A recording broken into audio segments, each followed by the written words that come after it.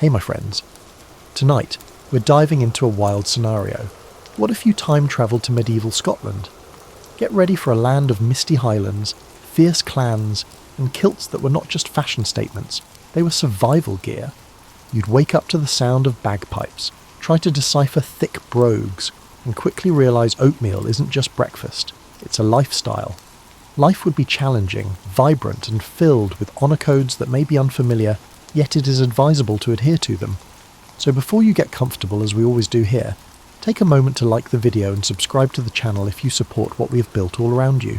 Also, please let us know where you're watching from and what time it is for you. Now as you settle in and turn on your fan for some noise in the background, imagine the chill of stone walls, the warmth of a peat fire, and the hum of ancient songs carried by the wind. You know how some days start perfectly ordinary and then take a left turn into absolutely bonkers? Well, Tuesday morning began with me standing in my kitchen, coffee mug in hand, staring at the antique brass compass I'd inherited from Great Aunt Moira. The thing had been gathering dust on my windowsill for months, but something about the way the morning light caught its worn engravings made me pick it up. The compass felt surprisingly warm in my palm, almost like it had been sitting in sunshine all morning instead of shadow. I traced the Celtic knots carved around its rim with my finger, wondering if Moira had actually used this thing, or if it was just another piece of Scottish family folklore collecting cobwebs. The needle spun lazily, pointing not north but to some direction that seemed to exist only in its own mysterious geography. That's when things got interesting in the way that makes you question your morning coffee choices. The world around me began to shimmer like heat waves rising from summer pavement, except my kitchen suddenly felt anything but warm. Colours bled at the edges of my vision, and that peculiar ringing you get in your ears during airplane takeoff filled my head. I had just enough time to think, well, this is either a stroke or something considerably more unusual, before everything went sideways. Time travel, as it turns out, feels remarkably like being tumbled in the world's largest washing machine, while someone plays a bagpipe orchestra directly into your skull. Not unpleasant exactly, but definitely not something you'd want to experience right after breakfast. The sensation lasted either 3 seconds or 3 centuries, time being somewhat negotiable during interdimensional transit, apparently. When the world stopped spinning like a cosmic carnival ride, I found myself standing in what appeared to be a meadow that had never heard of lawnmowers, hedge trimmers, or any other modern conveniences.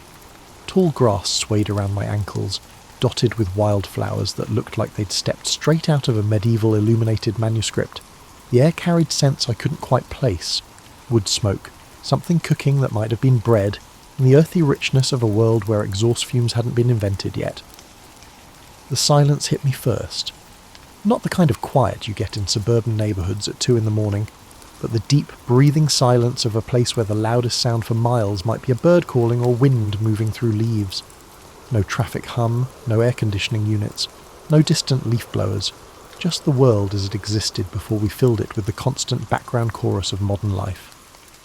I looked down at the compass still clutched in my hand, its needle now pointed steadily in one direction, with the confidence of something that finally knew where it belonged. The brass felt cool again, ordinary, as if it had never been anything more than a family heirloom, with a tendency toward dramatic gestures. The landscape stretched around me in rolling green hills that seemed to go on forever, punctuated by stands of trees that looked older than anything I'd ever seen. In the distance, smoke rose from what might have been chimneys, though calling them chimneys might be generous. Stone structures dotted the hillsides, not ruins, but buildings that were clearly lived in, used, part of someone's daily life. My modern clothes felt suddenly conspicuous. Jeans and a fleece jacket probably weren't going to help me blend in wherever, or whenever, I'd landed. The realization crept over me slowly, like cold water seeping through boots. I was no longer in Kansas, Toto, and I had a sneaking suspicion I wasn't in the 21st century either. A distant sound drifted across the meadow. Voices, maybe, and something that could have been livestock. Civilization, or at least what passed for it in whatever era I'd stumbled into. The compass needle held steady, pointing toward those distant wisps of smoke, as if it knew exactly where I needed to go. I took a deep breath of air that tasted like it had never met a factory, adjusted my grip on Great Aunt Moira's compass, and started walking toward whatever adventure awaited. After all, when you've accidentally time-travelled to what appeared to be medieval Scotland. Standing around in a meadow questioning your life choices seemed less productive than finding out where you'd actually ended up. Besides, the coffee back home was getting cold anyway. Walking through medieval Scotland, I discovered, is like hiking through the world's most authentic historical reenactment, except nobody told you the rules, and there's no gift shop at the end. The path I followed, and I use the term path generously, for what was essentially a suggestion of where people might have walked repeatedly, wound through countryside that looked like every romantic Highland calendar you've ever seen, minus the modern photographers, and plus a concerning amount of what might charitably be called natural fertiliser. The compass led me toward a cluster of buildings that materialised from the landscape like something emerging from a dream. Stone cottages with thatched roofs huddled together as if sharing warmth, connected by what I gradually recognised as streets, in the same way that rivers are connected by riverbeds, more suggestion than engineering. Smoke curled from chimneys in lazy spirals, and the whole scene had that soft focus quality you see in paintings, except it smelled considerably more authentic. As I got closer, the sounds of daily life began to filter through the morning air. Voices spoke in such thick accents that they might as well have been speaking Gaelic, which I realised with growing concern they probably were. The rhythm of hammering, the lowing of cattle, and other sounds indicated that people were going about their perfectly normal medieval morning routines, possibly from a smithy nearby. The first person I encountered was a woman hanging laundry on a line strung between two posts, singing something under her breath that sounded like a lullaby written by someone who understood both joy and sorrow intimately. She wore a long dress in a shade of brown that probably had a fancy, historical name like umber or russet, covered by an apron that had clearly seen heavy use. When she spotted me approaching, her song trailed off, and she straightened slowly, taking in my appearance with the careful attention of someone evaluating whether I was lost, dangerous, or merely peculiar. Given my jeans, sneakers, and fleece jacket, I was probably hitting all three categories simultaneously. The conversation that ensued would have been amusing if it hadn't been crucial to my immediate survival. She spoke in what I eventually recognised as English, but English that had taken such a scenic route through time and regional dialect that understanding it required the kind of mental gymnastics usually reserved for solving crossword puzzles in foreign languages. Through a combination of pointing, pantomiming, and the universal language of looking completely bewildered, I managed to communicate that I was a traveller from, well, far away, seemed safer than 700 years in the future.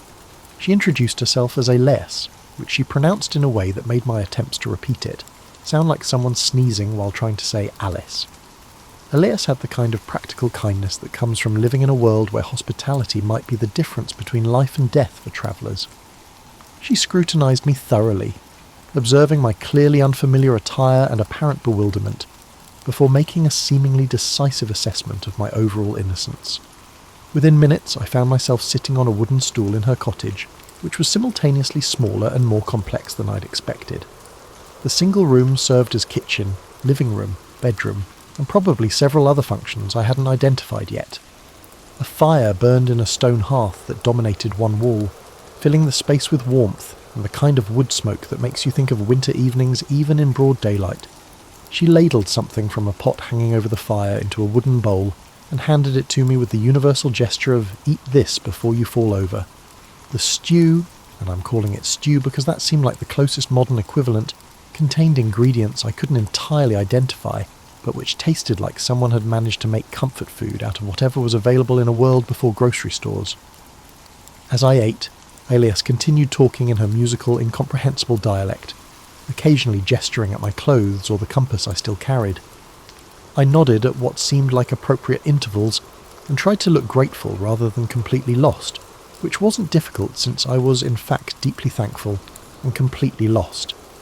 The stew was surprisingly delicious, warming me deeply and easing the residual disorientation from my temporal journey. Outside, the village continued its daily rhythm, blissfully unaware that someone from the future was sitting in Elias's cottage, trying to figure out how to explain the concept of time travel through interpretive dance. Medieval Scottish villages, I learned over the following days, operate on a social system that makes modern office politics look straightforward.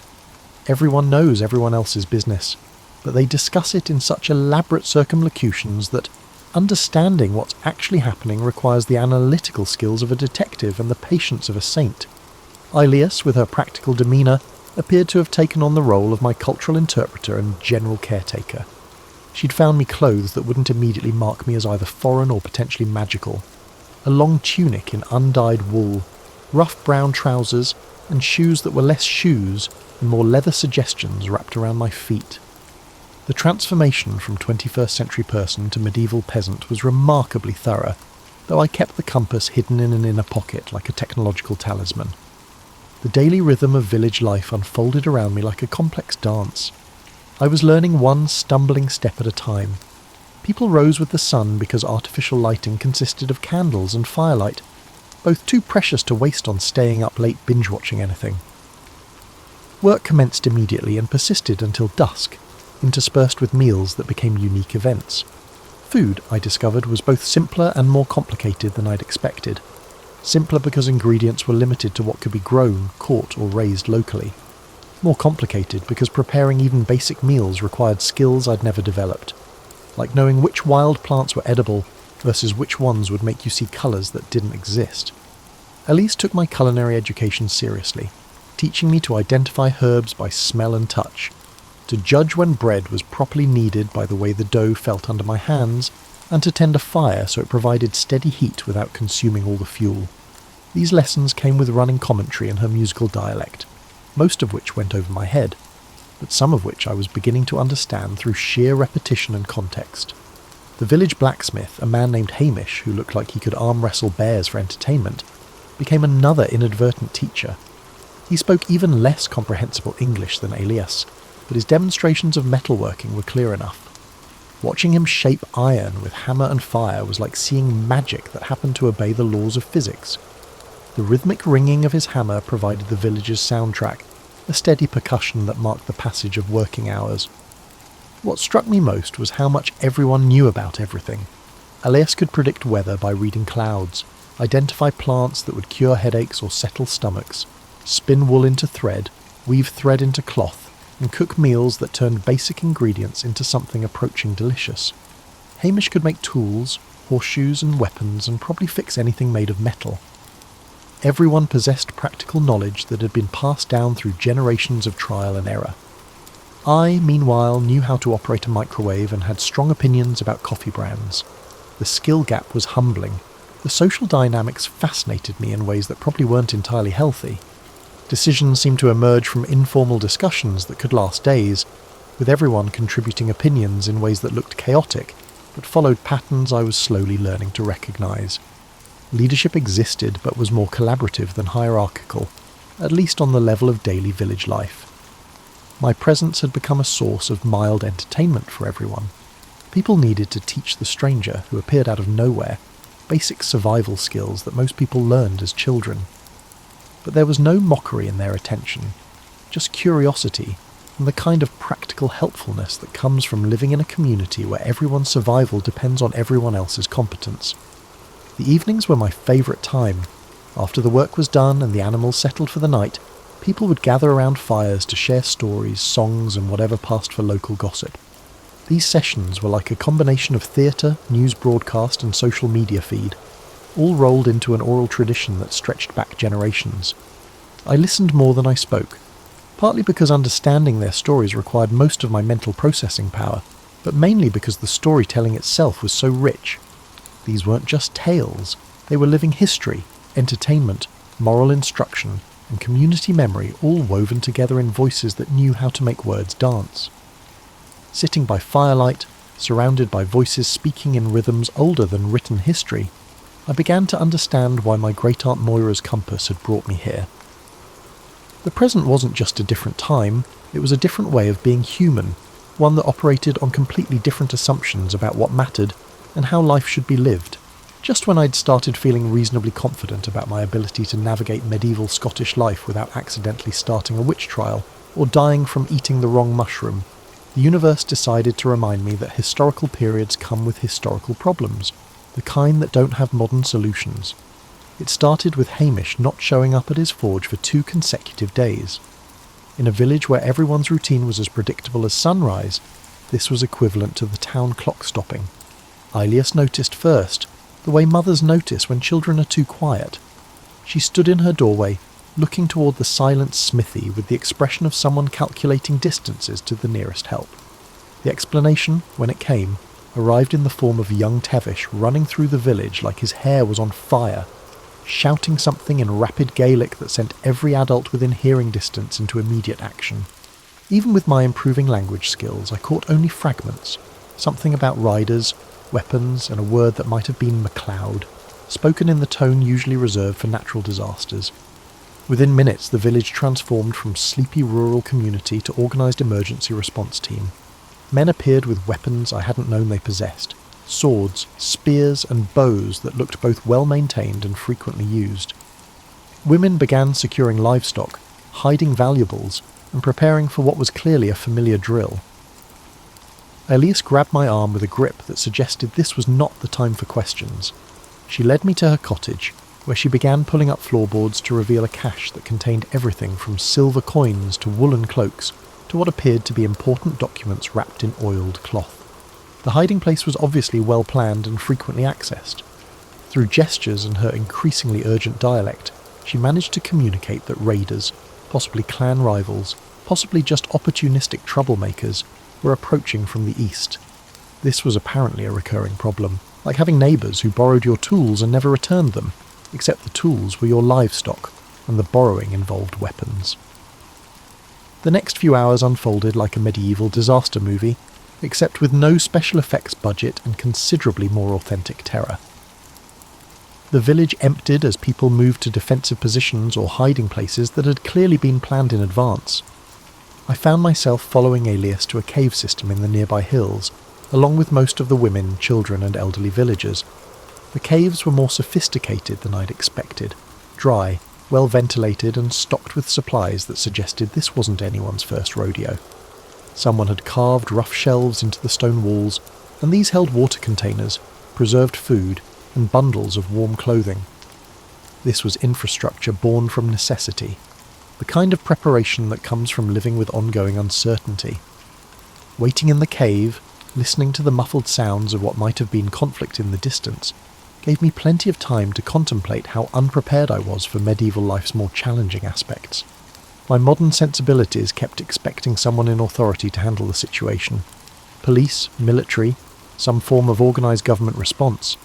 Instead, the villagers were handling it themselves with the calm competence of people who'd never had the luxury of expecting rescue from outside. Hours passed with a kind of slow intensity that makes you hyper-aware of every sound. Children remained remarkably quiet, as if they understood the stakes without needing explanation.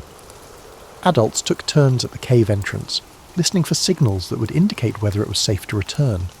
The compass in my pocket felt warm against my leg, a reminder that I had options these people didn't.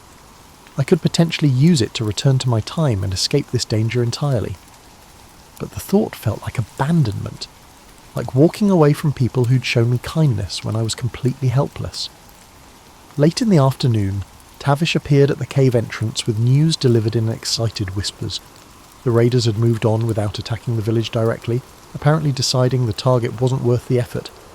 But they'd taken livestock from the outlying farms, including Hamish's prize bull and several sheep belonging to other families.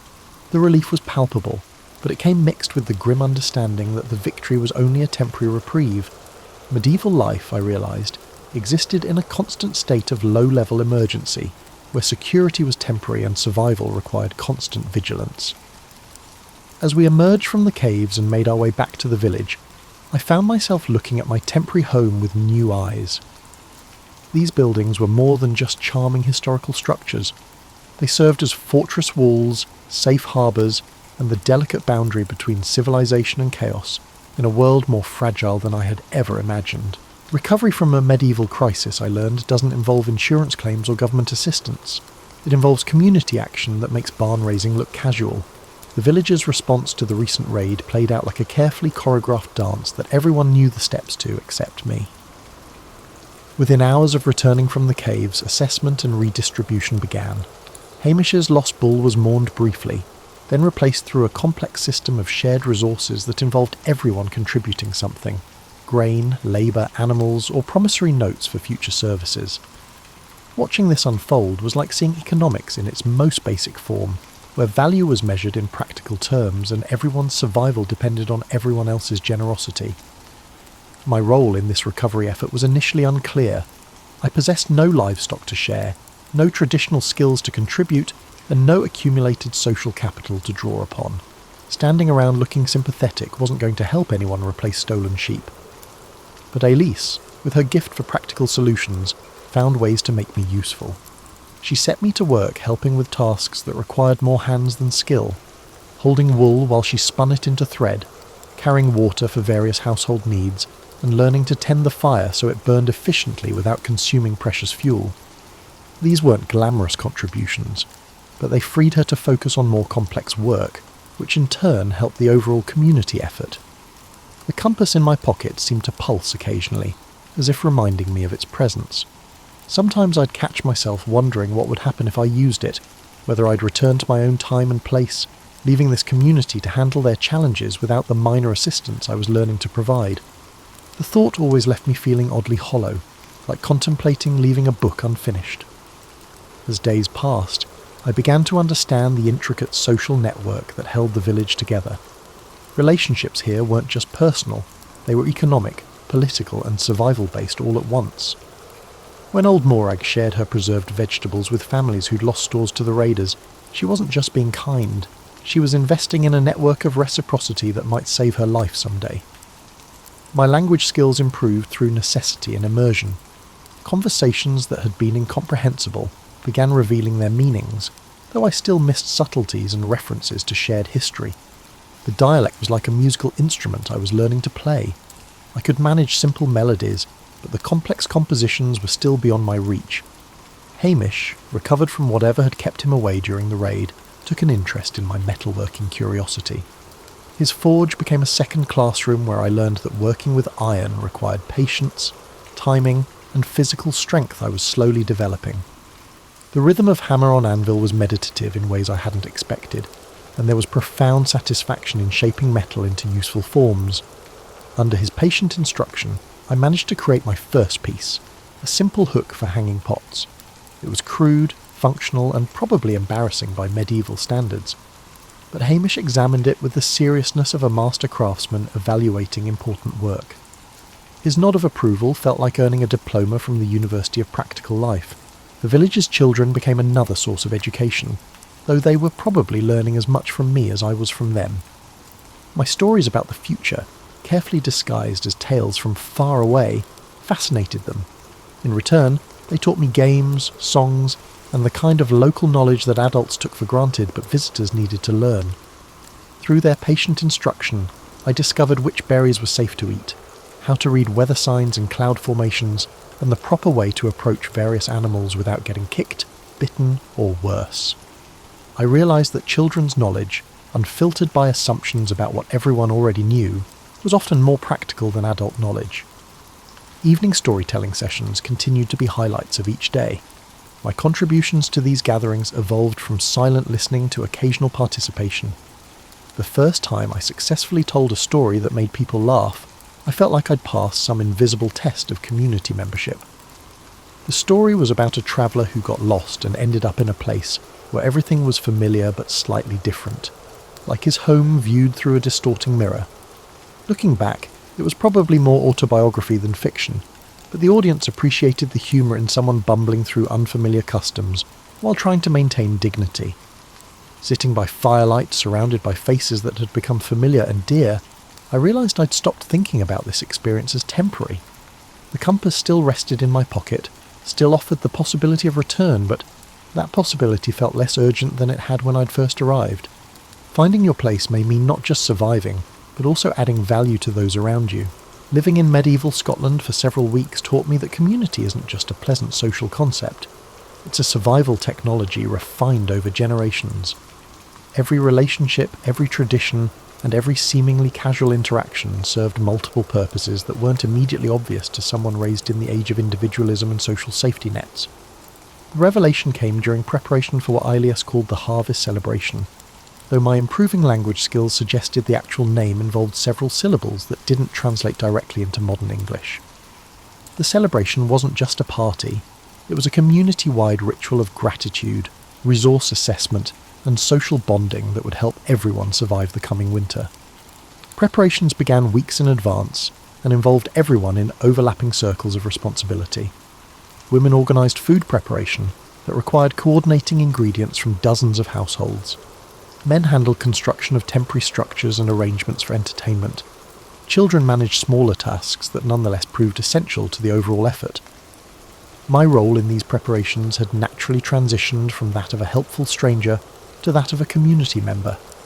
Alice no longer gave me basic instructions for simple tasks. She assumed I understood the underlying patterns and would apply them appropriately. This shift from explicit teaching to implicit expectation felt like crossing an invisible threshold. Hamish had begun including me in conversations about metalwork projects that extended beyond immediate practical needs, planning decorative elements for the celebration, discussing improvements to tools and equipment, and considering the next season's requirements. These conversations assumed I would be present for their completion. The assumption was never stated directly, but it coloured every discussion about future plans. The compass in my pocket had become a familiar weight, no longer foreign, but not quite forgotten. Sometimes I'd catch myself absently touching it through the fabric, like checking for keys or a wallet in a habit that suggested ownership rather than temporary possession. When had it stopped being my great-aunt Moira's compass and become simply mine? As the celebration approached, I began to understand the deeper currents that moved beneath village life. This ceremony wasn't just about harvest. It was about reinforcing social bonds that would be tested by winter's isolation and challenges. The shared work of preparation created opportunities for resolving conflicts, negotiating marriages, planning collaborative projects, and generally maintaining the social fabric that held everyone together. My contribution to the celebration planning surprised me with its complexity. What started as simple task assistance had grown into genuine responsibility for coordinating between different working groups.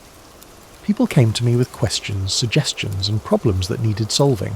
Somehow, without conscious intention, I'd become someone others relied upon.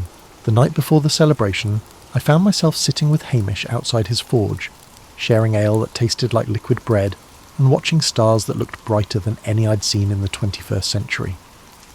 Our conversation meandered through topics that would have been impossible when I'd first arrived. Technical discussions of metalworking, philosophical observations about community life, and shared complaints about weather and neighbours. "You're different than when you first appeared," Hamish said in his careful English, clearly making an effort to communicate precisely. Less like someone watching everything from outside. His observation struck me as profoundly accurate. I had been watching from outside initially, observing medieval life like an anthropologist or tourist, maintaining psychological distance even while learning practical skills, but somewhere along the way that distance had dissolved. I'd stopped analysing and started simply living. The realisation raised questions I'd been avoiding. What was my responsibility to this community that had taken me in?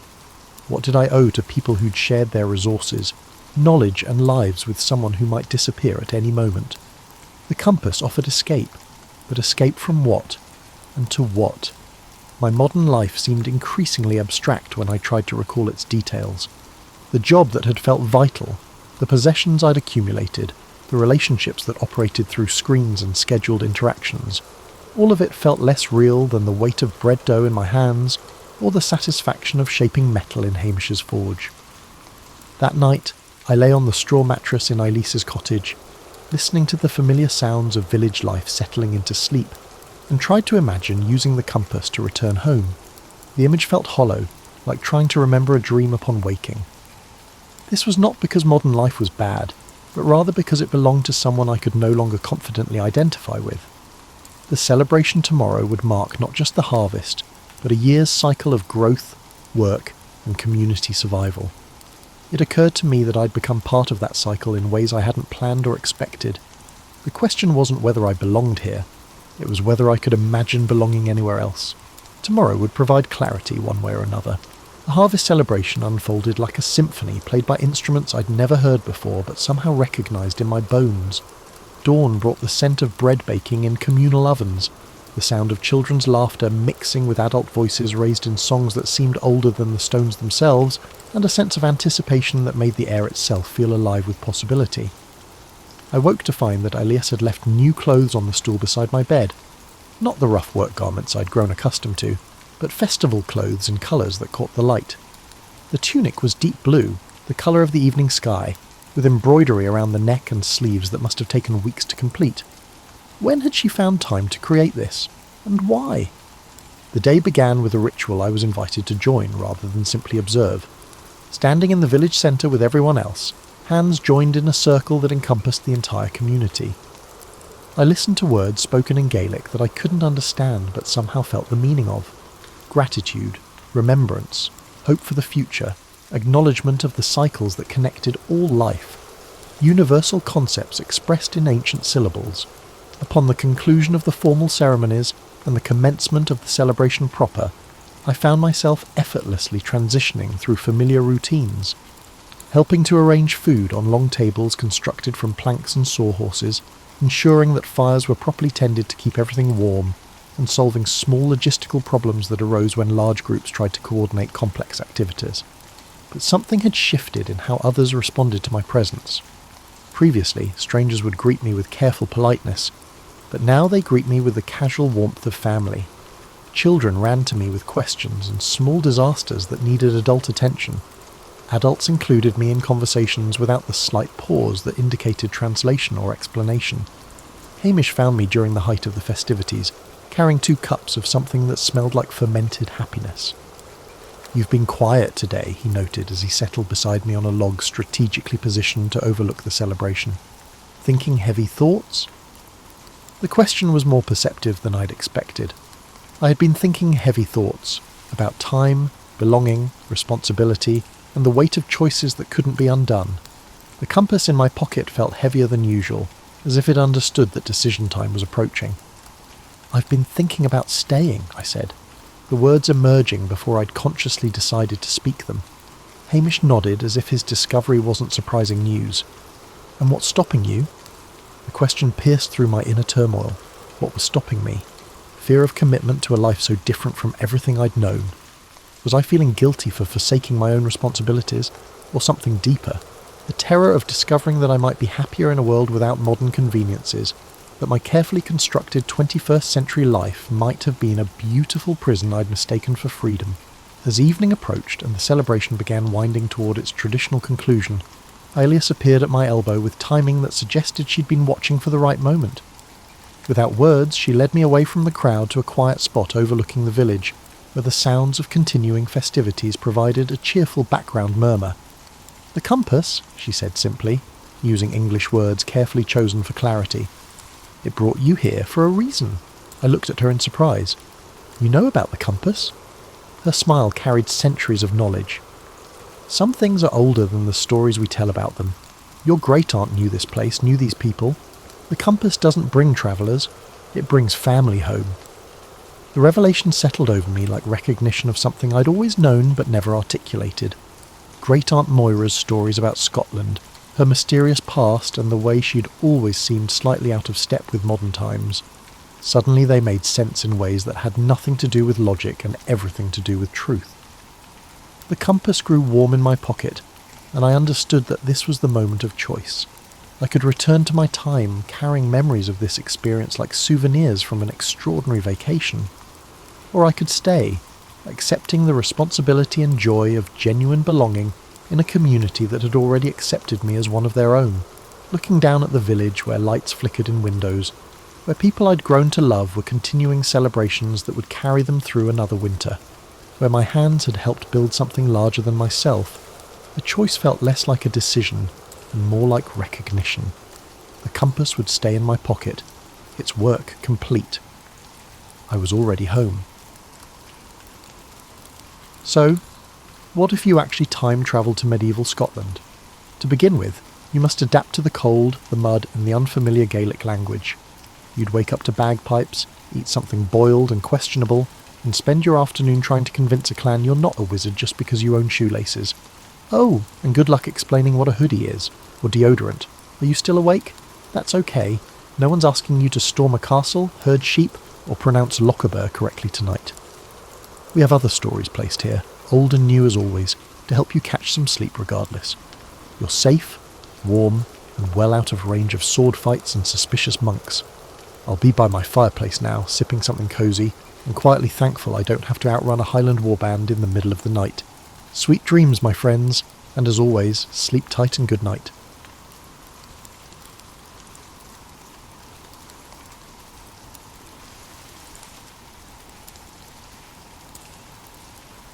September the 7th, 1533, Elizabeth Tudor was born at Greenwich Palace, amidst a flurry of anticipation and unease.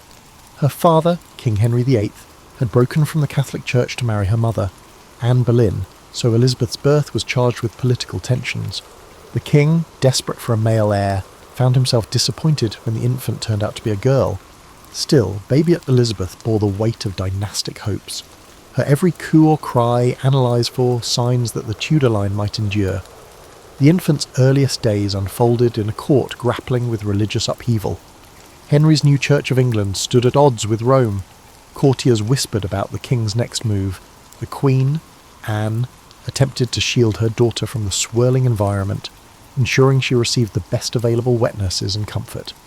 However, the precariousness quickly became apparent. A few years later, Anne faced execution due to dubious charges of treason and adultery. Motherless at 2, Elizabeth was declared illegitimate by her father's decree, losing her title of princess. Raised in separate royal households, Elizabeth seldom saw Henry VIII.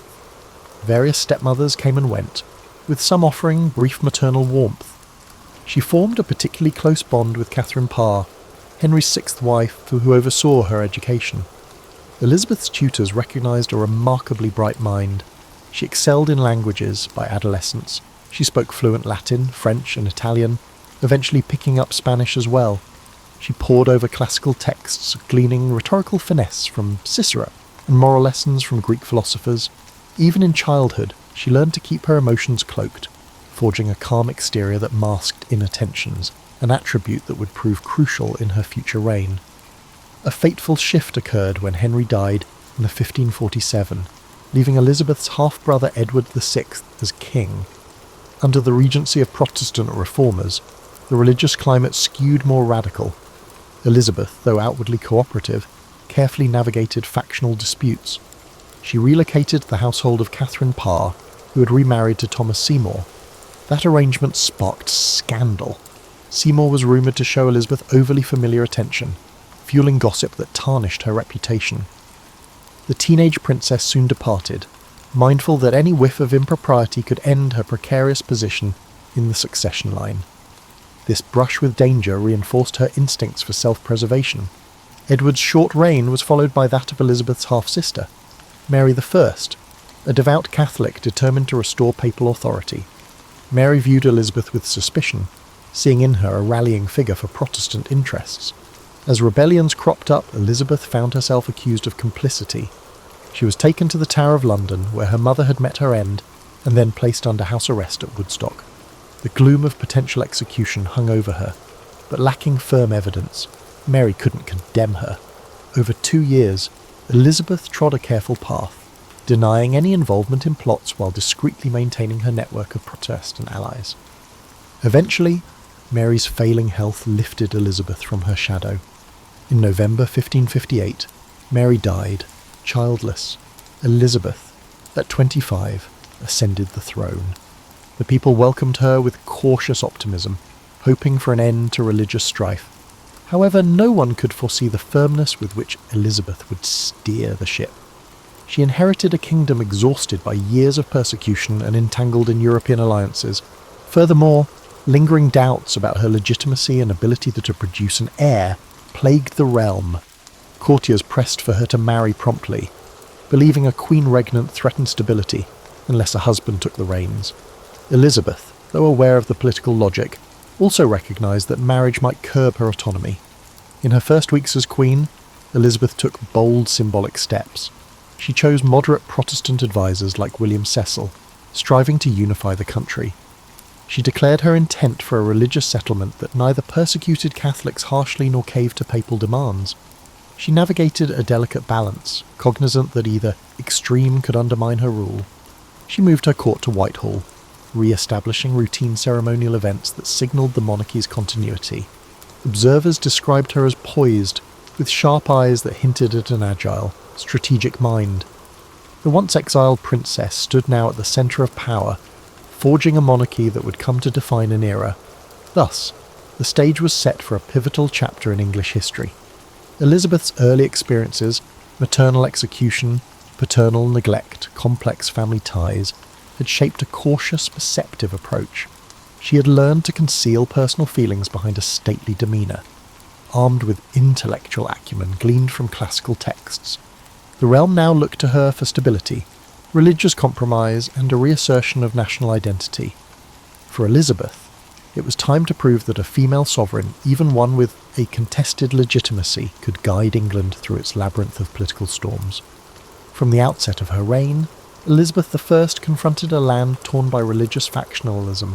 Under Mary I, staunch Catholic policies reigned, with Protestant heretics burnt at the stake.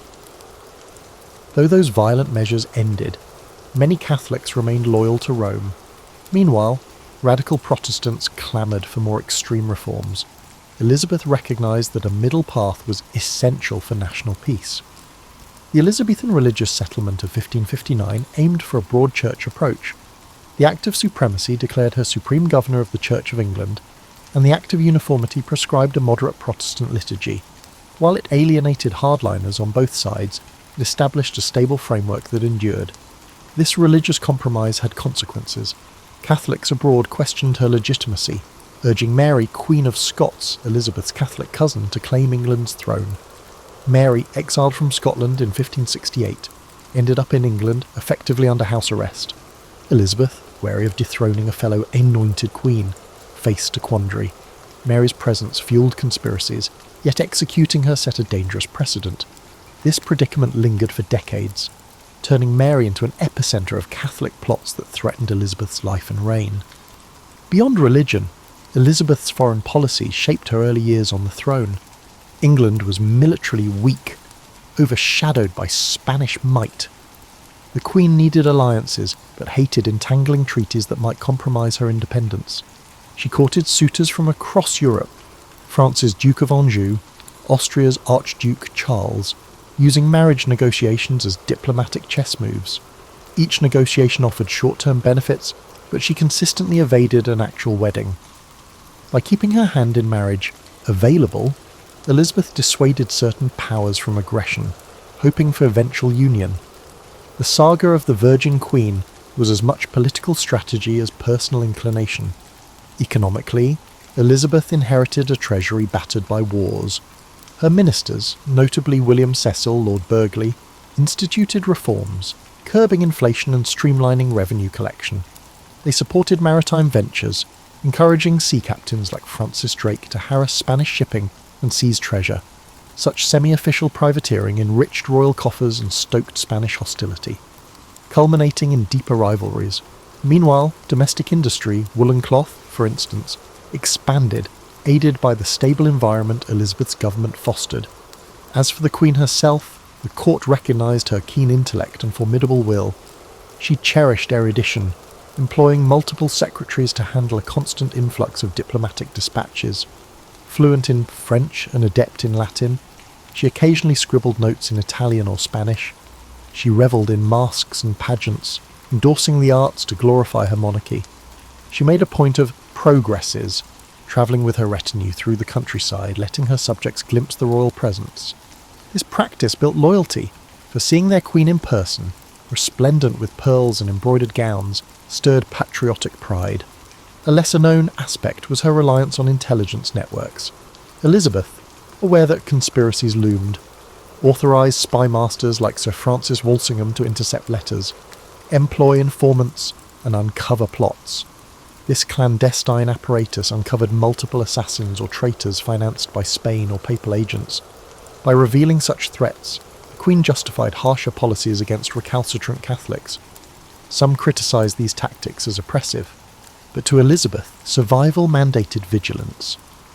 Another challenge: cultural expectations for queens.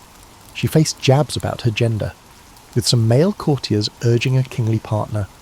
She responded by forging a regal persona, insisting subjects see her as both king and queen, a line reflecting her dual role. She skillfully navigated male-dominated councils, awarding title carefully to ensure no single noble overshadowed her. She also used fashion as a political tool. Her elaborate gowns, iconic ruffs, and jewel-laden wardrobes signalled the monarchy's majesty. This cultivated image buttressed her authority in an era still grappling with a female sovereign. In parallel, Elizabeth's personal circle remained small. She could be witty and charming, dancing or joking with favourites like Robert Dudley. But letting affection overshadow prudence risks scandal. Rumours flew about her closeness to Dudley, fueling suspicion that she might marry him. The potential controversy was immense, given Dudley's questionable reputation. In the end, Elizabeth never wed. She cherished her autonomy, well aware that a consort could overshadow or manipulate her. The choice drew bafflement from the foreign courts, but domestically, it enhanced her mystique. The Virgin Queen identity solidified, spurring propaganda that cast her as wedded to the realm itself. Elizabeth's early reign involved balancing various tasks such as forging a delicate religious settlement, spurring economic growth, outmanoeuvring suitor entanglements, and stamping out plots. She skillfully used image and ceremony to unify the realm, though critics lurked. Her government's stability rested on an ongoing dance with foreign powers and internal factions. Despite the swirling tensions, Elizabeth projected calm confidence, forging a national identity that recognised the Queen's central role. Her mid-reign would bring graver trials, culminating in decisive conflicts that tested the mettle of both monarch and kingdom. By the mid-1580s, Elizabeth's realm faced a new wave of external threats. The ascendant Spanish Empire under King Philip II brimmed with zeal to reassert Catholic supremacy and avenge the raids on Spanish commerce by English privateers. Religious tensions spiked further after the Pope excommunicated Elizabeth, effectively urging Catholic monarchs to depose her. In response, the Queen's advisors realised that war with Spain was no longer a distant possibility but a near inevitability. They bolstered the navy, encouraging shipbuilders to refine vessels for speed and manoeuvrability. Commanders like Drake refined hit-and-run tactics designed to hamper Spain's massive, slower galleons. Additionally, the Mary, Queen of Scots dilemma reached a climactic stage. She had been implicated in multiple plots, culminating in the infamous Babington plot of 1586, which aimed to assassinate Elizabeth and seat Mary on the throne. Caught with incriminating letters, Mary was tried for treason. Elizabeth agonised over signing Mary's death warrant. The thought of executing an anointed queen offended her sense of divine order, but counsel pressed her that Mary's continued survival endangered national security. Reluctantly, Elizabeth signed. Mary was beheaded in 1587, an act that scandalised Catholic Europe. Elizabeth feigned dismay at the news of Mary's actual execution, chastising ministers for carrying out the sentence too hastily. The sincerity of her regret remains debated. This event further incensed Spain, and soon word came that Philip II was assembling an invincible armada. In 1588, that formidable fleet sailed for the English Channel, intending to rendezvous with forces in the Low Countries and deliver an invasion. England braced for catastrophe. Elizabeth visited her troops at Tilbury, clad in armour, delivering a rousing speech about having the heart and stomach of a king. That rallying cry, though perhaps embroidered in subsequent retellings, captured the national mood. The English Navy engaged the Armada in a series of skirmishes, employing fireships to sow chaos. Stormy weather and miscalculation forced the Spanish to scatter around the northern coasts, suffering devastating losses. The triumph at sea became a cornerstone of Elizabeth's legend, though historians note the fortune of unseasonable gales played as large a role as strategic brilliance, buoyed by victory. Elizabeth's popularity soared. Poets extolled her as a goddess presiding over a fortuitous age. London's population boomed. Commerce thrived in relative security.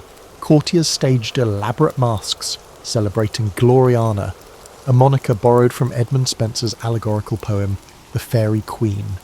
This cult of Elizabeth, with pageantry and stylized iconography, shaped a golden aura around her monarchy. She bestowed knighthoods on naval heroes like Drake, though she never turned them into unstoppable political rivals. Indeed, part of her genius lay in praising men just enough to secure their loyalty, but not so extravagantly as to overshadow her own regal glow. Yet cracks surfaced. The war with Spain dragged on sporadically. English expeditions to support Protestant rebels in the Netherlands or to raid Spanish ports often ended in fiascos, draining resources. The Queen's earlier frugality turned to reluctance about fully funding new campaigns, prompting friction with bold but cash-strapped commanders. Some younger courtiers, like the Earl of Essex, were impatient with Elizabeth's measured approach. Essex attempted to replicate despite Drake's glories. He led half-baked military forays and returned with meagre spoils. Tensions between the old Queen and these ambitious youths escalated, culminating in the Essex Rebellion of 1601, where he tried a coup. She crushed it swiftly, and Essex was executed. As Elizabeth aged, her once intimate circle diminished. Long-time advisers such as William Cecil passed away, and favoured courtiers either died or fell out of favour. The Queen, famous for her fine dresses and elaborate wigs, now faced a more solitary existence. Gossip about her vanity circulated. She insisted on controlling her image, refusing to appear as a frail matron. She demanded loyalty from ladies-in-waiting, scolding them if they dared overshadow her attire or conversation. Although the realm viewed her as Gloriana, she struggled to maintain a mythic aura behind closed doors. Diplomatically, the final years of her reign saw a cooling of tension with Spain, not via a formal peace but through mutual exhaustion. The impetus for large armadas had waned, with Spain focusing on European entanglements. England, for its part, lacked the finances to continue heavy engagements. Meanwhile, the seeds of colonial expansion were sown. English seafarers eyed North America, establishing fledgling outposts. The concept of an overseas empire was embryonic but emerging. Thus, approaching the turn of the century, Elizabeth presided over a stable yet evolving monarchy. She had defied invasion, faced down conspiracies, and reigned as an iconic figure admired across Europe. But the question of succession remained, unmarried and childless. She had never named an heir. The matter loomed, spurring subtle negotiations as different claimants circled. This final stretch of her reign tested whether the Tudor line's magic could endure beyond her mortal presence, or if it would seamlessly transition to a new dynasty. By the twilight of her reign, Elizabeth I found herself contending with the question that had dogged her for decades. Who would follow her upon the throne? No official heir had been named, though many whispered that James VI of Scotland, a Protestant and son of the executed Mary, Queen of Scots, was the likely candidate. Elizabeth, ever cautious about naming a successor, understood that the moment she sanctioned an heir, her authority might wane. Yet the gentry and the powerful were anxious, fearing a resurgence of civil strife if the crown's transition lacked clarity.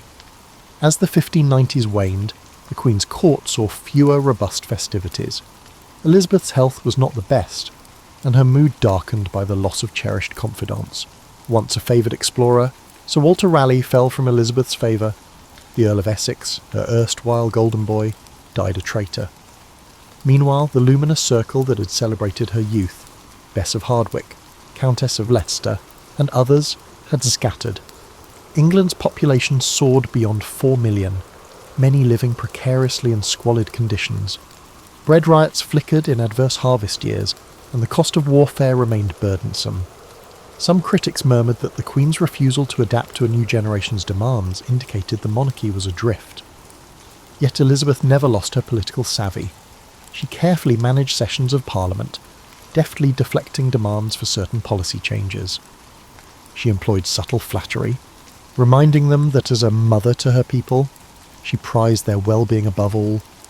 This rhetorical style, combining maternal sentiments with regal authority, continued to woo the common folk. Indeed, from the countryside to London's teeming streets, loyalty to the Queen remained high, an outgrowth of national pride partly forged by that earlier victory over the Spanish Armada. In the realm of arts, the Elizabethan theatre blossomed, spearheaded by William Shakespeare, Christopher Marlowe, and others. Though Elizabeth seldom attended public performances at the Globe, she invited theatrical troupes to court.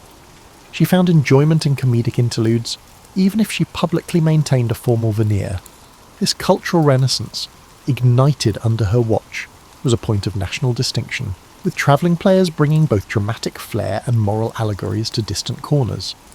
The synergy of crowns and creativity underscored an epoch known as the Elizabethan Golden Age.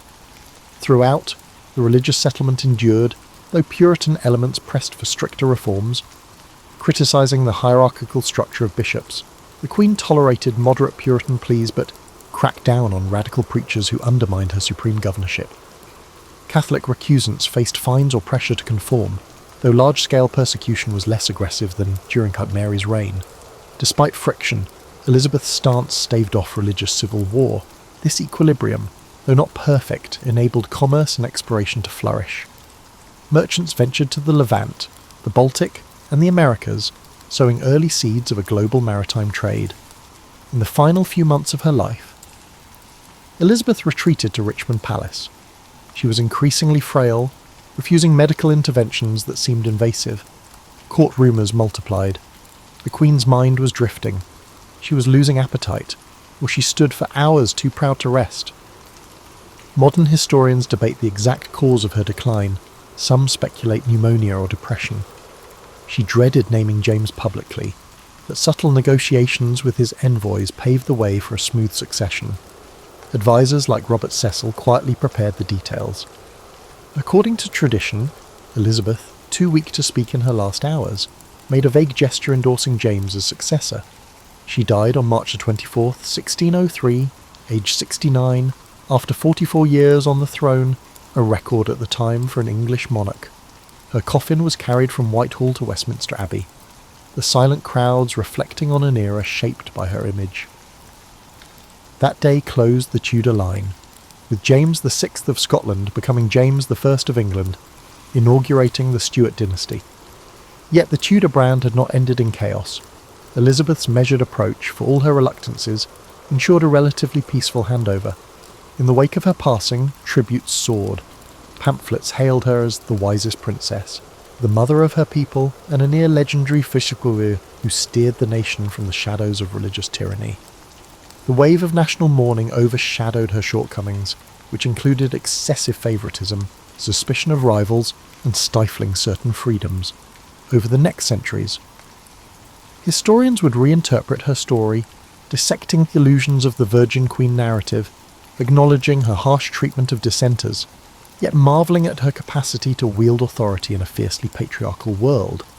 The stage was set for the transition from Tudor to Stuart, and though overshadowed by the next monarchy's own tensions, Elizabeth's reign retained a special glow in England's collective memory, an epoch where a single woman's will shaped destiny. Immediately after Elizabeth's death, a swirl of legacies confronted the English.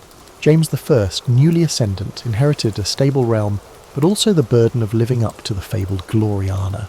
Over the ensuing decades, the myth of Elizabeth would be embellished by dramatists, historians, and genealogists, forging a romantic image of a queen unblemished by error. Yet parallel undercurrents recognised her complexities. Among the common folk, stories abounded of her witty repartee, her skill in navigating suitors, and the spectacle of her court. In the Catholic diaspora, she was demonised as a heretic who had executed Mary, Queen of Scots. This ideological tug-of-war shaped how Europe at large recalled her reign.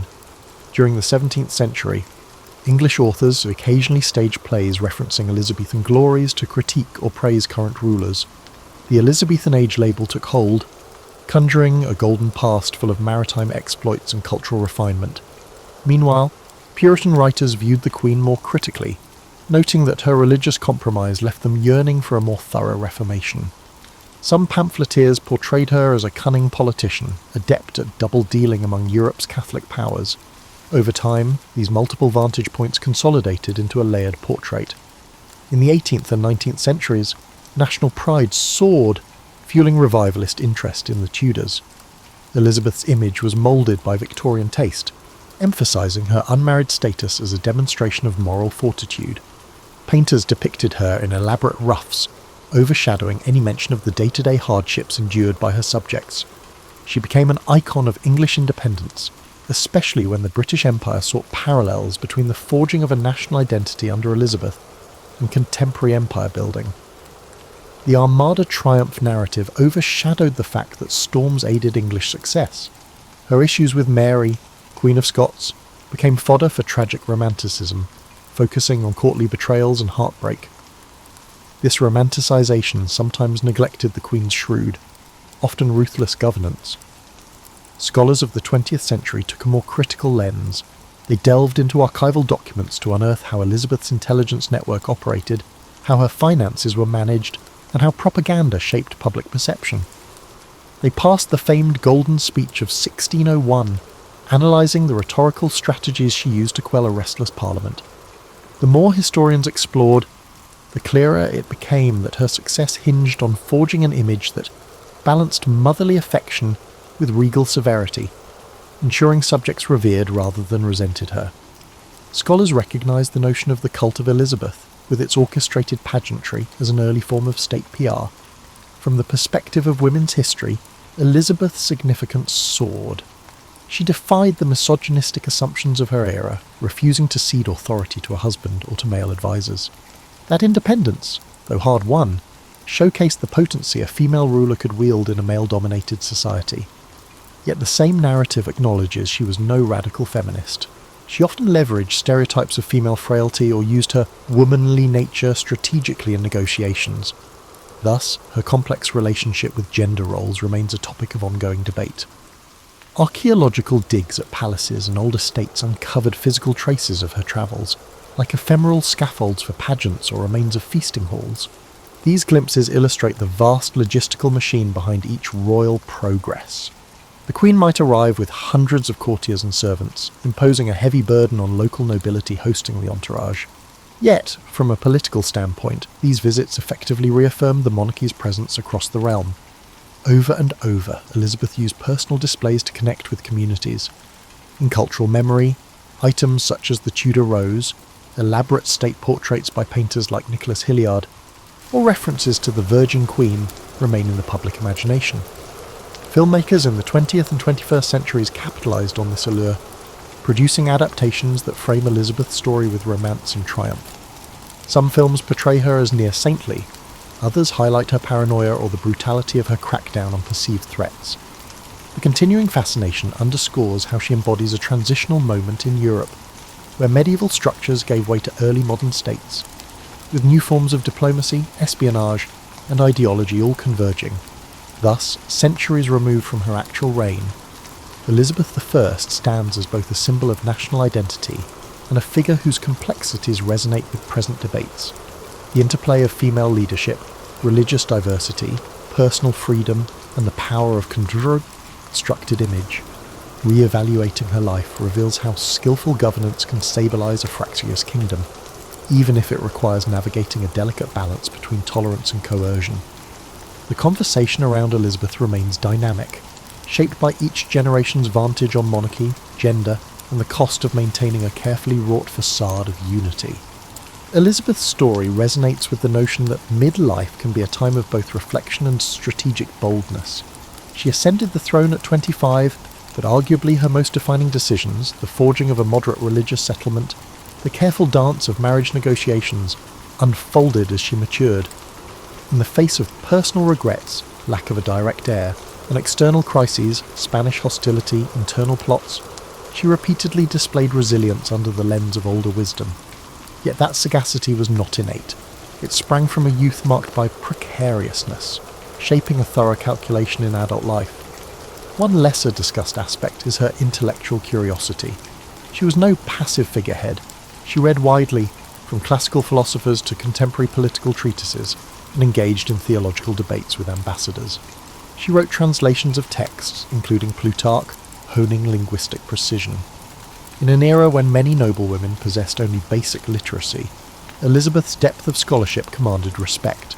She used this knowledge to steer councils, referencing classical examples of leadership or mercy, grounding her decisions in a broader worldview than simple realpolitik. Another dimension concerns her approach to management and delegation. Faced with a swirl of court factions, some aligned with Cecil, others with Dudley, and various earls vying for influence, she balanced them by a rotating favour, ensuring no single man overshadowed the rest. This delicate manoeuvre allowed her to maintain her position as the ultimate arbiter, thereby preventing entrenched monopolies of power. While modern management gurus highlight transparency or direct leadership, Elizabeth's method was subtler. She nurtured multiple power centres, pitting them gently against each other to sustain a stable equilibrium. This method reveals a strategic cunning that, while occasionally breeding resentment, retained her supremacy in a fractious environment. The swirl of secrecy surrounding Mary, Queen of Scots, also underscores Elizabeth's careful manipulation of intelligence. She personally reviewed coded letters, weighed evidence, and authorised infiltration of Catholic circles.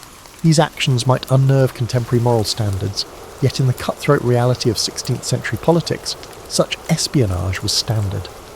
The difference is Elizabeth's relative subtlety.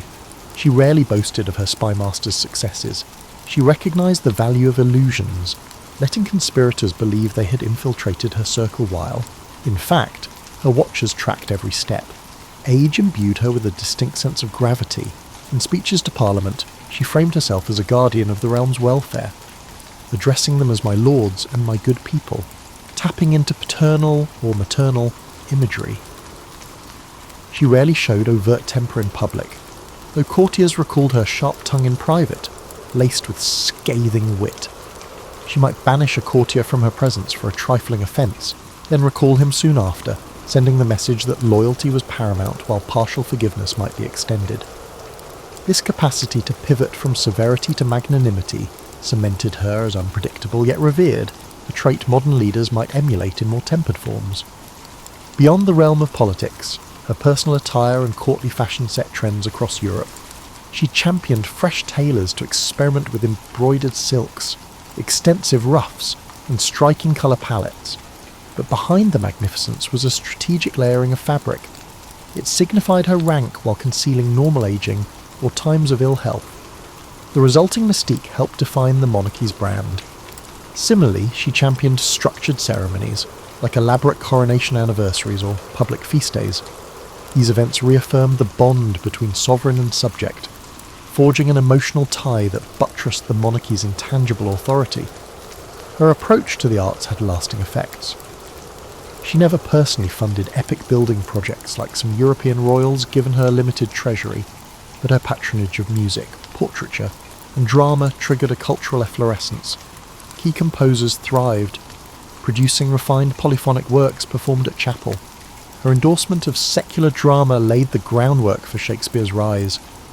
She recognised that cultural prestige elevated national pride, thus investing in intangible capital that would outlast her. This fosters an analogy to modern soft power, a concept in global relations. In sum, Elizabeth's mid to late reign exemplifies how a leader can orchestrate multi-layered strategies, leaning on intellectual depth, balancing internal factions, leveraging espionage, and forging cultural identity. Her longevity on the throne was no accident. It was an evolving mastery of monarchy in an era thick with risk. For those in midlife, her model suggests that the lessons gleaned from earlier turmoil, exile, precarious legitimacy, can blossom into confident leadership when harnessed with discipline. Even so, her story underscores that behind the regal facade lay real heartbreak and regrets, particularly on questions of family and moral contradictions. That humanness only deepens the fascination with this queen who navigated a world not designed for women in power, forging a golden age from the crucible of adversity. When Elizabeth I died on March 24, 1603, at Richmond Palace, she left a kingdom dramatically changed from the one she inherited. Elizabeth averted religious civil wars, asserted an English navy against Spanish dominance, and planted the seeds of a maritime empire. Yet the Queen's final moments offered a poignant contrast to the ceremonial grandeur that had marked her public life. Accounts say she refused to rest, standing or sitting in pensive silence for hours, as if grappling with the knowledge that her story was nearly done. The question of her successor, James VI of Scotland, was all but settled. Elizabeth's last gesture, whether a whispered name or silent acceptance, cleared the way for the Stuarts, bridging the Tudors to a new era. The immediate aftermath saw an outpouring of tributes. Noble houses and commoners alike mourned the Virgin Queen, the stalwart figurehead who had reigned 44 years. Her body was transported by barge along the Thames, a spectacle of black drapes and heraldic flags. observers lining the shores recalled how, decades earlier, a young queen had ascended to quell the chaos left by her half-siblings. Now, the realm faced another transition, but Elizabeth's half-century of leadership gave many confidence in the monarchy's stability. James's succession was mostly peaceful, a testament to the processes Elizabeth had overseen. Over the centuries, historians dissected her image with fresh angles. Some championed her as a golden archetype, praising her unwavering sense of duty. Others uncovered her manipulative use of virginity as political currency, or pointed out the authoritarian edge in how she stamped out dissent. 20th century scholarship introduced psychoanalytic readings, linking her mother's beheading to her reluctance to marry. Meanwhile, feminist analyses recognised her capacity to subvert patriarchal norms by forging a distinctly female monarchy that demanded masculine respect. Archaeological research, too, contributed. Excavations at palatial sites uncovered courtyards used for lavish tilts or dancing events, fragments of decorative tile-bearing Tudor roses. Art restorations revealed how state portraits were retouched to remove wrinkles or human imperfections, reinforcing her iconic aura. The evolution of her visual propaganda parallels modern brand management, illustrating how monarchy leveraged illusions to maintain public fascination. Elizabeth's era, characterised by Drake's circumnavigation, Shakespeare's stage, and an assertive national identity, evoked a deep sense of nostalgia among everyday English folk. Actual living conditions for peasants remained harsh, but the sense of belonging to an up-and-coming realm soared. Elizabeth harnessed that pride to unify a land threatened by continental powers. She left behind no direct heir, but her intangible bequest was a monarchy reinvigorated by a sense of national destiny, though future conflicts like the English Civil War would test that unity severely. In the present, Elizabeth's story continues to enthrall. Tourists flock to the Tower of London or Hampton Court, longing for glimpses of her era's grandeur. Historians piece together details from diaries, ambassadors' dispatches, and state papers. The creative arts produce films reimagining her as everything from an iron-willed warrior to a lonely figure overshadowed by politics. Such portrayals reflect changing cultural values. We admire her resilience, critique her harshness, empathise with her personal constraints. Each generation reads new lessons into her life, whether celebrating female power or lamenting the cost of absolute monarchy. Her tomb rests in Westminster Abbey, overshadowed by the more elaborate memorial of her half-sister Mary I. Erected during James I's time, it depicts Elizabeth recumbent, ironically sharing a memorial with Mary in a symbolic burying of old rivalries. While the effigy is fairly simple, visitors often linger, mindful that the occupant reshaped Europe's power balance. The inscriptions hail her as a paragon of wisdom, praising her as, of her sex the pride, of all time the wonder. The rhetoric might be thick, but it echoes how she was revered by her contemporaries. In the end, Elizabeth I stands as a testament to the synergy of personal cunning, cultural stewardship, and circumstance. The child overshadowed by a father's quest for a male heir grew into a queen who refused to be overshadowed by any spouse or continental monarch. That improbable arc, from uncertain princess to undisputed sovereign, still captivates. Her life underscores that leadership is rarely straightforward, forging alliances, stifling conspiracies, and projecting authority demand constant recalibration. Indeed, her success lay not in an unyielding set of principles, but in agile responses to crises. Through this fluid style, she carved a stable realm from a swirl of dangers. Centuries later, that story endures, bridging history and myth, echoing that a lone determined figure, armed with intellect, cunning, and stagecraft, can shift an entire kingdom's course.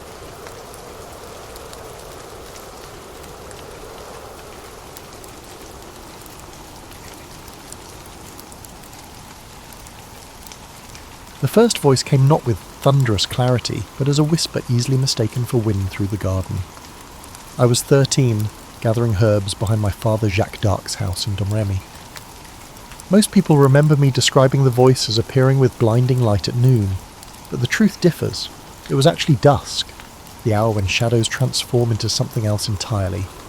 Jahan, it said, my name in the old tongue. It was familiar, not commanding nor frightening. like someone who had known me before I knew myself. I dropped my basket, herbs scattering across soil, still warm from the day's sun. No one had prepared me for this moment, even though our priest, Father Verfronte, frequently spoke about saints and visions. People imagine I was overcome with religious ecstasy, but my initial reaction was irritation. I had chores to finish before dark, and Mother would scold me for dallying. Only when the voice came again, 3 days later while I tended our sheep, did I begin to understand. It was Michael, the archangel, though he did not announce himself grandly. He simply began speaking as if he were continuing a long-established conversation. Our village existed in perpetual anxiety. The English and Burgundians raided regularly, forcing us to flee with our livestock to the nearby fortified island of Vaucouleurs. My father served as a village official, Dean they called him, and I watched how the weight of protecting others bent his shoulders. When he returned from burying neighbours killed in raids, he'd sit silently by our hearth, staring at nothing. This was the inheritance of every child in Lorraine, the knowledge that safety was temporary, violence inevitable. The voices, Catherine and Margaret joined Michael eventually, did not immediately speak of saving France. They spoke of me, how I must remain pure, how I must listen carefully. People think I was a simple girl, but simplicity was impossible in our old border region, where language, loyalty and custom blurred. We spoke a dialect that was neither purely French nor German. We pledged allegiance to lords whose names changed with the seasons. You will recognise the Dauphin, they told me once, though I had never travelled beyond our valley and had never seen nobility save for occasional passing knights. How? I inquired, my ignorance weighing heavily on my mind. You will know, was all they answered. Mother taught me to sew and spin, not knowing these domestic skills would later serve me well in army camps. Father taught me to manage our few acres and to recognise when rain threatened the hay harvest. These mundane lessons proved as crucial as anything the voices imparted. I hid the voices from everyone, especially my dear friend Orviette. We gathered flowers for the church altar together, gossiped about village boys, and waded in the Meuse River during summer's heat. Normalcy became my disguise. When my mother spoke of arranging a marriage with the son of a nearby farmer, I neither agreed nor objected, though the voices had already commanded my virginity be preserved. I simply continued spinning wool, kneading bread, and appearing unchanged while something profound transformed within me. The summer I turned 16, English forces pushed deeper into our region. I watched refugees stream through Domremy, women carrying whatever possessions they could save, men with haunted eyes and children too exhausted to cry. They brought stories of villages burned, of harvests destroyed, and of casual cruelties inflicted by mercenary soldiers who fought for coin rather than cause. One night while our family sheltered in the church during a raid, I watched a woman rock her dead infant, refusing to acknowledge the child had stopped breathing hours before. Something hardened in me then, a resolve that matched the voice's growing urgency. It is time, Michael told me as autumn leaves fell, as France bleeds, the king's son hides while the kingdom crumbles. I am a girl who cannot read, I answered. I've never held a sword. Yet you will lead armies, Catherine replied. I laughed aloud at this absurdity, earning a questioning look from my brother Pierre as we gathered kindling in the forest. You were chosen before birth, Margaret added, not for your knowledge, but for your heart. As winter approached, Burgundian soldiers burned part of our village. I helped neighbours salvage what remained of their homes by digging through ash for cooking pots and for anything usable. The voices grew more insistent, speaking not just in quiet moments, but during daily tasks, during mass, and during rare moments of village celebration. Go to Vaucouleurs, they commanded. Speak to Robert de Baudricourt, I knew the name, the garrison commander, a gruff soldier loyal to the uncrowned Dauphin. What I didn't know was how a peasant girl might gain his audience, how I might convince him of the divine messages only I could hear. But the voices left no room for doubt. I would go, I would speak, I would begin this impossible journey.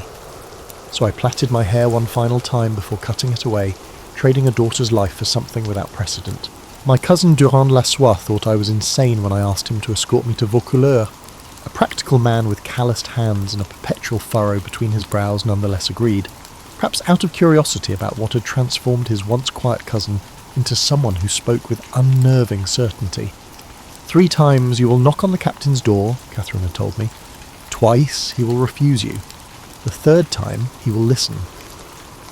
During the January journey to Vaucouleurs, my feet became numb from wearing worn leather shoes. Frost glazed the bare trees like spun sugar, beautiful and bitter. I'd never travelled so far from home, a mere 20 miles that stretched like a pilgrimage. Joan filled silences with nervous chatter about his vineyard and about village gossip, carefully avoiding questions about my purpose until we crested the final hill. "What exactly will you say to him?" he finally asked as Vaucouleurs' stone walls came into view. The truth seemed both too simple and too extraordinary. Voices from heaven commanded me to seek an audience with the garrison commander, so that I could eventually lead the Dauphin to his coronation at Reims. Instead, I said only, "What God wishes me to say." Baudricourt's guards snickered at the sight of me, a peasant girl in a homespun dress requesting an audience with their commander. But something in my demeanour made them hesitate to simply turn me away. Perhaps it was the way I stood, as if inhabited by something larger than myself. They brought Baudricourt to the courtyard rather than admitting me to his quarters, a public humiliation intended to discourage further persistence. "The Heavenly Lord has messages concerning the welfare of France," I announced, borrowing formality I'd never needed in Domremy. Baudricourt, bearded, broad-shouldered, perpetually armoured even in peacetime, laughed. Not cruelly, but with the weariness of a man besieged by people claiming special knowledge in desperate times. "Return to your father, child," he said. "Learn to improve your thread-spinning skills instead of telling stories." I did not argue. The voices had prepared me for rejection. Joan looked relieved as we left, believing the matter concluded. But I remained in Vaucouleurs, staying with distant relatives, the kindly wheelwright Henri and his wife Catherine Leroyer, who took me in despite their confusion about my purpose. Daily I attended Mass at the chapel of Sainte Marie, kneeling on stone floors that bruised my knees. Townspeople began noticing the strange girl who prayed with unusual intensity. Some mocked me. Others, sensing something beyond ordinary faith, began asking for blessings, for prayers specific to their troubles. "I have no power to bless," I told a woman who brought her feverish child. "I am only a messenger." Yet I placed my hands on the child's forehead, feeling heat radiating through papery skin, and prayed anyway. When the fever broke 3 days later, whispers about me changed tenor. I was back at Baudricourt's door 6 days after my initial rejection. This time he received me properly in his chambers, curious about rumours circulating through his town. I stood before his massive oak desk, my shadow small against the stone wall behind me. "You claim heaven speaks to you," he said, not bothering with a greeting. "Not claims, truth." The steadiness in my voice surprised even me. "Today, near Orléans, our forces have suffered defeat. A skirmish near a place called Rouvray. The ambush targeted men carrying Lenten fish and provisions for the besieged. You will receive confirmation of the situation in days."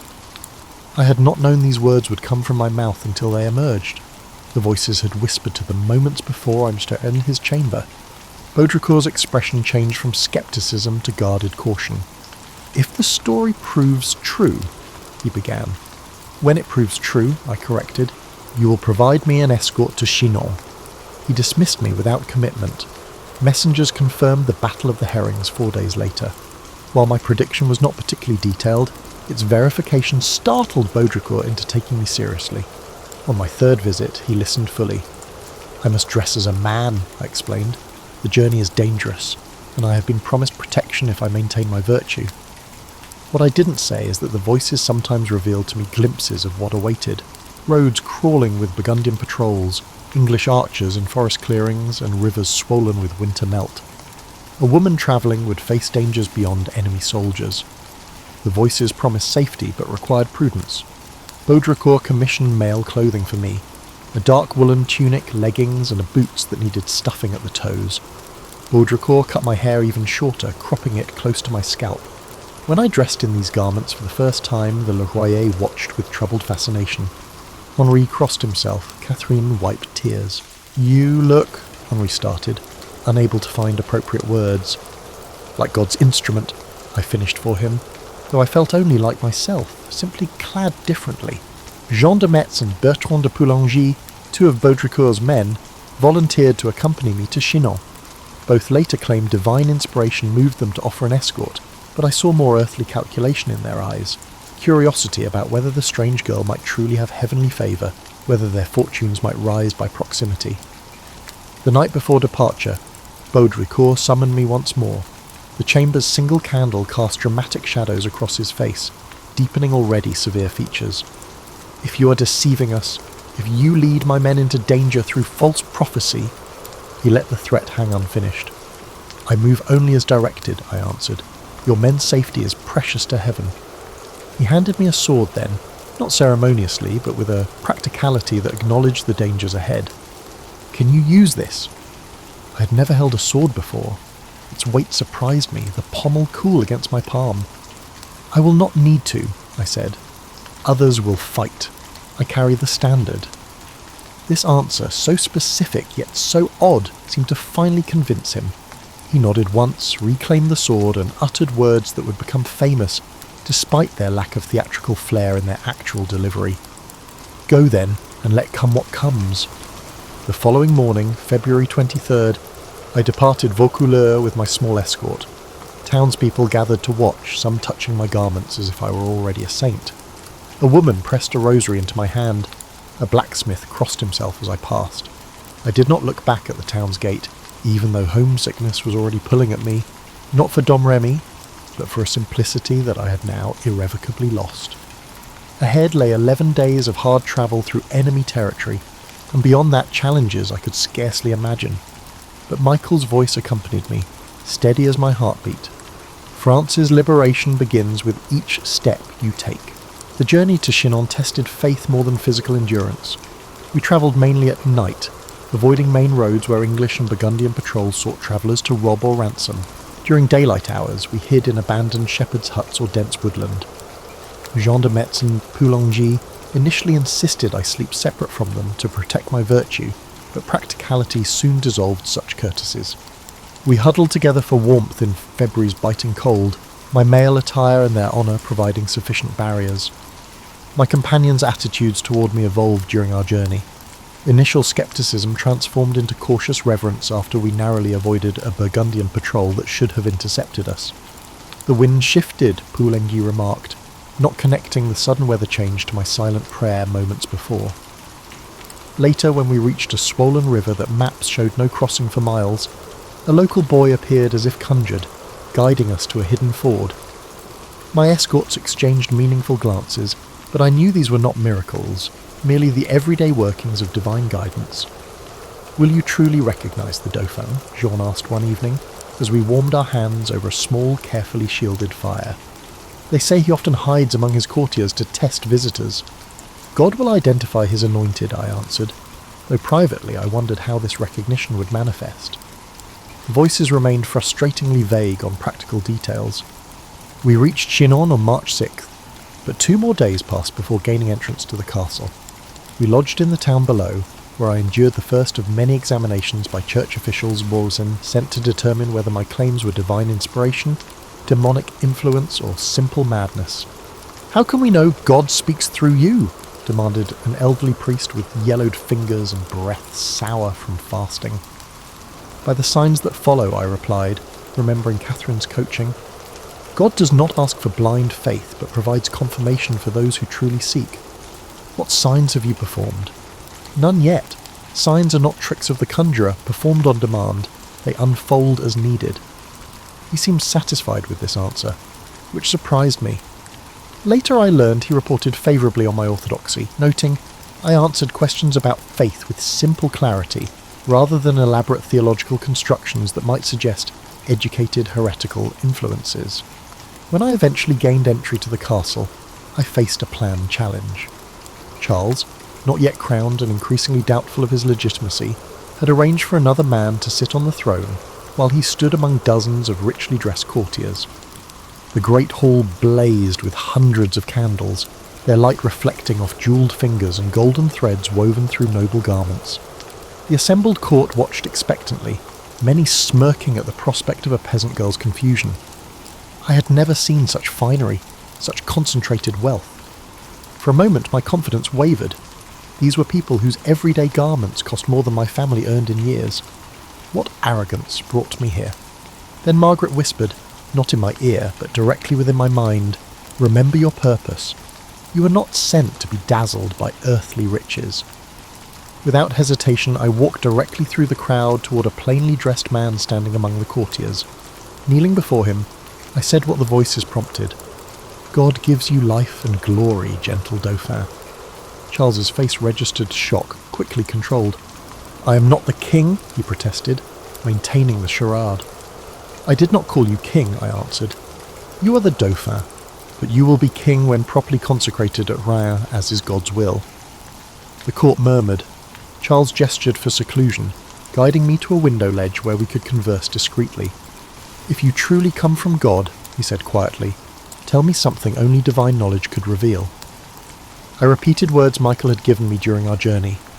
"You made a private prayer at All Saints last November, asking God for confirmation of your right to the throne, questioning whether your mother's reputation spoke truth about your birth. God answers now. You are the legitimate heir to France. Your suffering is seen, your doubts are understood, but you must claim what heaven has preserved for you." Charles paled visibly. He later confirmed that he had prayed this prayer in solitude, that I knew its contents convinced him when nothing else might have. Yet despite this private conviction, Charles remained publicly cautious. I was subjected to further examinations, including 3 weeks of questioning by theologians at Poitiers who probed for heretical beliefs or signs of demonic influence. They examined my body for witches' marks, questioned my insistence on male attire, and tested my knowledge of Christian doctrine. What history rarely records is the humiliation of these examinations and the indignity of learned men, debating whether my virginity indicated divine protection or simply a lack of opportunity, as well as whether my voices were angels or clever demons.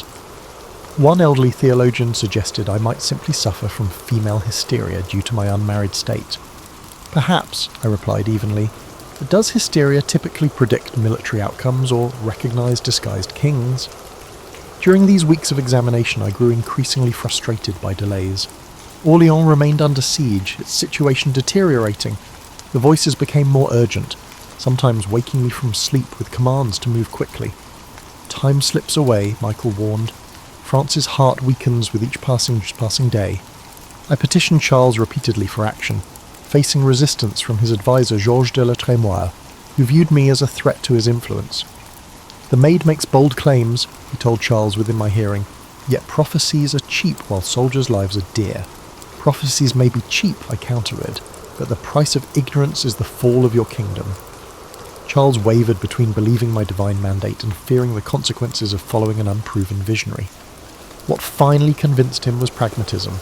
All conventional military strategies had failed. His treasury emptied while English territory in France expanded.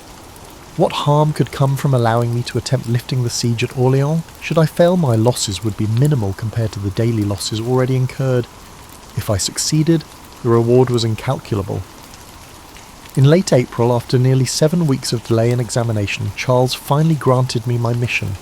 I was provided armour made to my measurements, lightweight plates that nonetheless felt foreign against my body.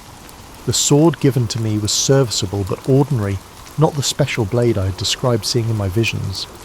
"There is a sword meant for me," I explained to Charles, "buried behind the altar at Sainte Catherine de Fierbois. It bears 5 crosses on its blade and has lain there since Charles Martel's time." Charles, still testing the limits of my strange knowledge, sent men to investigate this oddly specific claim.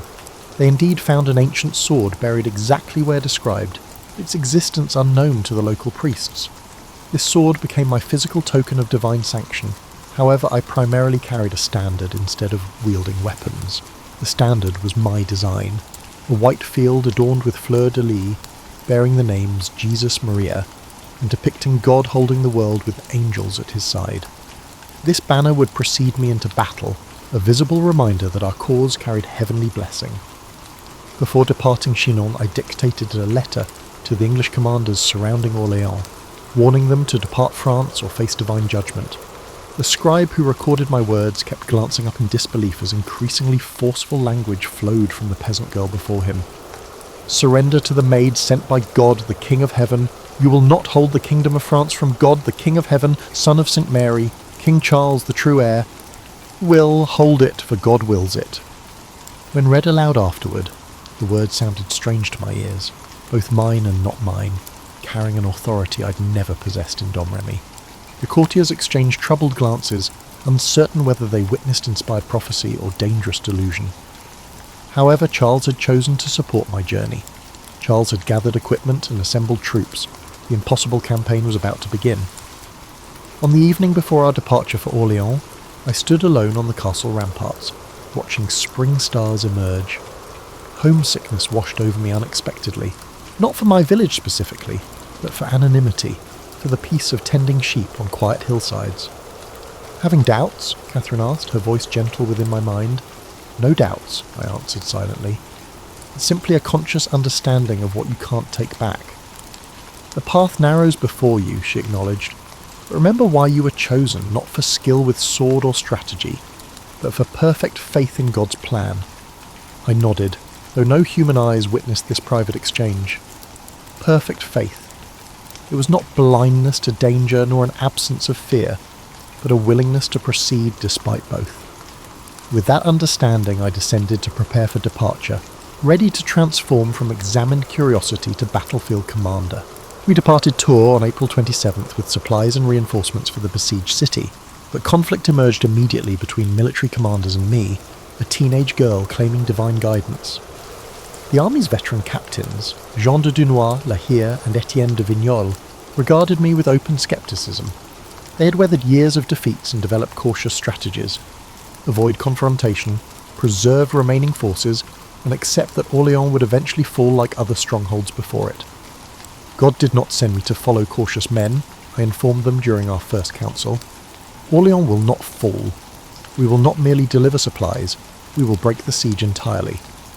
La Hire, a notorious soldier known for creative profanity, stared at me in disbelief. With what? Divine wind to blow the English away? They outnumber us. They have secured their positions. They outnumbered David against Goliath, I replied. Numbers mean nothing against God's will. These exchanges established our working relationship. They planned according to military experience, and I insisted on more aggressive action than conventional wisdom suggested was prudent. The compromise that emerged involved approaching Orléans from an unexpected direction, crossing the Loire rather than confronting the stronger English positions directly. This decision, portrayed in chronicles as my strategic brilliance, actually resulted from practical necessity combined with fortunate timing. Spring rains had made the river higher than usual, limiting crossing points but also focusing English defensive positions. My inspiration to approach from the east simply utilised terrain the English had deemed too difficult to defend heavily. We reached the Loire's southern bank on April 29th, where I dictated another letter to the English commanders, this one delivered by herald directly to their lines. "You men of England who have no right in this kingdom of France, go away into your country in God's name. And if you do not do this, await tidings from the maid, who will come to see you shortly to your very great injury." The English soldiers who heard this message reportedly laughed, asking if the French had grown so desperate they now sent girls to fight their battles. William Glasdale, their commander, sent back a message threatening to burn me as a witch and hang those who followed me as heretics if captured. Fear clenched my stomach upon hearing this, not of burning specifically, but of failure, of leading others to death through misplaced confidence. That night I prayed longer than usual, seeking reassurance from my voices, who had grown somewhat quieter since my departure from Chinon. "The English threaten fire," I whispered to the darkness of my tent. "All human flesh fears flames," Margaret answered compassionately. "But remember, the true fire is God's purpose burning through you. It consumes doubt and illuminates the path." On April 30th, we successfully transported supplies into Orléans via river barges, bringing desperately needed provisions to the city's defenders. I entered that evening during a rainstorm, soaked and physically exhausted but filled with strange exhilaration. Citizens lined the narrow streets despite the weather, reaching to touch my armour or standard as if I carried a tangible blessing. Jacques Boucher, the city treasurer, offered his home for my lodging. His daughter Charlotte, closest to my age among the household, helped remove my armour that the first evening. She gasped, seeing bruises already forming where metal had pressed against my skin during the long ride. "Does it hurt terribly?" she asked, applying herbal salve to the worst marks. "Less than fear hurts this city," I answered. The truth was, I barely noticed physical discomfort. My focus had narrowed to a single purpose: fulfilling what the voices promised. The following days brought increasing frustration. Military commanders insisted on gradual approaches, small gains, and careful conservation of resources. I demanded immediate, decisive action against key English fortifications. Each war council became a battle itself, me against experienced soldiers who saw my urgency as naivete. On May 4th, while commanders deliberated yet another cautious plan, I napped briefly in the chamber. Within dreamlike moments, Michael appeared with unusual clarity. "They attack the eastern gate," he stated without preamble. "Now!" I woke instantly, calling for my squire to help with armour. Charlotte, who had been mending nearby, looked startled at my sudden urgency. "What happens?" she asked. "Eastern gate," was all I managed, while struggling through my padded undergarment. Fighting has begun. Indeed, while commanders planned, English forces had launched a surprise assault against St. Loup, one of the city's eastern fortifications. By the time I reached the area, French defenders were already retreating in disarray. Without waiting for formal orders, I rode directly toward the conflict with the standard raised high. Soldiers later described the events as miraculous, noting how retreating men turned back upon seeing me, and how their broken courage transformed into a determined advance. The reality was less mystical but no less effective. In the confusion of battle, a symbolic focal point, a distinctive figure on horseback with an unmistakable banner, provided a rallying point and renewed purpose. "Who retreats when heaven fights alongside us?" I called, my voice carrying surprisingly well across the din of combat. "Forward! God has delivered them into our hands." The battle turned. By evening, St. Loup had fallen to our forces. This victory, while modest in strategic terms, transformed perceptions. Soldiers who had doubted began viewing me with superstitious awe. Commanders who had dismissed my counsel became more willing to listen. Yet challenges to authority continued. On May the 5th, Dunois attempted to exclude me from councils, planning operations without my knowledge. Upon discovering this, I confronted him directly. "Do you believe you can conceal God's battle from his messenger?" I demanded, interrupting their closed meeting. "Why do you plot in shadows when heaven watches regardless?" Dunois, intelligent, politically astute, recognised the changing mood among troops. "We sought only to spare you the technical details," he offered diplomatically. "Spare me nothing," I countered. "I was not sent to be spared, but to lead."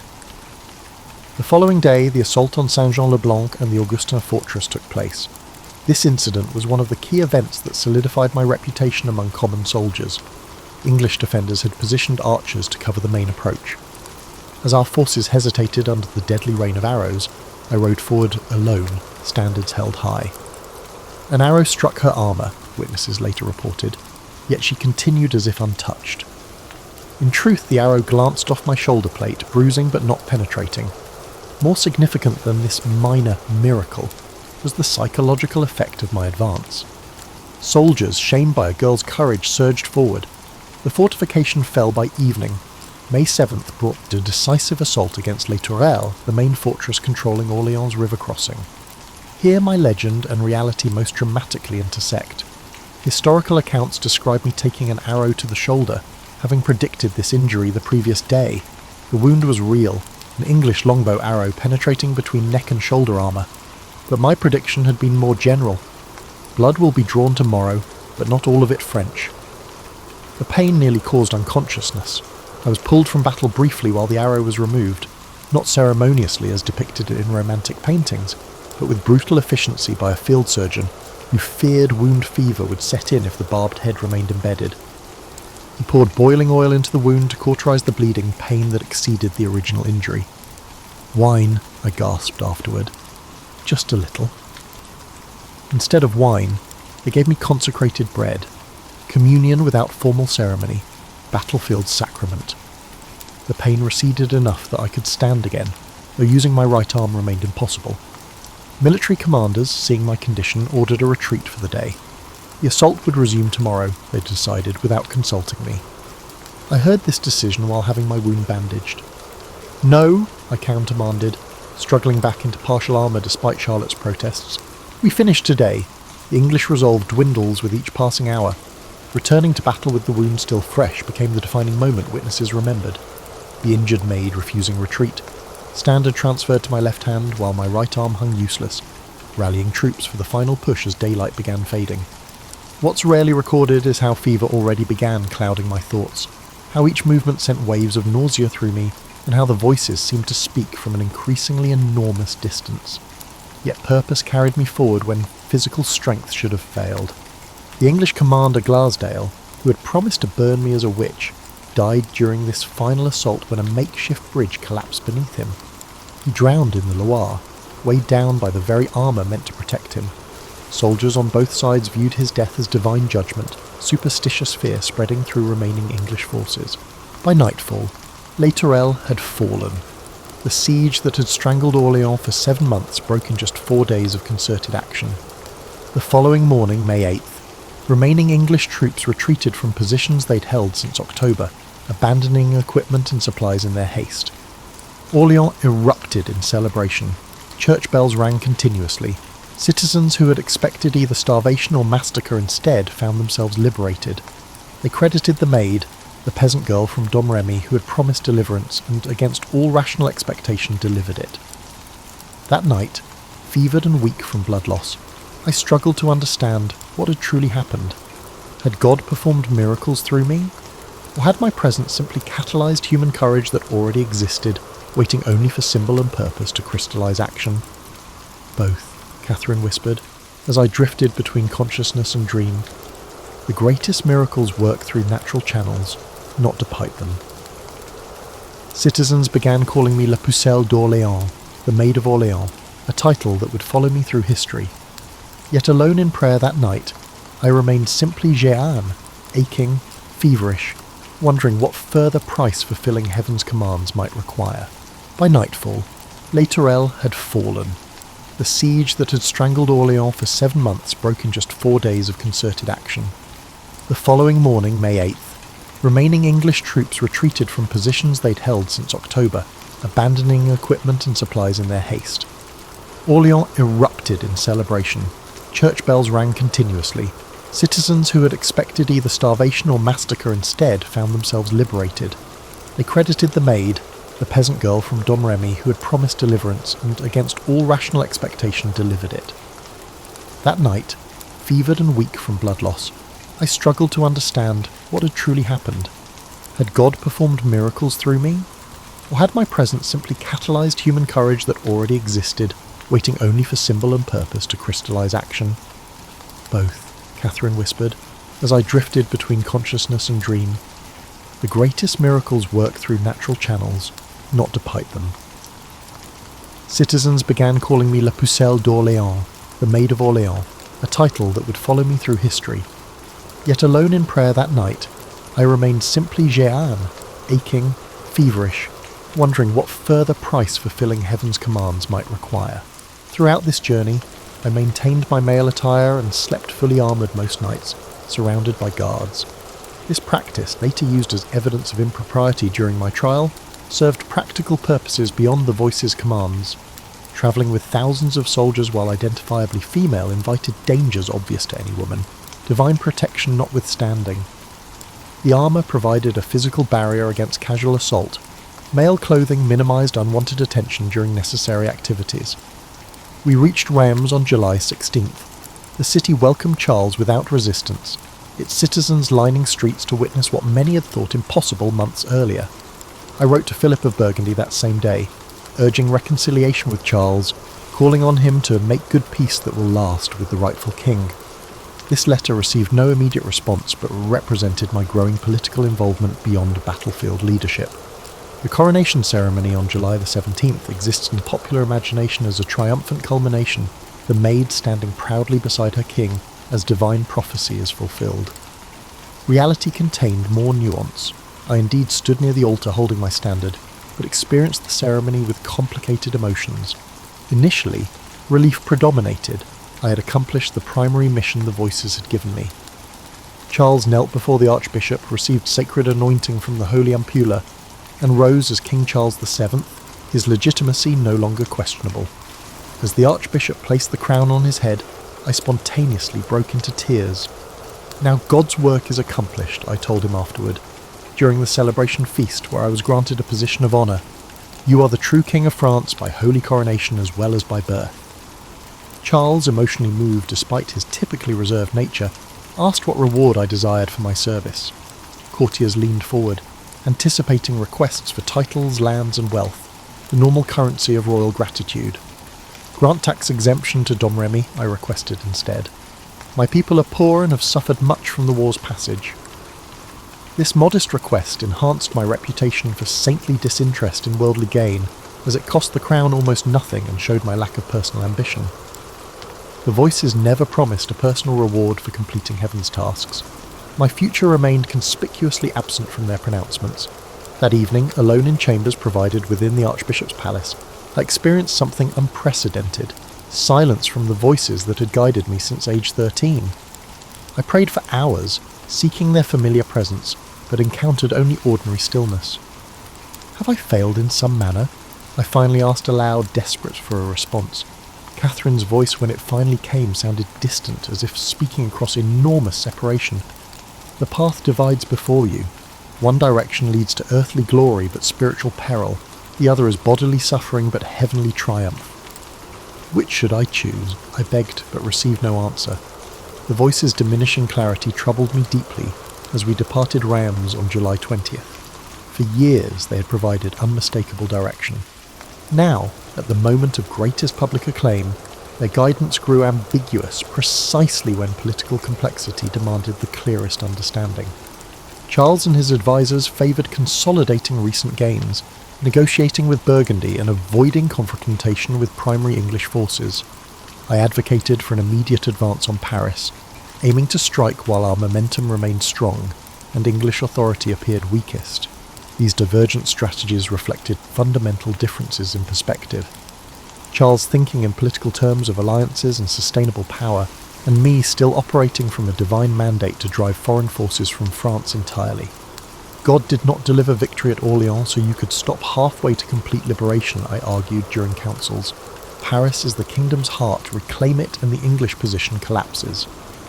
What I couldn't share was my growing fear that time was running out, and that the fading of the voices signalled an impending end to divine favour. This created urgency I couldn't fully explain to military commanders accustomed to deliberate campaigns. As we travelled through recently liberated territories, common people flocked to see me, reaching to touch my armour, begging blessings for children, and offering tokens of appreciation. Women wept openly, seeing in me something that transcended conventional limitations placed on our gender. Men removed caps respectfully, as if in the presence of something holy. This veneration discomforted me increasingly. I am not a saint, I told Charlotte d'Albret, a noblewoman who had joined our travelling court and attempted to collect my discarded garments as relics. I am only God's messenger, nothing in myself. Yet God chose you, she countered. That distinction itself makes you extraordinary. This growing cult of personality served immediate political purposes, rallying support for Charles, demonstrating divine favour for his rule, but created complications I was ill-equipped to navigate. Each miraculous attribution, each story embellished in retelling, placed me further from the simple girl who had left Domremy, believing heaven's instructions were straightforward. By late July, Charles had begun secret negotiations with Burgundy, seeking diplomatic resolution while publicly maintaining military pressure. This strategy made political sense, but contradicted the voice's increasingly sporadic instructions for complete liberation through direct action. The resulting tension manifested in council debates, where my previously decisive guidance now competed with experienced political advisors offering conventional alternatives. "You were not sent to negotiate half measures," Michael told me during rare communication. "We must fully cleanse France of foreign presence." Yet when I repeated such sentiments to Charles and his councillors, they increasingly regarded them as militarily unrealistic and politically naive. The Maid had served her purpose in delivering coronation. Now practical governance required compromises heaven seemed unwilling to acknowledge. This divergence would soon lead to Paris, and decisions that would alter my path irrevocably. August found us advancing incrementally toward Paris while Charles simultaneously pursued negotiations with Burgundy. This contradictory approach, military pressure paired up with diplomatic outreach, created strategic confusion. Were we truly attempting to recapture Paris, or merely demonstrating military capability to strengthen Charles's negotiating position? The Duke of Bedford, English regent for their child King Henry VI, recognised our momentum and retreated from direct confrontation, reinforcing Paris while yielding smaller surrounding territories. On August 14th, Charles signed a 15-day truce with Burgundy, supposedly creating space for peace negotiations, while actually providing English forces critical time to strengthen Paris's defences. I opposed this truce vehemently, sensing opportunities slipping away. While you exchange pleasant messages, our enemies rebuild walls and restore courage, I warned Charles. The moment for decisive action passes with each day of delay. The voices, though less frequent, reinforced this urgency. Paris must not remain in enemy hands, Margaret insisted during prayer. The city's liberation will break English resolve completely. Charles wavered between my continued insistence on divine mandate and his counsellor's emphasis on political reality. The compromise that emerged satisfied no one.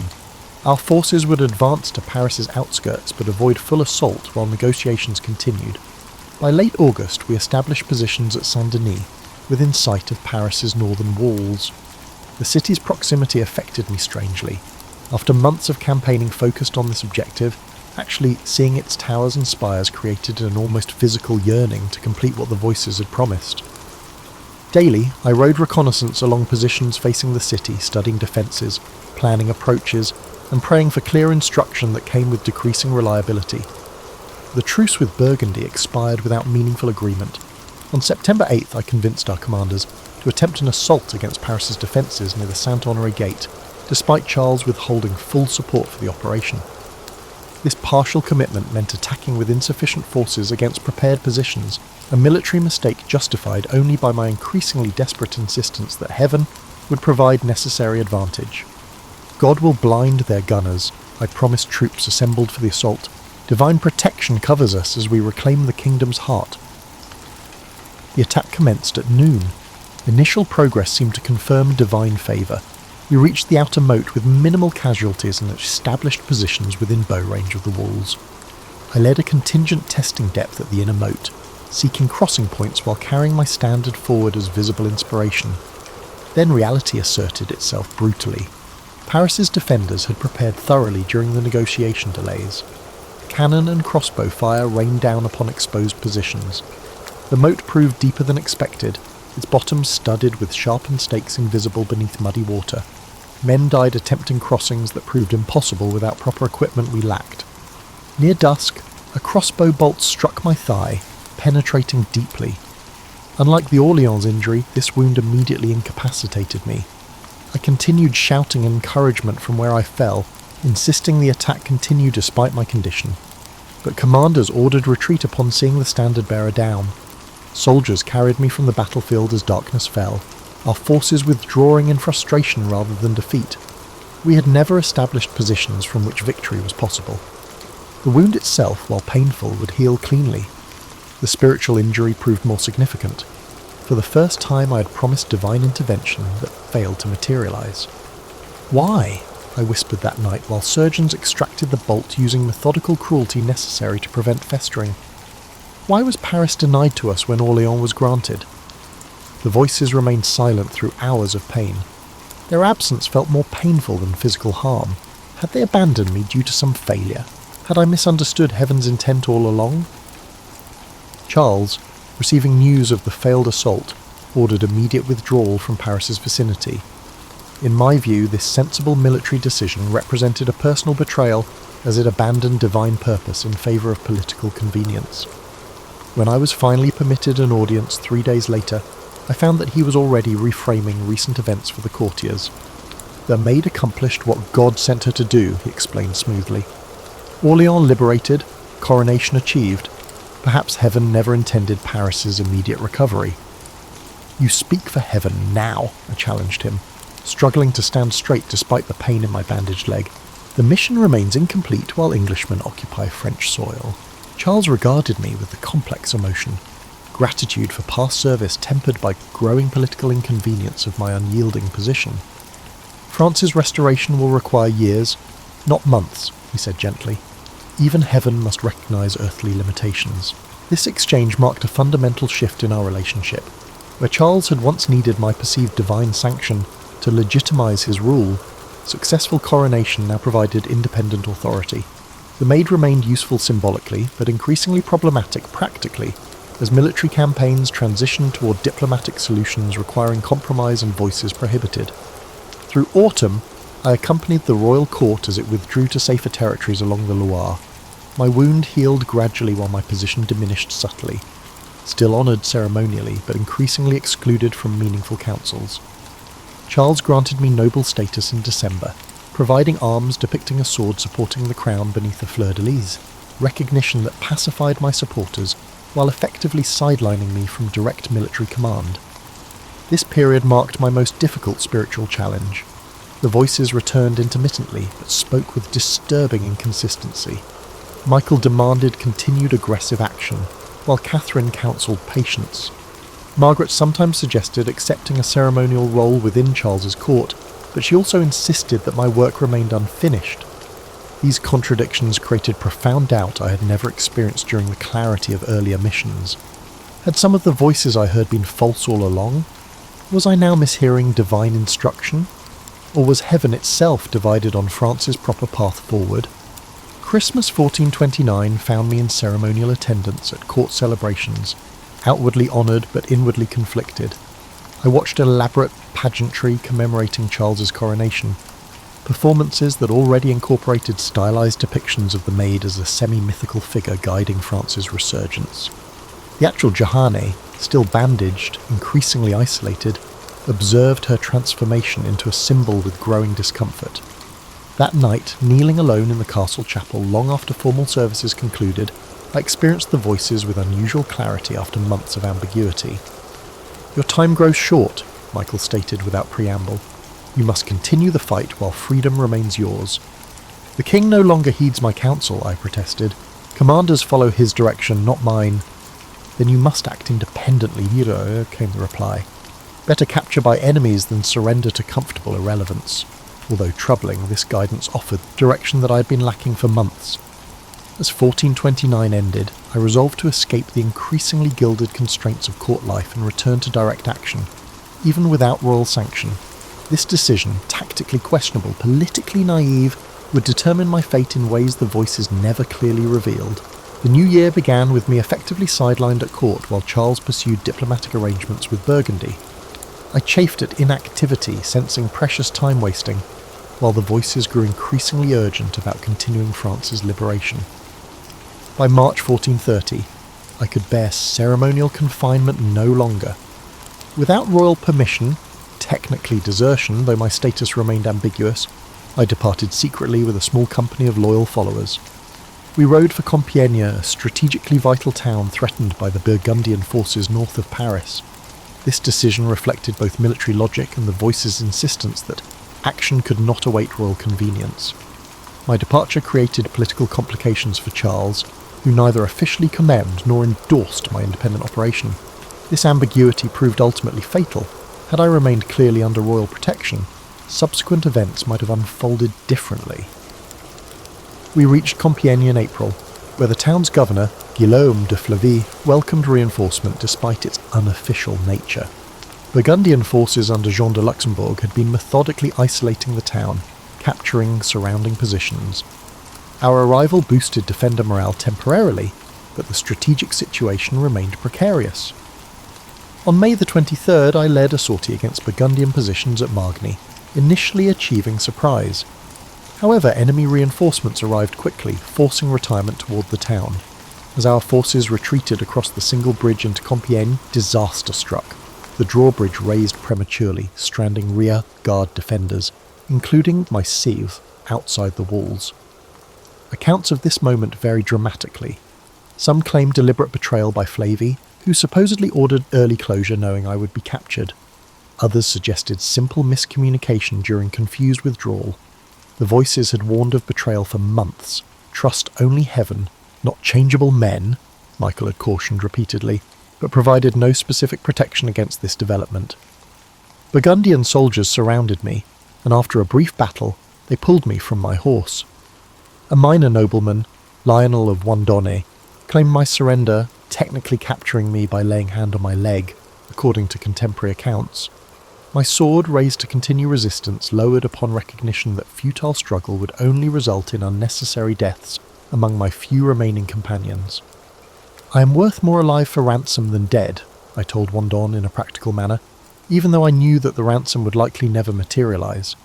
The voices had never specifically predicted capture, but had indicated great suffering lay ahead as part of Heaven's plan. Initially, captivity seemed relatively benign. Luxembourg treated me as a valuable prisoner rather than a criminal, housing me reasonably at his castle at Beaulieu. I made one escape attempt, nearly succeeding by squeezing between wooden bars, before being recaptured and transferred to more secure confinement at Beaurevoir Castle. There, Luxembourg's Aunt Jeanne and wife Jeanne Bonne treated me with unexpected kindness, providing female clothing and gentle encouragement to abandon male attire and military aspirations. Their compassion, the first feminine companionship I'd experienced since leaving Domremy, tempted me toward compromise I knew the voices would forbid. "Why must I maintain a male appearance now that fighting has ended?" I asked during prayer, receiving Catherine's uncompromising response. "Your mission hasn't changed with capture. Male attire remains both practical protection and a visible sign of a divine exception to worldly constraints." News reached me at Beaurevoir that Compiègne's situation worsened daily. In desperation, I attempted a second escape in October, this time jumping from the tower window approximately 70 feet above ground. The fall should have proved fatal. That I survived with only bruising and temporary unconsciousness was later presented as either a miracle or evidence of demonic protection, depending on the interpreter. By November, political machinations surrounding my captivity clarified horribly. The English, recognizing my symbolic value, arranged a purchase from Luxembourg for 10,000 livres, a substantial sum indicating my importance to their strategy. Charles made no counteroffer, effectively abandoning me to the enemy's judgment. The English faced a dilemma regarding my disposition. Simple execution of a captured enemy combatant would risk martyrdom, potentially strengthening French resistance rather than weakening it. A more complex strategy emerged: systematic destruction of my divine claims through ecclesiastical condemnation for heresy. This approach would not only eliminate me physically, but, more importantly, delegitimize everything I represented: divine sanction for Charles's rule, and heaven's support for French resurgence against English occupation. In December 1430, they transferred me to Rouen, firmly within English-controlled territory. Conditions deteriorated immediately. I was placed in secular prison, rather than ecclesiastical custody, normally accorded those facing religious charges, confined in iron shackles, and guarded continuously by common soldiers whose behaviour ranged from verbal abuse to attempted assault. "Why does heaven permit such treatment?" I asked during increasingly desperate prayers. "What purpose does this suffering serve?" "Remember Christ before Pilate," Margaret answered. "Truth remains truth, even when power condemns it." The trial officially began February 21st, 1431, under Bishop Pierre Cauchon, whose appointment revealed the proceedings' predetermined nature. He was a known English sympathiser with personal animosity toward me. Assessors and judges were carefully selected to ensure the desired outcome. Although it was technically an ecclesiastical court, the proceedings were entirely controlled by English authorities. Looking back now across time's distance, I see legal complexities I couldn't recognise then. My request for balanced representation from both English and French clerics was denied. My appeal to the Pope, technically my right under church law, was ignored. Most cruelly, highly educated theologians denied me counsel, twisting simple statements into heretical formulations. "Do you believe yourself to be in God's grace?" Cauchon asked early in the proceedings, a theological trap. Answering yes would imply a presumption that is condemned by church doctrine, while answering no would indicate an admission of guilt. "If I am not, may God put me there," I replied, after a moment's thought. "If I am, may God keep me there." This answer frustrated the interrogators, but I simply expressed my actual understanding, showing unexpected theological sophistication. Grace remained God's province, not mine to claim absolutely. For 5 months, interrogation continued, sometimes publicly before a full tribunal, sometimes in private prison questioning. My male attire became the central focus, providing tangible evidence of defiance against natural order. Voices were dissected endlessly. Were they angels or demons? Why did they speak to an uneducated girl rather than through the established church hierarchy? I recorded and examined each of my answers for inconsistencies and potential heresies. What records don't capture the physical deterioration during this period? Prison conditions, continuous shackling, poor nutrition, sleep interrupted by guards' harassment, gradually weakened a body already compromised by previous wounds and hardship. By May, I suffered recurring fevers, dramatic weight loss, and periods of confusion during longer interrogations. The voices remained present but changed character. Less commanding, more comforting. They spoke increasingly of heavenly reward rather than earthly victory, preparing me for an outcome that seemed increasingly inevitable. "Will I burn?" I asked directly during one night's prayer. "The body is temporary," Catherine answered gently. "What matters is truth maintained until the end." On May the 24th, I was taken to the Rouen cemetery, where scaffolds had been erected, one holding officials who would witness my anticipated recantation, another displaying instruments of execution should I refuse. Exhausted physically and isolated completely, I briefly wavered when presented with a document I was told contained a simple abjuration of male clothing and independent interpretation of voices. What I was unaware of was that the actual document contained a comprehensive admission of fraud, demonic influence, and heretical intent, completely repudiating everything I had experienced and represented. Unable to read, I trusted partial translations provided by clerics, whose deceptions served their predetermined purpose. I signed with a simple crossmark, unaware that I was giving my enemies exactly what they needed, an apparent admission that everything I had claimed about divine guidance was false.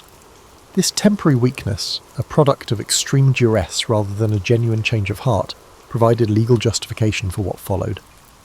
Returned to prison rather than transferred to ecclesiastical custody as promised, I found myself still surrounded by hostile guards, still denied female companionship that would have made feminine clothing practically sustainable. When my clothes were taken while I slept and only male attire was left available, I faced an impossible choice: remain naked among male guards or don forbidden garments. The voices spoke with unusual clarity that morning. Better modest impropriety than immodest vulnerability. I dressed in male clothing, knowing this relapse provided the final justification enemies sought. When judges returned to document this transgression, I formally recanted my previous abjuration, stating clearly that voices were indeed divine, that the mission had been heaven-sent, and that temporary weakness had betrayed truth. I would rather do penance once, with death, than bear imprisonment suffering continuously, I told them with renewed clarity, despite knowing the consequence. On May the 30th, 1431, the final sentence was announced. Declared a relapsed heretic, I would face public execution by burning, the most painful death authorities could legally impose, deliberately chosen to create maximum suffering they hoped would produce a final public confession. That morning I made a final confession to a sympathetic priest and received communion despite being formally excommunicated, a small act of compassionate defiance by a cleric who recognised injustice unfolding. Wearing the traditional long white garment for heresy executions, a cart transported me through Rouen's streets toward the old marketplace, where execution awaited. The crowd's mood surprised me, not triumphant but sombre, many openly weeping. These were not my French compatriots, but Norman subjects under English rule, yet something about my situation transcended political loyalty. Later accounts would claim English authorities grew concerned that sympathy might transform into riots, and that martyrdom was being created despite their careful legal manoeuvring.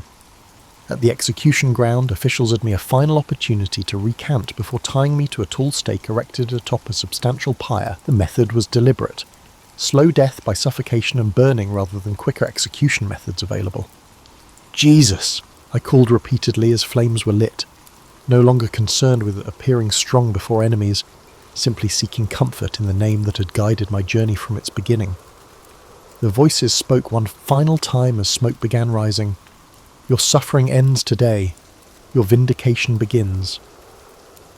The physical agony that followed transcends description. Historical accounts claim my heart remained intact among ashes afterward, a symbolic detail probably invented by later chroniclers seeking miraculous elements for potential canonization. What mattered wasn't physical preservation, but the truth maintained until the end. That simple faith could withstand elaborate machinations of power, and that divine purpose worked through unlikely instruments. 25 years later, Charles VII, firmly established as France's legitimate king, would order an investigation that formally nullified my conviction, declaring the trial prejudiced and illegitimate. In 1456, a rehabilitation trial formally cleared my name of heresy charges, yet full vindication waited nearly 5 centuries, until May 16, 1920, when the Catholic Church declared me a saint, official recognition that voices condemned as demonic had indeed been divine. History remembers outcomes: Orléans relieved, Charles crowned, France eventually liberated from the English occupation. These visible victories obscure the internal journey that began with a garden whisper and ended in marketplace flames. The voices never promised earthly reward or personal glory. They offered only purpose, direction, and the chance to serve as an instrument for something larger than myself. They called me Maid of Orléans, dubbed me a miracle worker, labelled me a witch and a heretic, and eventually recognised me as a saint. Yet through all the transformations, I remained Johanne from Domremy, a simple girl who answered when voices called, who held to truth heard within more firmly than to comfort offered without. Perhaps that represents the most enduring legacy, that extraordinary purpose may inhabit ordinary lives, that divine participation in human history rarely follows expected channels, but instead works through unlikely vessels willing to say simply, "Here am I, send me."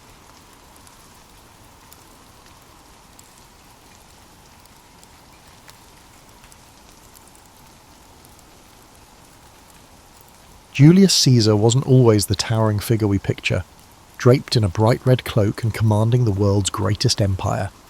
Before he was that legend, he was simply Gaius Julius, born into a patrician family with fading clout in a Rome that seemed to change every week.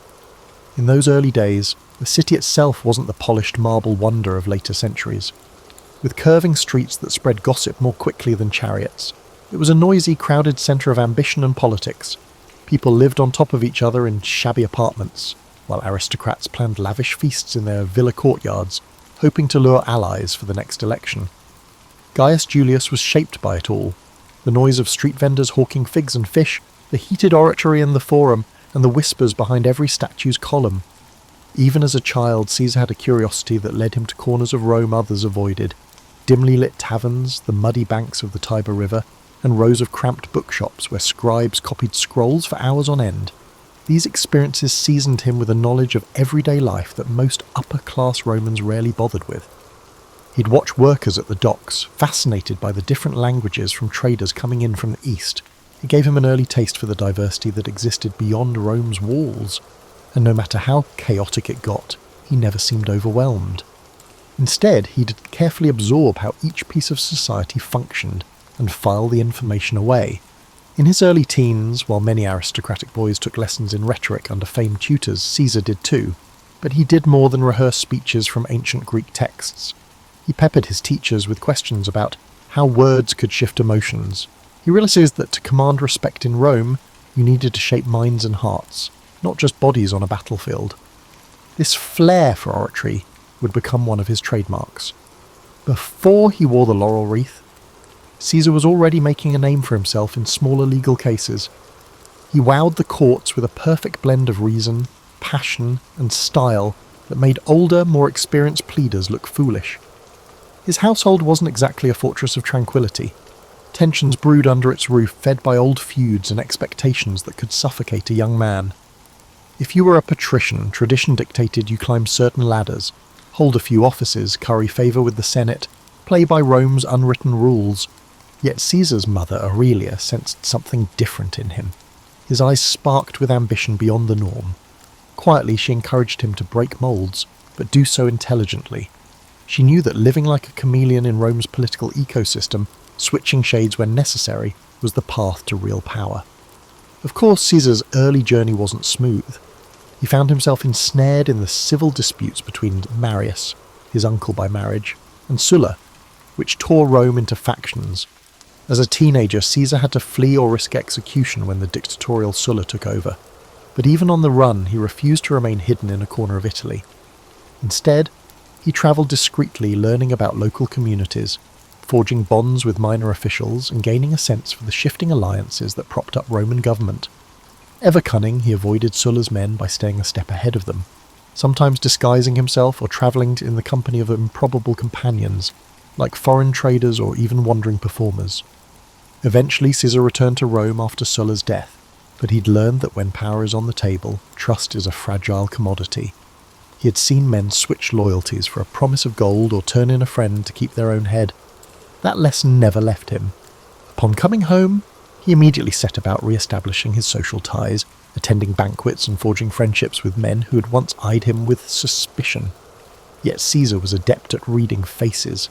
If he caught even a flicker of duplicity, he dodged that bond elegantly, perhaps with an extravagant greeting followed by a subtle distancing. One could never be too careful in Rome's swirling politics. A remarkable moment came when he took on the role of priest to Jupiter, only to lose it during Sulla's purges. It was a blow. Public piety, after all, was a stepping stone for an aspiring politician. But Caesar's resilience was already in full bloom. He picked himself up, found a new path, and ventured into the world of politics from a different angle, securing lesser offices that would eventually open bigger doors. He also began building a personal brand of generosity. Soon people whispered about the banquets he held and the funds he provided for public works. Senators wondered how he managed to gather such deep pockets. It wasn't old family wealth alone. Caesar had a network of supporters, and many believed in him precisely because of his willingness to think outside the conventional lines of patronage and nepotism. By his mid-20s, Caesar had cultivated a reputation for being both bold and adaptable. He hadn't yet reshaped Rome, but the seeds were there. His path wasn't about simple heroics or the typical childhood prophecy that he was destined for greatness. Rather, it was a quieter accumulation of experiences that prepared him for the challenges ahead.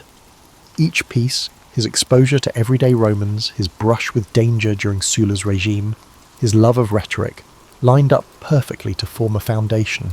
Rome, full of swirling rivalries and unspoken rules, had no idea that this relatively unremarkable young man with a quick tongue and quick mind was about to upend everything.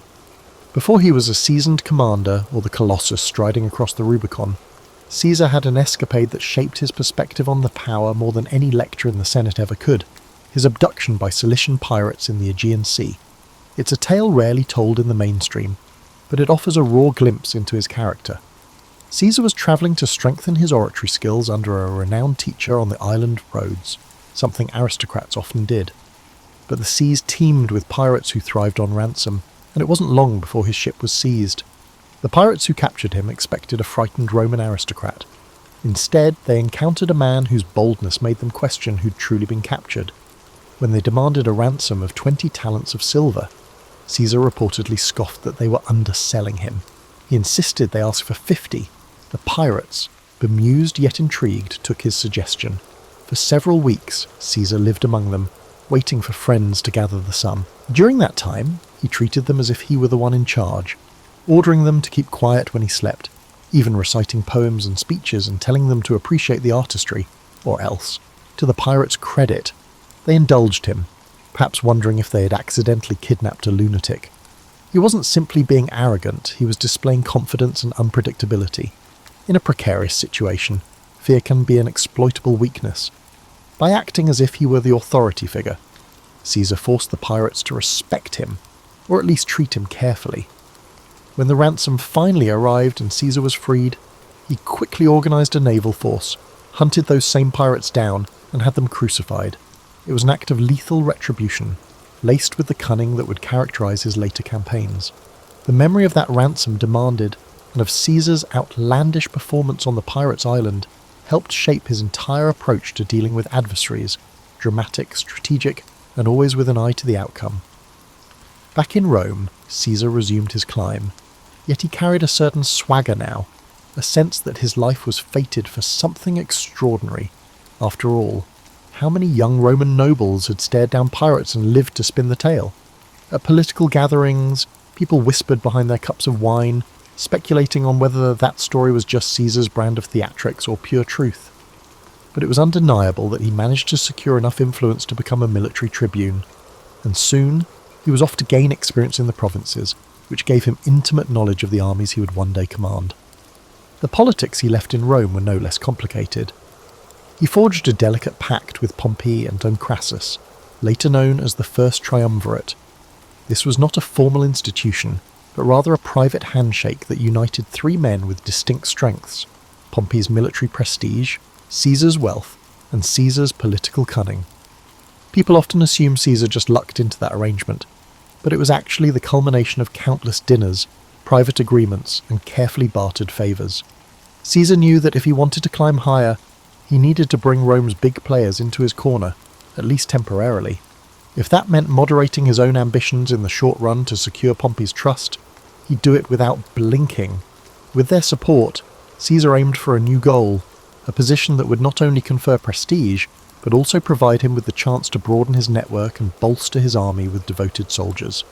The governorship of Hispania Ulterior or Gaul, where fortunes could be made and reputations cemented, seemed ideal.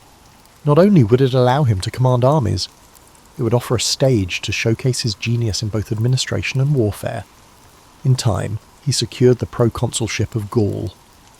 Gaul was vast, populated by diverse tribes, each with its own traditions, alliances and grudges. Where lesser men might see only a frontier to exploit, Caesar saw a chessboard with dozens of moving pieces. He relished the challenge. This was, after all, the man who once calmly dined with kidnappers. Gathering legions known for their discipline and grit, he departed north, determined to do more than just play caretaker. He wanted to knit those tribes into Rome's sphere of influence, forging new roads and alliances while showcasing Roman supremacy. Before he launched significant campaigns, Caesar did his homework. He arranged meetings with tribal chiefs, listening carefully to their rivalries and hearing their pleas for Roman protection. Was it genuine concern or a ploy? Caesar would weigh each statement, reading not just the words but the shifts in tone and eye contact. If he sensed an opportunity, like a tribe longing for revenge on its neighbour, he'd promise support, extracting pledges of loyalty. In many ways, his tactics mirrored the hush-hush political dealings he'd honed back in Rome, only now the stakes were measured in thousands of soldiers and entire territories. Yet, throughout these manoeuvres, Caesar never lost sight of the persona he'd cultivated. He was no mere bureaucrat. He was that daring aristocrat who'd outwitted pirates, the dynamic orator who electrified the courts, and the cunning negotiator who'd found common ground with Pompey and Caesar. Each success in Gaul was reported back to Rome via sensational dispatches, commentarii, so written with clarity and flair. People in the city devoured them as if they were tabloid headlines. He dramatized his victories just enough to capture the public's imagination. The Senate, reading the official versions, found themselves both impressed and wary. Caesar was quickly becoming too big to ignore. These initial steps in Gaul, some alliances struck, some small skirmishes won, emboldened him. He sensed that if he could bring all of Gaul under Roman control, he'd move from being just another ambitious politician to a legendary conqueror. That knowledge spurred him on. Caesar might have left behind the pirates who once threatened him, but the memory of that captivity fueled his hunger for absolute control. If he had his way, no one, be they a tribal chief or a Roman senator, would ever have the power to hold him captive again. The Gallic Wars, as Caesar's campaigns would come to be called, weren't just about marching legions across fields and building wooden palisades. They were about psychological warfare, diplomacy, and the cunning exploitation of intertribal rivalries. Rome's dominance always hung on its ability to divide and conquer. With Caesar at the helm, that strategy took on fresh nuance.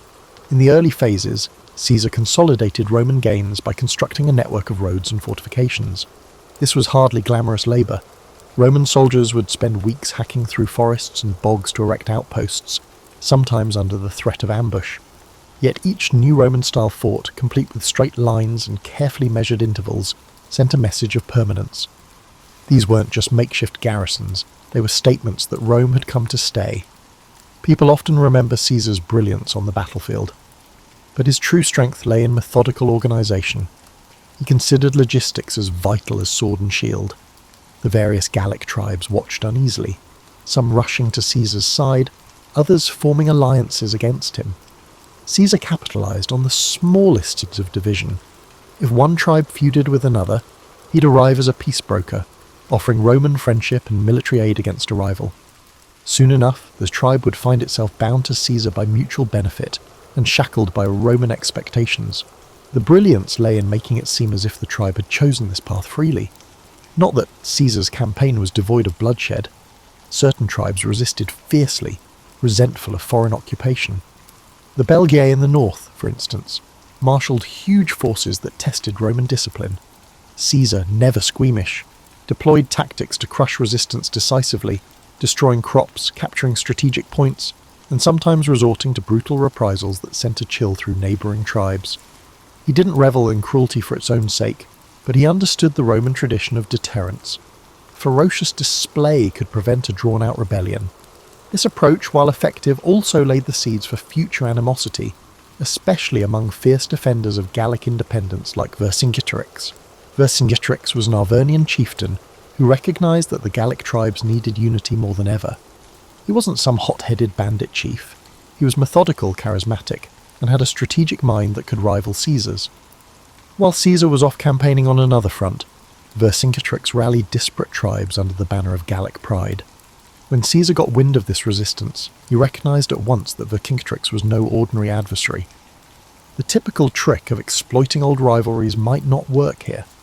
The confrontation between Caesar and Vercingetorix escalated into one of the defining struggles of the Gallic Wars. Vercingetorix adopted a scorched earth policy, instructing villagers to destroy their own supplies and towns to starve the Roman legions of resources. It was a grim strategy, burning fields and uprooting harvests, but it slowed Caesar's advance, creating logistical nightmares for Roman soldiers accustomed to living off the land. For a man who prided himself on controlling every variable, Caesar found himself confronting the unpredictable factor of a charismatic local leader who matched him in cunning. Still, Caesar was a master of adaptation. Recognizing the challenge, he consolidated his troops and chose to besiege key Gallic strongholds. Most famously, he surrounded the fortress town of Alesia, where Vercingetorix had taken refuge with tens of thousands of warriors. The siege of Alesia would become a testament to Caesar's ability to think in layers. He constructed a ring of fortifications around the city to starve out Vercingetorix's forces, and, anticipating a Gallic relief army, he built another ring facing outwards to protect his legions from an attack from outside. This double fortification was an audacious engineering project, involving miles of ditches, ramparts, and watchtowers, enough to give any modern city planner pause. The days wore on under a relentless sun. The besieged Gauls inside Alesia ran short of food. Women and children were turned out of the fortress, hoping for mercy, only to be left stranded between the city walls and the Roman lines. Meanwhile, a massive relief force of various Gallic tribes arrived, attempting to break Caesar's outer defences. During one critical night, it seemed Rome might collapse under the weight of the onslaught. Caesar himself rallied his men, darting from post to post. He knew if Alesia was relieved, Gaul could unite behind Vercingetorix, and Caesar's entire campaign might unravel. Against formidable odds, the Roman lines held. Exhausted from repeated attacks and lacking a coherent strategy, the relief force finally broke. Inside Alesia, with supplies gone, inns and morale shattered, Vercingetorix surrendered. The sight of this defiant Gallic chieftain handing over his weapons underscored the turning point. Rome had asserted its dominance, and Caesar stood at the pinnacle of victory. Yet for all the glory, the end of the siege left many Gauls embittered. Caesar might have pacified the region, but a smouldering resentment would eventually lurk beneath the official peace treaties. When Caesar returned to Rome, he was hailed as a hero. His campaigns in Gaul had quadrupled Rome's domain and filled the Republic's coffers with wealth from newly conquered territories. The Senate awarded him grand triumphs, parades where caged prisoners walked in chains, and the crowd roared with delight. In these processions, Caesar's name became synonymous with military genius and Roman might. Yet the very success that elevated him threatened to unbalance the precarious political framework in Rome. Men like Pompey and Crassus, once his allies, couldn't help but feel overshadowed by the sheer magnitude of Caesar's achievements. The old guard in the Senate grew uneasy. They murmured that Caesar's ambition was too large for the Republic. Even allies wondered if they could remain relevant while Caesar soaked up the glory. Caesar, for his part, believed he had only just begun. His vision extended beyond the spoils of Gaul. He wanted to transform Rome itself, to carve out a position where no single factional rival could stifle him again. This set the stage for an inevitable clash. Caesar's manoeuvres in Gaul, while triumphant, had also sown suspicion and envy. And suspicion and envy in Rome often led to civil war, assassinations, and chaos. But if Caesar was worried, he hardly showed it. Fresh from the greatest victory of his career, he was welcomed like a conquering hero. He stepped onto the marble streets of Rome with a confidence forged in the crucible of countless battles, the final. The uneasy alliance of Pompey, Crassus, and Caesar, often called the First Triumvirate, had always been a marriage of convenience. Each man saw it as a tool to secure power, but once Caesar's Gallic conquests made him the darling of the masses, resentment began to simmer. Pompey, Rome's previous superstar general, noticed public attention drifting from him to Caesar. Crassus, meanwhile, met a tragic end in an ill-advised campaign against the Parthians, leaving Caesar and Pompey as the two principal contenders for the heart of Rome. An undercurrent of tension now pulsed through the city. Senators whispered in corridors, choosing sides. Pompey cozied up to conservative factions in the Senate who viewed Caesar as a threat to the old republican system. Caesar, still away in Gaul, understood he would need to solidify his position back home soon. The term of his governorship was drawing to a close, and if he returned to Rome merely as a private citizen, his enemies could bring him to trial for various alleged misdeeds and effectively end his political career. His solution? He demanded to run for consul in absentia, seeking an extension of the immunity and power he held as proconsul. The Senate refused, with Pompey supporting that refusal. This was the point of no return. Caesar stood at the banks of the Rubicon River, the boundary beyond which lay Italy proper. Roman law was crystal clear. No general was allowed to bring his army into Italy. To do so amounted to a declaration of war. On a winter's night in 49 BCE, Caesar made his choice.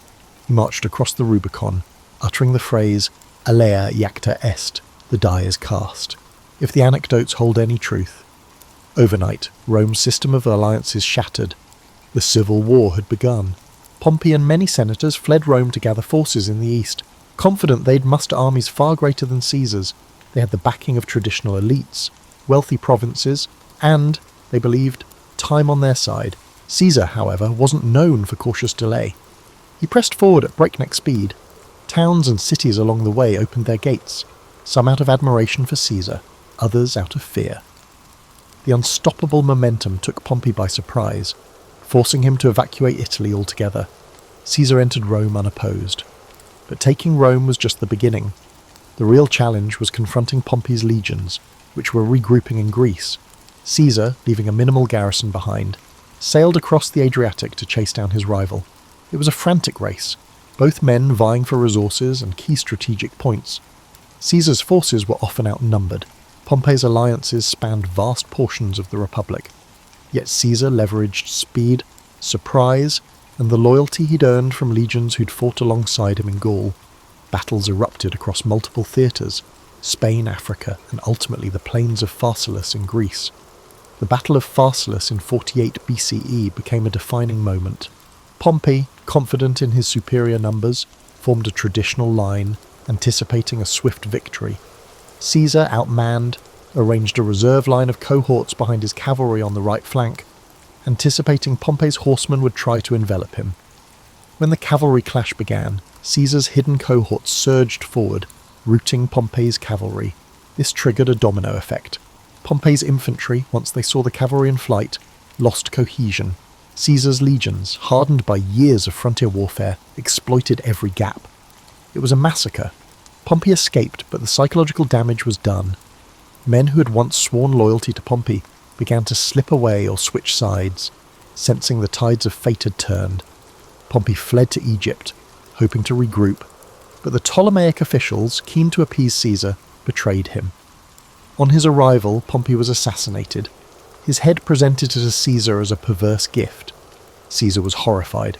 Despite their rivalry, Pompey had once been his son-in-law. Caesar's daughter Julia had been married to Pompey.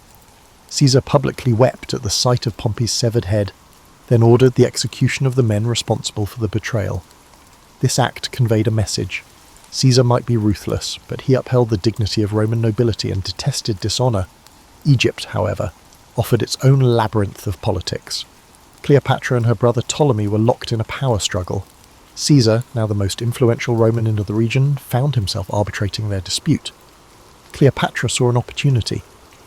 She smuggled herself into Caesar's presence, wrapped in a carpet, so the story goes, and charmed him with her intellect, wit, and grand vision for Egypt. Caesar, never one to resist audacity or intelligence, sided with Cleopatra. The pair consolidated power in Alexandria, defeating Ptolemy's forces and installing Cleopatra as queen. Their liaison was more than romantic, it was a strategic alliance that gave Caesar access to Egypt's wealth while securing Cleopatra's throne. Rome watched these events with fascination and growing anxiety. Caesar was off forging alliances and fathering a child with a foreign queen, Caesarion, while Italy braced for whatever came next. Though Pompey was dead, segments of the Roman Republic still resisted Caesar's rule. Caesar marched on, quelling resistance in Asia Minor, with such speed that he famously declared, "Veni, vidi, vici, I came, I saw, I conquered." Then he headed to Africa, clashing with remaining Pompeian forces and eventually subduing them. By 45 BCE, Caesar stood unchallenged as Rome's paramount leader. The Senate, most of whose members owed him their lives or careers, filled his hands with powers that stretched the limits of Rome's traditions. He was named dictator for 10 years, eventually dictator for life. Some called it a tyranny. Caesar, for his part, claimed he was trying to restore order. He enacted sweeping reforms, revising the calendar into the Julian model, restructuring debts, expanding the Senate, granting citizenship to loyal allies in distant provinces, and planning massive building projects that aimed to beautify the city. He also introduced social measures, like distributing land to veterans. In these moves, Caesar walked a tightrope, consolidating power, while giving just enough to the masses and Senate to keep them largely compliant. But something in the Roman psyche chafed at one-man rule. Rome prided itself on hating kings. Their entire identity was built around a republic, even if that republic was often manipulated by the powerful. Caesar's acceptance of lavish honours and his centralisation of power made some worry that he sought to crown himself. Others found him dangerously modern, someone who might change Rome beyond recognition. And behind Caesar's unstoppable force lay a silent question. Was the Republic just a stage for one man's ambition, or could it endure? When Caesar finally returned to Rome in triumph, the city was abuzz with rumours and festivals. Though war still simmered in the distant corners of the Republic, Caesar's personal magnetism and the promise of stability temporarily silenced most discontent. He orchestrated spectacular public games and feasts, showering the populace with free grain. Statues and monuments sprang up in his honour. Yet beneath the gleaming facade, the core of Roman tradition, those unwritten rules guarding the Republic from monarchy, felt under siege. One example of Caesar's larger-than-life persona was his attempt to reshape the calendar, which was no small matter in Rome. The old lunar calendar had become hopelessly misaligned with the seasons, creating confusion in festivals and civic life. Caesar, advised by astronomers including Sosigenes of Alexandria, introduced the Julian calendar, a solar-based system with a leap year cycle. This was a major administrative reform that didn't just tidy up dates. It demonstrated Caesar's willingness to override centuries of practice if he believed he had a better way. People marvelled at the clarity the new calendar offered, but they also sensed that if Caesar could reorder time itself, what else might he feel entitled to reorder? He poured money into construction. Under Caesar's direction, new buildings, temples, and public spaces sprouted, symbolising a Rome reborn. The Forum grew more magnificent. He commissioned grand projects that not only beautified the city but gave work to thousands of labourers, elevating Caesar's popularity among the common folk. At the same time, he expanded the Senate from roughly 600 to as many as 900 members, adding allies from the provinces and diluting the power of the old aristocratic families. Some saw this as an inclusive move broadening representation within the Roman state. Others viewed it as an egregious power play, a way for Caesar to stack the Senate with loyalists who owed their positions to him alone. All these changes stirred the question, was Caesar still just a leading citizen, or was he inching toward kingship? Rome had a cultural aversion to the very word rex, king. Generations were taught that their ancestors had exiled the last Roman king and vowed never to kneel before another. So when statues of Caesar began appearing in public places, crowned with diadems, some citizens felt a chill. Caesar claimed these were tokens of respect from admirers, not declarations of monarchy, but doubts lingered. At a public festival, Marcus Antonius, a favoured lieutenant, attempted to place a diadem on Caesar's head. Caesar dramatically refused, stating, "Only Jupiter is king of the Romans." But the crowd's reaction was mixed. Some cheered his refusal, others suspected a theatrical performance designed to test public opinion on a monarchy. The dissonance grew sharper as Caesar took on the title dictator for life. In theory, a dictator in Roman history was an emergency measure, appointed for 6 months in times of dire threat, and then required to relinquish power. By extending this temporary position indefinitely, Caesar strained the very definitions of Roman governance. His supporters insisted Rome needed strong leadership given all the unrest, but his critics argued that Caesar was snuffing out the Republican flame. The seeds of conspiracy began to sprout. Senators who longed for a return to the old order, such as Gaius Cassius Longinus and Marcus Junius Brutus, started meeting discreetly. Brutus stood out. He descended from Lucius Junius Brutus, the fabled founder of the Republic who drove out the ancient kings. Caesar had shown Brutus remarkable favour, even rumoured to have paternal affection for him. Yet this complicated bond didn't stifle Brutus's conviction that Caesar's power threatened the Republic's core values. Cassius, a cunning figure with a far darker edge, fanned the flames, reminding Brutus of his ancestors' legacy and the sacred duty to protect Rome from a tyrant.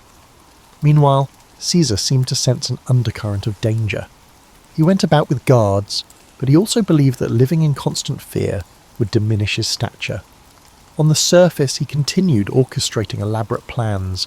He was preparing a massive campaign against Parthia in the east and intending to surpass even Pompey's conquests. Returning to Rome from that victory, Caesar likely envisioned a final consolidation of power, an unassailable legacy. His mind overflowed with new ideas for governance, law codes and expansions of citizen rights. He confided in close allies that his rule would transform Rome into a cohesive empire rather than a loose confederation of territories. Yet those grand visions collided with the simmering resentment of the senatorial class. Many of them had gone along with Caesar out of pragmatism, biding their time, waiting for a chance to assert the old ways. They resented how Caesar's reforms undermined their prestige, how his populist measures made the people less reliant on senatorial patrons. Some conspirators hoped to reinstate a pure republic with limited terms of office and carefully balanced powers. Others simply wanted Caesar gone, viewing him as an existential threat to their personal standing. So as Caesar walked the marble floors of the Curia, conferring with senators, not all who greeted him warmly were true allies. The facade of unity was just that, a facade. Whispers circulated about the Ides of March, a date the conspirators had marked as pivotal. Caesar, distracted by preparations for upcoming campaigns, either dismissed or downplayed the signs of looming treachery. He was, after all, Julius Caesar, the man who escaped pirates, conquered Gaul, and overcame Pompey. To him, fear was a cage he refused to live in. To the conspirators, his confidence was both an insult and an opportunity. The stage was set, and all of Rome felt the tension in the air. The days leading up to the Ides of March had a strange energy in Rome. Senators bustled about with forced smiles, while scribes noted a flurry of edicts and proposals Caesar aimed to finalise before departing on campaign. Craftsmen laboured on newly commissioned statues and inscriptions praising Caesar's achievements. Meanwhile, anxious whispers seeped through the city, swirling in the smoky corners of taverns and the hush of aristocratic dinner parties. Caesar himself oscillated between excitement for his Parthian expedition and vague apprehension. Omens were a big deal in Roman society, and several odd occurrences had stoked superstitions, reports of strange lights in the sky, or a soothsayer who warned Caesar to beware the Ides of March. Caesar, rational yet not entirely dismissive of Quran auguries, seemed torn between curiosity and disbelief. He joked about the warnings, telling friends the Ides of March had arrived and nothing had happened yet. But behind the levity, hints of caution surfaced. He was known to have shared concerns with Calpurnia, his wife, who begged him on to be vigilant. The conspiracy gained momentum. Cassius worked tirelessly, approaching senators who felt displaced by Caesar's sweeping reforms or who bore personal grudges. Persuading Brutus had been the linchpin. Brutus's moral standing and family legacy offered a veneer of honour to what might otherwise look like a naked power grab. With Brutus on board, recruiting others became easier. Each conspirator had different reasons. Some claimed to fight for the Republic's freedom, others sought personal gain or revenge, yet they united under a single, dramatic resolution: Caesar must be removed. One version of their plan involved attacking Caesar during a Senate session, when he would be relatively unguarded. In theory, the presence of so many senators served as a public shield. Caesar wouldn't expect a mass attack in the heart of Roman governance. The conspirators also believed that once the deed was done, they could proclaim themselves defenders of liberty, summoning the people to restore republican ideals. Despite the risk, none could deny the plan's audacious simplicity. The Senate meeting on the Ides of March beckoned like a grim appointment. The morning of the Ides arrived. Calpurnia, shaken by nightmares, implored Caesar not to go. Some historians claim she dreamed of a statue of Caesar spouting blood, or of him lying slain in her arms. Moved by her distress, Caesar initially decided to stay home, possibly rescheduling the Senate session. That alone could have altered history. But the conspirators panicked when they heard Caesar might not come. They dispatched Decimus Brutus, no relation to Marcus Brutus, but another close ally, to persuade Caesar. Decimus feigned concern that Caesar would insult the Senate by his absence, diminishing his standing right before his grand campaign. So, despite Calpurnia's pleas, Caesar relented. He donned his ceremonial toga and left for the Curia. Inside the Senate meeting, the atmosphere was thick with tension, though it started off with formalities. Caesar took his seat. A group of conspirators approached, pretending to ask a favour on behalf of a political exile. They surrounded him as if to press their case more passionately. Then, as the story goes, at a signal, daggers appeared. The first strike came from Casca, and others joined. Accounts vary. Some say Caesar tried to defend himself, others that he was too overwhelmed. He was stabbed multiple times, the final blow from Brutus, prompting Caesar's legendary and possibly apocryphal utterance, "Et tu, Brute?" In moments, it was over. Caesar lay dead at the foot of Pompey's statue, a cruel twist of fate for the man who had once wept for Pompey's demise. The senators, spattered with blood, proclaimed they had liberated Rome from tyranny. They expected the city to greet them as heroes, yet the immediate reaction was shock, not jubilation. Citizens fled the Curia, unsure whether more violence would follow. The conspirators had planned for Caesar's death, but they hadn't planned for the emotional vacuum it would create among the Roman populace. The question remained, had they truly saved the Republic, or just unleashed chaos? Brutus and Cassius tried to calm the city with speeches, invoking the memory of their ancestor Lucius Junius Brutus, who banished Rome's last king centuries before. They insisted they had restored the Republic, but the people had witnessed Caesar's generosity, his banquets, land distributions, public games. Many commoners revered him. Anger and sorrow brewed in the streets. Word spread of the savage butchery in the Senate. Far from celebrating the conspirators, many citizens demanded vengeance. Mark Antony, who had not participated in the conspiracy, seized this public sentiment. He delivered a funeral oration for Caesar that became legendary. Antony spoke with passion, displaying Caesar's blood-stained toga, stirring the crowd into a frenzy against the conspirators. Some historians say Caesar's body was burned in the forum itself, with the flames fed by citizens who tossed in furniture and items as offerings. The conspirators, realizing the tide had turned, fled the city. Outrage soared, and the once proud Senate found itself overshadowed by the populist fury that Caesar had so skillfully harnessed in life. Thus, the killing that was intended to save the Republic actually accelerated its decline. Power soon consolidated not around a restored Senate, but around new strongmen, Mark Antony, Octavian, Caesar's young heir and adopted son, and others who would jockey for command in the following years. In death, Caesar had transcended mortality to become an icon, some would say a martyr, while the vision of a renewed republic, ironically, slipped further away. The aftermath of Caesar's assassination was as turbulent as any period Rome had ever seen. The city, already tense from years of civil conflict, discovered that removing one towering figure didn't automatically restore the old republic. Instead, a new power vacuum emerged, quickly filled by those with the ambition and resources to claim it. Mark Antony, Caesar's closest lieutenant, was first on the scene, leveraging his connection to the slain dictator to rally the masses, but Caesar had named a surprise heir in his will, Gaius Octavius, better known as Octavian, his grandnephew. Only 19 years old, Octavian carried Caesar's name, and soon enough, Caesar's legions would rally around him too. Brutus and Cassius fled Rome, hoping to raise armies in the eastern provinces. They published declarations defending the assassination as an act of patriotic duty, but the events in Rome worked against them. The funeral oration by Antony had painted them as traitors to Caesar, and, by extension, enemies of the Roman people. Legions loyal to Caesar scorned the conspirators. Lines hardened. Another round of civil wars seemed inevitable, as one man's ambition had morphed into a generational crisis of identity for Rome. Though Antony and Octavian initially eyed each other with suspicion, they realised they stood a better chance against the conspirators if they cooperated. Along with Marcus Lepidus, a trusted commander, they formed the Second Triumvirate. Unlike Caesar's informal arrangement, this triumvirate was legally sanctioned, granting the three men near absolute power to reorganise the state. And reorganise it they did. Prescriptions, lists of enemies of the state, were published. Men of wealth and influence found themselves outlawed. The triumvirate seized property and executed opponents, echoing the grim days of Sulla's dictatorship. The conspirators, meanwhile, mustered forces in the east, culminating in the climactic Battle of Philippi in 42 BCE. Brutus and Cassius were defeated, and they chose suicide over capture. If Caesar's murderers hoped for a renaissance of republican ideals, they had gravely miscalculated. Rome was now torn between competing strongmen. After Philippi, tensions rose between Antony and Octavian.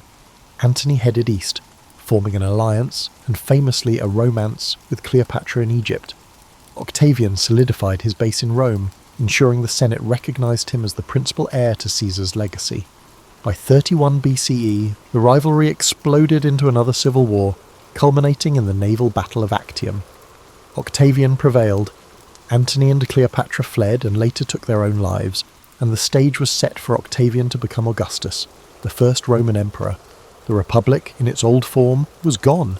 And what of Caesar's legacy? His name, Caesar, would become synonymous with rulership itself. From Kaiser in German to Caesar in Russian, leaders in distant lands would adopt the moniker as a badge of imperial might. His reforms, especially the Julian calendar, outlived him by centuries, influencing how millions of people mark time. His writings, particularly the commentaries on the Gallic and Civil Wars, remained essential reading for generations of statesmen and generals, admired for their clarity and rhetorical brilliance. In a strange twist, the Senate that once feared him voted to deify Caesar after his death, proclaiming him Divus Iulius. Shrines and temples to the divine Julius sprang up, turning him into a figure of worship. This posthumous deification gave Octavian an added aura of legitimacy. He was now Divi Filius, the son of a god. One might argue it was the final irony. The same institution that bristled at his ambition now raised him to divine status. This transformation reflected the contradictory nature of Roman politics, practical to the core, yet steeped in superstition and reverence for signs and wonders. Public memory of Caesar remained divided. Many admired him for championing the lower classes, taking decisive action to end Rome's internal strife, and extending Roman influence abroad. Others condemned him as the man who shattered the Republic's checks and balances, making a single-man rule inevitable. Over time, historians, playwrights, and orators distilled his story into dramatic beats. The brilliant general, the cunning politician, the betrayed friend. Those wanting a moral lesson found ample material. Some used him as a warning against unchecked ambition, others as an example of visionary leadership undone by a petty jealousy. Yet there's a deeper layer to Caesar's life, one less recounted in popular lore.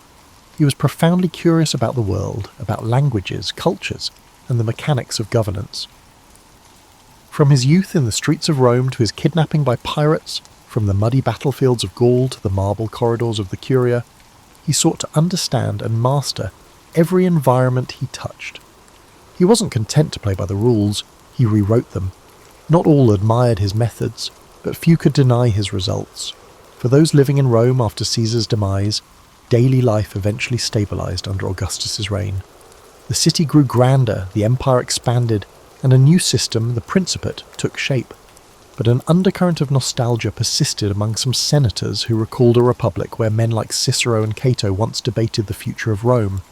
They wondered if, in slaying Caesar, they had severed the last chance to preserve republican dignity, or if Caesar's very presence had doomed it from the start. And so the figure of Julius Caesar stands in Roman history not simply as a conqueror or a dictator, but as a turning point. He harnessed ambition, popular support, and raw military skill to reshape the world's greatest republic. And in doing so, he cleared a path for imperial rule. Some see him as a hero visionary who expanded Rome's horizons. Others view him as the ultimate usurper, betraying the collective governance that had once defined the city's spirit. Perhaps both are true. In the end, Julius Caesar's story reminds us that history rarely lends itself to neat labels. The arcs of power, destiny, and personal will often weave together in ways that defy easy categorization. And if there's one lesson that resonates across the centuries, it might be this. When a single individual grows too large for the existing order, transformation, however exhilarating or destructive, becomes inevitable.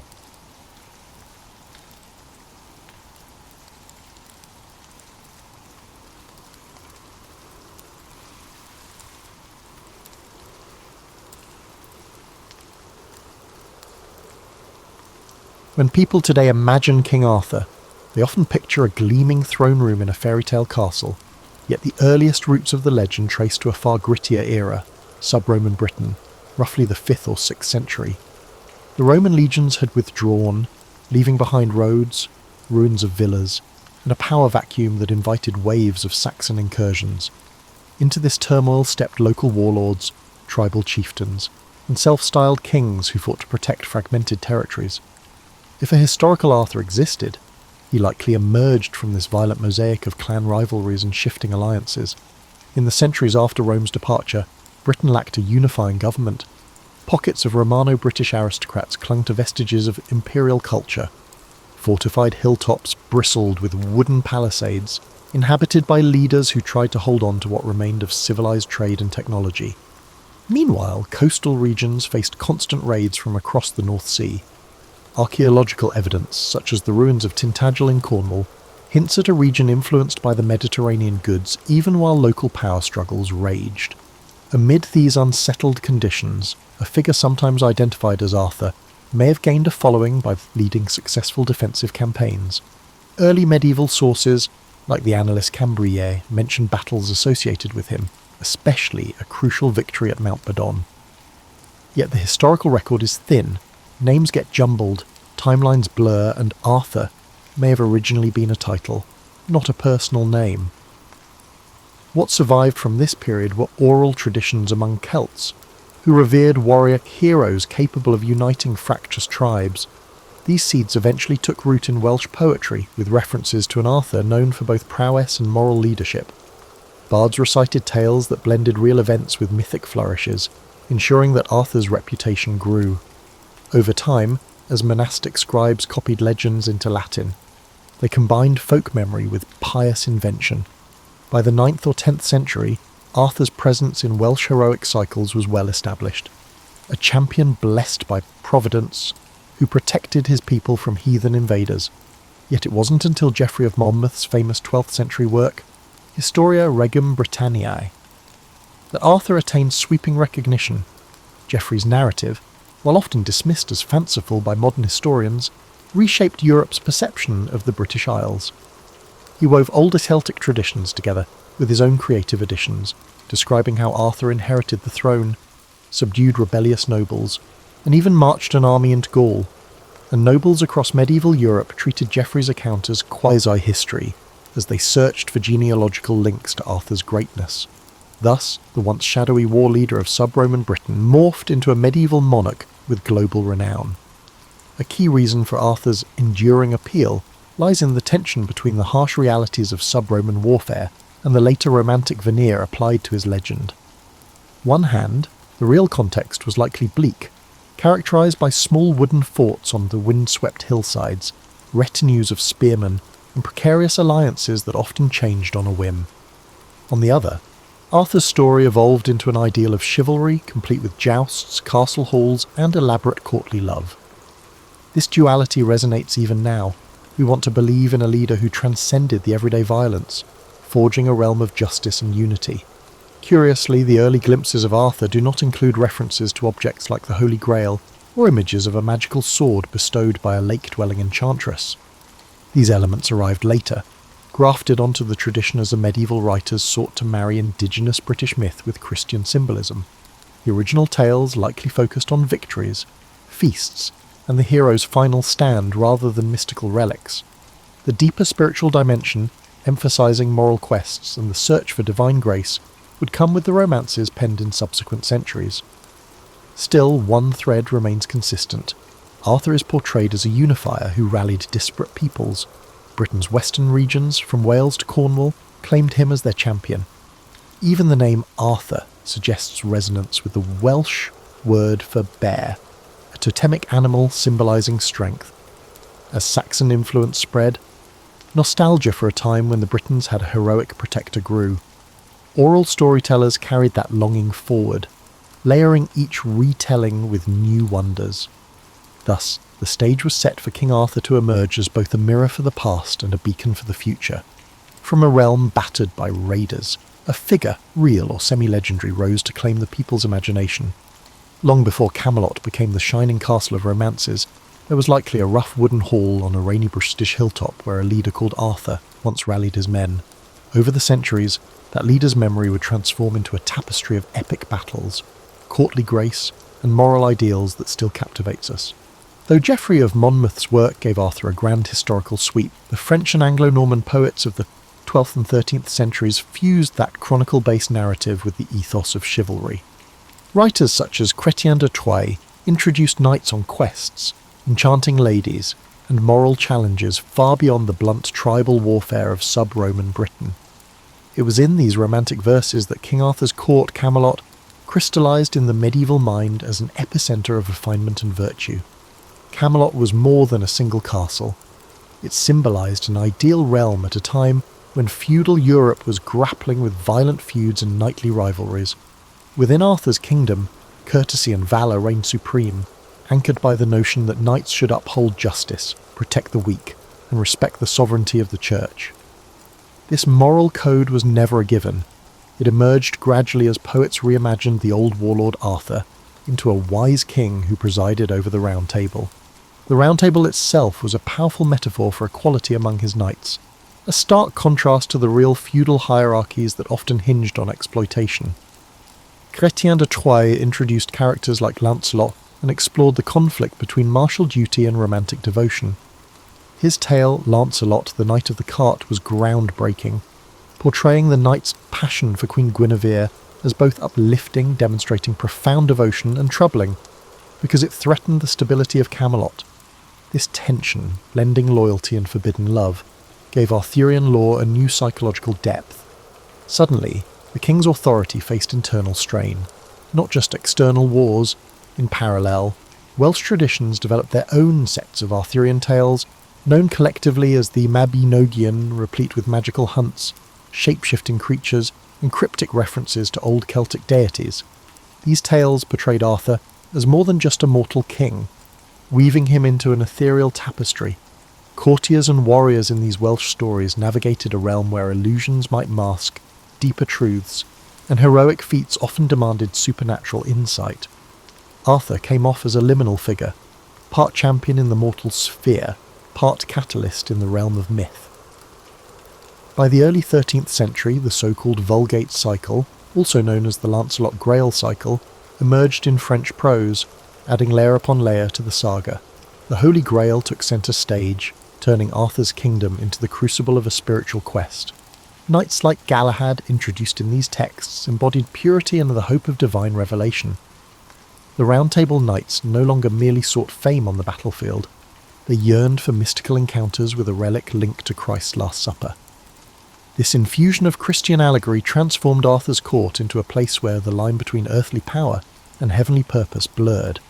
Through these expansions, King Arthur's story ceased to be a single consistent narrative and became more of a shared mythos. Different authors selected episodes that suited their tastes. Some highlighted Guinevere's moral dilemma, others fixated on Lancelot's feats, while still others delved into the Grail's riddles. Arthur himself at times slipped into the background as his knights took centre stage, grappling with illusions, prophecies, and moral failings. Yet the concept of Camelot as a golden era endured, a testament to a kingdom so just and noble that it attracted divine interest, even if it was eventually undone by human frailty. Despite the high-minded chivalry these romances extolled, they also contained warnings. Arthur's realm offered a vision of perfect rule, but the seeds of its fall were sown within its ranks. Lancelot's betrayal, Mordred's treachery, and the knight's fragmentation underscored how easily greatness could unravel. In reflecting on these fictional events, medieval audiences might ponder the fragility of their societies. Royal courts and noble houses existed in perpetual tension, threatened by ambition, jealousies, and foreign wars. Arthur's downfall was thus a cautionary mirror, reminding them that no empire, however idealized, was immune to the foibles of humanity. At the same time, the Arthurian cycle provided a spiritual dimension that comforted or challenged believers. The quest for the Grail, especially as told in the Questa de Saint Graal, championed asceticism over mere knightly prowess. Knights who succeeded did so by humility and moral purity rather than brute force. This concept of sanctified heroism was novel in an age when military might typically defined power. Through the lens of Arthur's story, audiences could imagine a higher calling, one that demanded introspection as much as external victory. Thus, by the High Middle Ages, Arthur had become both a glittering monarch and a figure overshadowed by the complexities of his realm. Whether enthroned at Camelot or overshadowed by Lancelot's and Gawain's exploits, he represented a cultural wellspring that authors and audiences reshaped to reflect their aspirations, anxieties, and theological preoccupations. The warlord of an obscure British epoch had been thoroughly recast as the lodestar of chivalric civilization, a transformation that would resonate for centuries to come. While medieval audiences revelled in Arthurian romances, the Renaissance brought a degree of scepticism toward medieval chivalry. As Europe rediscovered classical antiquity, tastes shifted toward realism and historical inquiry, yet King Arthur proved remarkably resilient, inspiring new works even in an era that questioned medieval faith in the miraculous. Writers, dramatists, and pamphleteers recognised that the epic scope of Arthur's saga could be reinterpreted to address the ideological battles of the 16th and 17th centuries. A prime example of this adaptability is Edmund Spenser's The Fairy Queen, 1590s, which drew heavily on Arthurian motifs, though it cast its hero in allegorical form. Spenser depicted Prince Arthur as the embodiment of perfection, seeking the Fairy Queen, representing Queen Elizabeth I. This conflation of Arthurian tradition with contemporary royal symbolism turned the old legend into a vehicle for praising Tudor rule. Even if the real Tudors had tenuous claims to genealogical descent from Arthur, the mythology served as a potent piece of propaganda, implying a lineage stretching back to the dawn of British greatness. Simultaneously, the printing press facilitated the widespread circulation of Sir Thomas Malory's Le Morte d'Arthur, first published by William Caxton in 1485. Though Malory wrote in the 15th century, the Renaissance generation rediscovered his compilation, which fused French and English sources into a comprehensive Arthurian epic. Its themes of loyalty, betrayal, and the tragic cost of internal discord found new resonance as England grappled with the religious schisms and dynastic uncertainties. Malory's text appealed to those craving heroism, but wary of the illusions that once cloaked medieval piety. In the broader European context, interest in King Arthur sparked debates over authenticity. Scholars asked whether Geoffrey of Monmouth's or Malory's accounts contained a kernel of fact or pure invention. Antiquarians pored over genealogical charts, local place names, and fragmentary manuscripts trying to prove or disprove Arthur's real existence. Some claimed he was a Celtic champion who fought off Saxon invaders, while others labelled him a total fabrication. Interestingly, these historical controversies did little to dampen the public's appetite for Arthurian plays, poems, and pageants. Real or not, Arthur remained a cultural touchstone. During the Elizabethan era, chivalric nostalgia blended with the monarchy's political agenda. Spectacles at court sometimes featured tilts and tournaments staged in an Arthurian spirit, accentuating the monarchy's claim to a glorious British past. However, as the 17th century wore on, civil war erupted in England, toppling the monarchy for a time.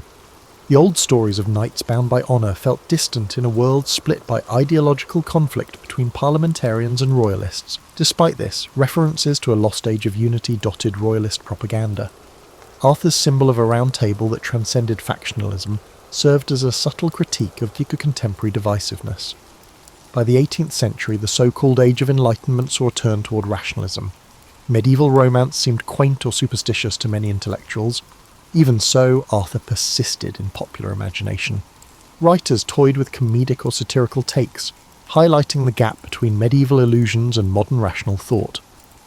In these retellings, the feats of Arthur's knights, slaying dragons or embarking on magical quests, looked increasingly improbable. Yet these parodies only increased public familiarity with the legend, ensuring that the name of Arthur remained in circulation. Throughout this period, British national identity slowly coalesced, especially after the 1707 Act of Union merged England and Scotland.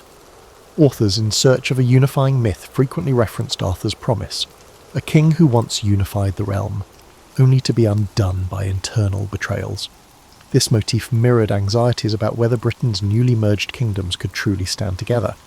Arthur's legend functioned as both inspiration and a cautionary tale, a reflection on the costs of disunity. Scholarly curiosity about Celtic heritage also played a role, spurred by the romanticisation of ancient bardic traditions. Researchers scoured Welsh, Breton, and Cornish folklore, curious to find evidence that might clarify Arthur's historical basis. Sometimes researchers would weave fragments of old poems or place-name legends into rational arguments about Arthur's possible birth date, or the location of specific battles. Although definitive proof remained elusive, each attempt underscored how the figure of Arthur bridged scholarship and myth, standing at the intersection of legend's emotional power and history's demand for evidence. Thus, between the Renaissance and the Enlightenment, King Arthur was never a static figure. He became a mirror for each era's hopes, illusions, and debates about monarchy, unity, and cultural identity. Whether cast as a courtly knight, a symbolic ancestor of present rulers, or a relic of superstition, Arthur retained the ability to inspire, provoke, and challenge. By the dawn of the Romantic era, he was poised for yet another grand revival, this time in poetry and the emerging novel form, ensuring his endurance for centuries to come. The Romantic movement of the late 18th and early 19th centuries embraced medievalism with gusto, seeking inspiration in distant ages perceived as more authentic and emotionally resonant. King Arthur's lore fit perfectly into this artistic wave. Writers such as Sir Walter Scott wove chivalric elements into historical novels, while lesser-known poets invoked Arthurian motifs to evoke the sublime and the melancholic. Crucially, this period saw a reimagining of the Arthurian legend not just as a national myth, but as a repository of human longing and natural wonder. The Romantics valorized medieval ruins, folk ballads, and the sense that modern industrial society had lost contact with deeper truths. In this context, Arthur's court represented a realm where honour and beauty reigned, untainted by mechanized progress. Landscapes, misty moors, ancient stone circles, hidden lakes, acquired near mystical qualities, frequently associated with tales of Arthur's final departure for the Isle of Avalon. Paintings of the era depicting Guinevere or the Lady of Shalott combined lush colour and a dreamy atmosphere to create a longing for an irretrievable past. Perhaps the most significant revivalist during the Victorian age was Alfred. Lord Tennyson, whose Idylls of the King, published between 1859 and 1885, cast Arthur as a moral exemplar struggling against the corruption within his realm. Tennyson's verse soared with idealism yet carried an undercurrent of disillusion. In his hands, Camelot became a metaphor for Victorian Britain's aspirations, empire, technology, and moral righteousness, while the knight's failures reflected the era's anxieties about hypocrisy and social decay. The story of Lancelot and Guinevere became a tragic testament to human vulnerability, overshadowing the earlier illusions of gallantry. Tennyson's work was no mere literary exercise. It shaped Victorian cultural consciousness. Stained glass windows, tapestries, and even Artois-Haman architectural motifs sprang up in wealthy homes and public buildings, all referencing Arthurian scenes. Critics lauded Tennyson for elevating the legend to a moral epic, while detractors argued that he sanitized the more raw or ambiguous aspects. Nonetheless, Idylls of the King remained wildly popular, reinforcing the notion that Arthur's tale offered moral guidance for a modern age. Even Queen Victoria reportedly admired Tennyson's interpretation, seeing in Arthur's struggle a reflection of her desire to maintain moral authority in a changing world. Outside poetry, the arts and crafts movement, led by figures like William Morris, found in Arthurian romance an antidote to industrial mass production. Morris's designs, from wallpapers to bookbindings, invoked the swirling lines and medieval patterns reminiscent of illuminated manuscripts. He even wrote his own Arthurian-based works. For Morris and his circle, the legend represented a craftsmanship ethic and a sense of community lost to factory labour. Decorating one's home with Arthurian motifs hinted at a quest for authenticity in an increasingly mechanised society. Across the Channel, French and German intellectuals took note of this English fascination. Translations of Tennyson circulated, and cultural salons discussed the universal quality of the Arthurian myth, a noble ruler undone by betrayal and human weakness, a reflection on how the grandest visions can collapse from within. The story of a once cohesive realm fracturing resonated broadly in a time marked by revolutions and the unification of states like Italy and Germany. Yet the more the Victorians idealised Arthur, the more some critics pushed back. Realist authors found the legend archaic. They lampooned the knights as naive dreamers or castigated the romantic obsession as escapism, ignoring pressing social issues like poverty and inequality. Novelists such as Charles Dickens or Elizabeth Gaskell focused on contemporary life, rarely referencing Arthur. Still, even in their works, the notion of a lost moral centre lurked, as if Camelot's shadow lay over an industrial landscape that had lost its spiritual moorings. By the late 19th century, the medieval revival reached its peak. Pre-Raphaelite painters like Edward Burne-Jones rendered sumptuous scenes of knights questing in forests dappled with improbable light. Guinevere's hair glowed with golden hues, Lancelot's armour gleamed, and Arthur himself stood as a solemn, almost tragic figure. The emphasis on colour, texture, and emotion showcased how thoroughly the legend had been claimed by the aesthetic movement. King Arthur was no longer just a steam taught in school, he was a cultural phenomenon bridging literature, art, interior design, and public discourse about morality and progress. This fervent romantic and Victorian reclamation set the stage for a 20th century that would wrestle anew with Arthur's meaning. As empire gave way to modern war and the illusions of unstoppable progress cracked, the question loomed: would the Arthurian legend remain relevant, or would it be relegated to the dusty corners of libraries, overshadowed by more pragmatic narratives of science and modernity? The coming era would test that question in unexpected ways, ensuring that the tale of Britain's mythical king continued to evolve. The early 20th century confronted the Arthurian legend with 2 world wars and a changing cultural landscape that tested all forms of romanticised history. Yet the legend adapted once more. On the literary front, novelists and scholars revisited the medieval sources, sifting myth from alleged fact with renewed vigour.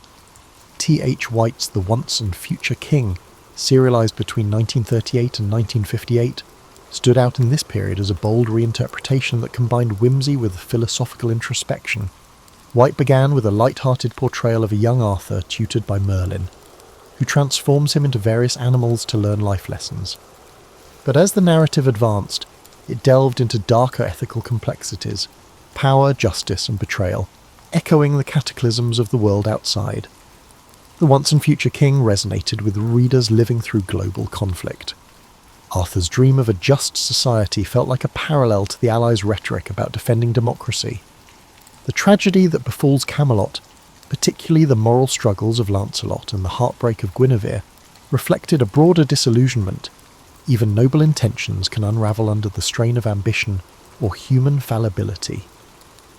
White's comedic touches balanced these weighty themes, allowing the novel to remain accessible to a wide audience. Critics praised his ability to weave personal growth, political ideology, and mythic grandeur into a single tapestry. Academic circles also turned a fresh eye toward Arthur's historical underpinnings. Archaeologists launched digs at sites like Cadbury Castle in Somerset, some identifying it with Camelot, and uncovered evidence of a significant 5th or 6th century fort.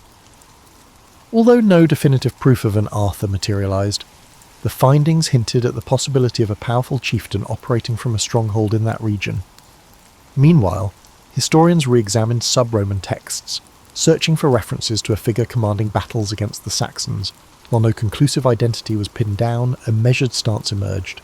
Perhaps an actual war leader existed, whose memory, amplified by oral tradition, evolved into legend.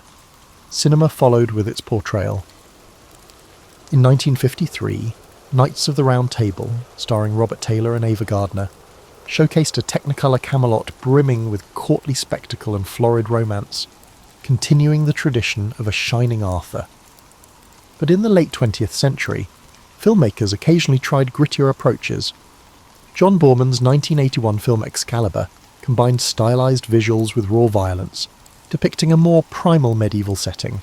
Merlin, played by Nicol Williamson, stole scenes with cryptic monologues about fate, while the blossoming and decay of Camelot took on an almost hallucinatory quality. Audiences were jarred by the film's blend of gore, mysticism, and grandeur. Critics either applauded its boldness or found it excessive, but it certainly broke with the genteel Arthur of earlier screen adaptations. Meanwhile, pop culture began to incorporate Arthurian references beyond the realm of cinema.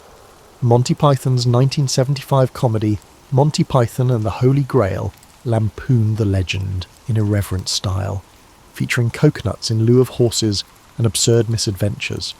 Despite, or perhaps because of, its silliness, it became a cult classic, proving that Arthur's story could be subverted for comedic effect without losing audience interest. Even in parody, the core elements, Galahad, the Grail Quest, the Round Table, remained recognisable. This comedic distance from the old texts underscored how deeply Arthur's image had embedded itself in Western consciousness. In literature for younger readers, Mary Stewart's The Merlin Trilogy reimagined the wizard's perspective, grounding the magic in psychological realism and meticulously rendered British geography. Stewart minimised overt supernatural events, preferring to show how illusions or cunning might be perceived as sorcery in a credulous age. Stewart's strategy tapped into the mid-century desire for historical fantasy, effectively connecting a realistic Roman-British setting with the mythical aspect of Arthur's ascent. By the dawn of the 21st century, the legend was a global phenomenon. Writers from diverse backgrounds introduced new vantage points. Some retold Arthur's story from the viewpoint of Morgan Le Fay, or other female figures marginalised in older narratives. Others transposed it into futuristic or dystopian settings, using the Arthur's motif to explore power and identity in contexts far removed from medieval Britain. Thus, King Arthur's world became a mirror for contemporary concerns, reaffirming the legend's agility. A curious outcome of all these reinterpretations is that none seem to diminish Arthur's draw. If anything, the multiplicity of versions cements his place in popular culture as a figure who can shift shape to match an era's dreams or anxieties. Where once sub-Roman Britons might have invoked him as a war hero, the modern West might see him as a moral king, a comedic foil, or a reluctant idealist. Enduring elasticity attests the story's profound roots in the collective imagination, perpetually setting the stage for new guests and new stories. In parallel with the cultural expansions of Arthur's legend, a robust subfield of scholarship continually probed the question, how much of Arthur is history and how much is layered invention? Academic conferences and journals wrestled with topics like the historical Arthur, the Celtic Twilight, and post-colonial readings of the Arthurian myth. Some scholars fixate on gleaning every trace of authenticity from early medieval records. Others see Arthur primarily as a literary phenomenon, shaped less by actual events and more by cultural narratives that shift with each retelling. One provocative angle is the possibility that Arthur's name reflects not one person, but a composite of leaders. British historians note multiple characters named Arthur or Artorius in sub-Roman or early medieval contexts, some from southern Scotland, others from Wales or Cornwall. Each might have contributed pieces to the mosaic that later generations unified into a single, legendary king. The idea of a collective memory forging one iconic hero is hardly unique to Arthurian lore. Many cultures craft similar symbols to rally identity. If Arthur was indeed a tapestry of warlords, that might explain the scattered battles assigned to him across wide geographic swathes. Another line of research examines the political uses of Arthur. In 12th and 13th century Wales, for instance, Welsh rulers invoked Arthur's memory to legitimise resistance to Norman encroachment. English monarchs, conversely, sometimes appropriated Arthur's lineage to strengthen their own claims or diminish Welsh claims. Centuries later, the Tudors, with Welsh roots, further shape the narrative of Arthur's once and future kingship, aligning themselves with the prophecy that a great British ruler would return. Such manipulations highlight how historical memory, even if partly invented, wields tangible power in shaping political discourse. Archaeology stepped into the conversation as well. Findings at Tintagel in Cornwall revealed high-status buildings from the 5th and 6th centuries, suggesting a region engaged in Mediterranean trade. Some scholars speculated a link to King Arthur's birthplace, but others cautioned that no direct evidence ties Arthur to Tintagel. Similarly, excavations at South Cadbury Castle uncovered earthworks that were refortified around the same time, fueling speculation that it could be Camelot. Yet conclusive proof remains elusive. Even if sub-Roman warlords inhabited these sites, linking them specifically to Arthur often leans on inference or local lore. Still, these discoveries add texture to the environment from which an Arthur-like figure could have emerged. Hill forts bustling with trade goods, imposing ramparts, and fleeting glimpses of renewed local power. As for the Holy Grail, scholars trace its introduction to literary creativity rather than any early Celtic tradition. The Grail's first mention appears in Chrétien de Troyes' 12th century French romance. Over subsequent centuries, writers redefined it variously as a dish, a chalice, or a holy relic. By Malory's era, it symbolised divine grace. Though evocative, it likely has no root in actual sub-Roman Britain. Yet ironically, the Grail quest would become one of Arthur's best-known storylines, showing again how later imaginings overshadow any original kernel. The final element often dissected by historians is the notion of Arthur's final battle at Camlan and his supposed immortality. Tales insists he didn't die but journeyed to Avalon, awaiting the time to return and save his people. This motif of the sleeping hero resonates in multiple mythologies, from Finnish to Balkan, where a legendary champion slumbers in a secret realm, ready to defend the land in its hour of greatest need. If Arthur's earliest known mentions already included an ambiguous death, it might indicate a broader mythic pattern. Cultures often prefer that their great heroes linger, promising cyclical renewal. Contemporary scholarship then juggles these layers: the possible sub-Roman commander, the medieval expansions, the Victorian romanticisation, and the modern reinterpretations. If a purely factual Arthur existed, it remains overshadowed by centuries of imaginative flourish. Yet the continued scholarly debate underscores that the legend's essence is not about verifying a single historical biography. Instead, it's about the interplay between memory, identity, and creativity. Each era projects its questions and values onto Arthur, gleaning new answers from the same set of age-old motifs. Within this dialogue lies a paradox. While we yearn to know the real Arthur, it's the transformations of his story that keep him relevant. The search for authenticity endures, but so does the tradition of rewriting him, ensuring that every generation finds its reflection in Camelot's mirror. That dual dynamic, archaeological hunts for evidence alongside fresh literary spins, continues to enrich Arthur's mystique, bridging academic rigour and imaginative flight. Today, King Arthur stands as a cultural mainstay, simultaneously ancient and ever-evolving. From glimmering blockbusters to niche historical novels, he resonates with modern audiences for reasons that extend far beyond medieval romance. Why does he endure? Perhaps because the Arthurian legend, at its core, addresses universal yearnings, the dream of a just society, the pain of betrayal by those closest to us, and the hope that even in times of darkness, a champion might arise or return. In the realm of pop culture, Arthur's story reappears in myriad forms. Television series recast Camelot as a gritty drama or comedic parody. Role-playing games include knights and wizards referencing Arthurian tropes.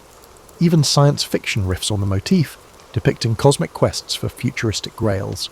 Each adaptation tweaks the formula, exalting or subverting the Round Table, focusing on Arthur's naive optimism or Merlin's ambiguous counsel. The legend's adaptability seems limitless, thriving precisely because it does not lock itself into a single vantage point. Moreover, modern creators often place greater emphasis on peripheral characters.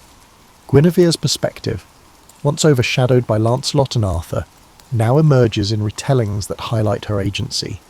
Morgan Le Fay, long pigeonholed as a seductive antagonist, gains complexity as a powerful sorceress shaped by a political marginalisation. Knights like Gawain or Tristan star in spin-off narratives, that delve into their motivations, trials, and moral failings. This expansion underscores an inclusive trend in storytelling. The supporting cast can hold as much intrigue as the central hero, adding depth and nuance.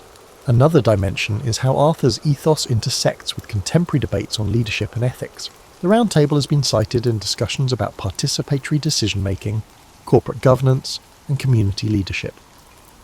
People often pose questions such as, how can we ensure honesty and loyalty in organisations? Or, what if our boardroom resembled a round table where every voice is equal? The metaphor of Camelot's unity haunts these dialogues, reminding us that ideals are fragile and require constant vigilance against corruption. Even a figure as iconic as Arthur cannot sustain a just kingdom alone, if the underlying structures give way to jealousy and power struggles. Meanwhile, historians continue refining their judgments on the historical Arthur.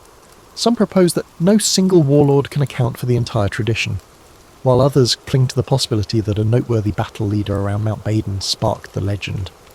Though conclusive proof remains elusive, each new archaeological find or textual analysis can stir a fresh wave of interest. The pursuit itself testifies to an enduring desire to ground the legend in tangible fact, as if verifying Arthur might restore some sense of continuity between past ideals and present realities. Education also plays a part. Children encounter Arthur in school anthologies, gleaning rudimentary knowledge of knights, queens, and magical swords. Universities hold seminars on the Arthurian canon, exploring everything from Celtic myth to psychoanalytic readings of the Grail quest. For many, King Arthur is their first taste of medieval literature, an accessible portal into broader historical currents. Hence, the legend perpetuates itself academically, weaving into curricula that spark each generation's imagination. The future of Arthurian legend seems as secure as its past. Technological tools like virtual reality, interactive digital storytelling, and immersive theatre open new frontiers. Imagine wandering a VR Camelot, conversing with AI-driven versions of Lancelot or Morgan, shaping the narrative by your own moral choices. The possibilities speak to the legend's adaptability. Far from being stuck in dusty manuscripts, Arthur's realm can flourish in cutting-edge mediums, bridging the ancient with the futuristic. Yet for all the modern flourishes, the core themes remain consistent. The heartbreak of betrayal, the aspiration for a round table of equals is a prevalent theme. The story explores the interplay between magic and mortal ambition.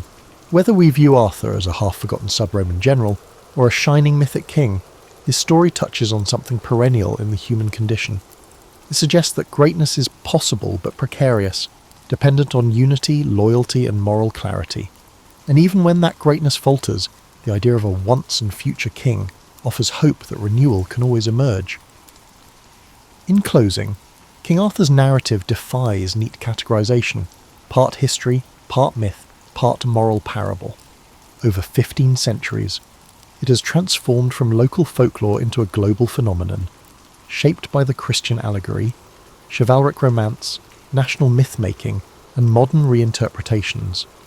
Each retelling adds a new layer, ensuring the story remains alive, not fossilized. To trace its evolution is to glimpse our own cultural evolution. We find in Arthur a mirror for our collective dreams and disillusionments, an ever-shifting testament to humanity's enduring quest for a noble realm we might call Camelot.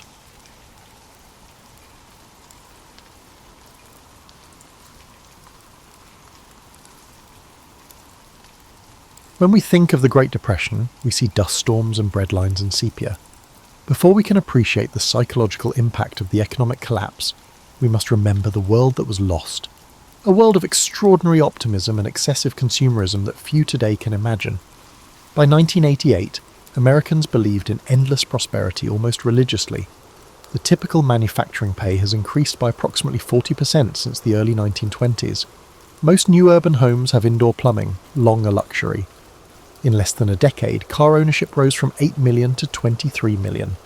Perhaps most telling, 40% of American families, not just the wealthy but teachers, clerks and factory workers, invested in the stock market. "We thought we'd discovered economic immortality," said Philadelphia radio salesperson Martin Steinberg. "My customers bought Philcos and RCAs on installment plans with 10% down. I set up their new consoles as they discussed their investments. Milkman gave stock advice. Stock tips were given to the shoeshine boy. Those should have been warning signs, but we were drunk with affluence. Often forgotten is how boom times generated a strange isolation. Extended families that lived together for economic reasons split into nuclear units. Many young couples bought homes in new projects far from parents and grandparents. Americans' individualism and materialism damaged community institutions. Sunday became a day for new car drives, reducing church attendance. Local social clubs became commercial entertainment establishments. When the crash came, we discovered how much we'd sacrificed for material goods, remarked late 1920s Boston girl Eleanor Winthrop. At an insurance company, my father was well positioned. We owned a Packard, Frigidaire, and phone. We scarcely knew our neighbours. Everyone competed for new gadgets and things. We had little.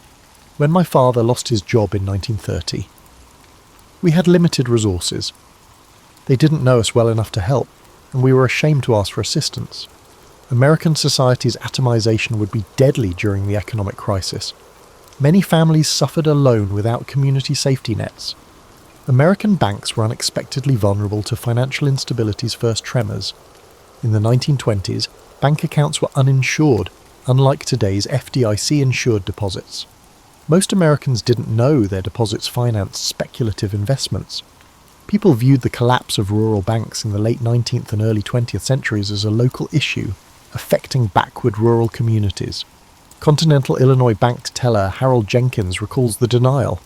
Management assured us these rural bank failures in 28 were isolated cases attributable to deteriorating agricultural prices. The crucial connections were missed. Our loan officers approved mortgages with low down payments and margin loans for stock buyers. After the crash, our leaders claimed a correction.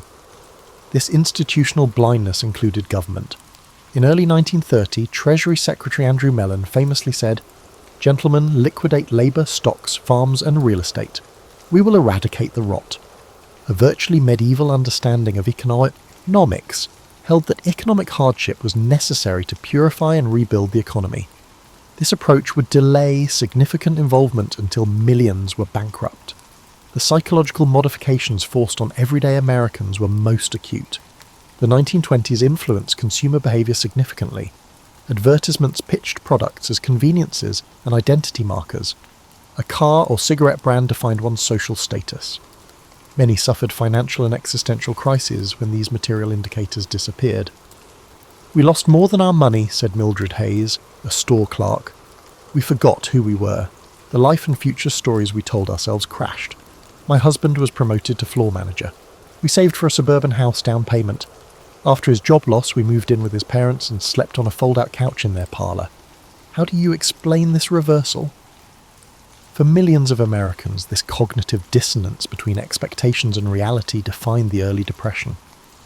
The world they were promised had vanished overnight, leaving them in strange territory without maps or goal guides. The financial collapse of 1929 to 1933 wasn't just about stock market losses affecting wealthy investors.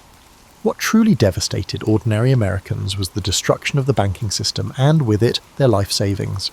Between 1930 and 1933, over 9,000 banks failed, nearly 40% of all banks in the United States.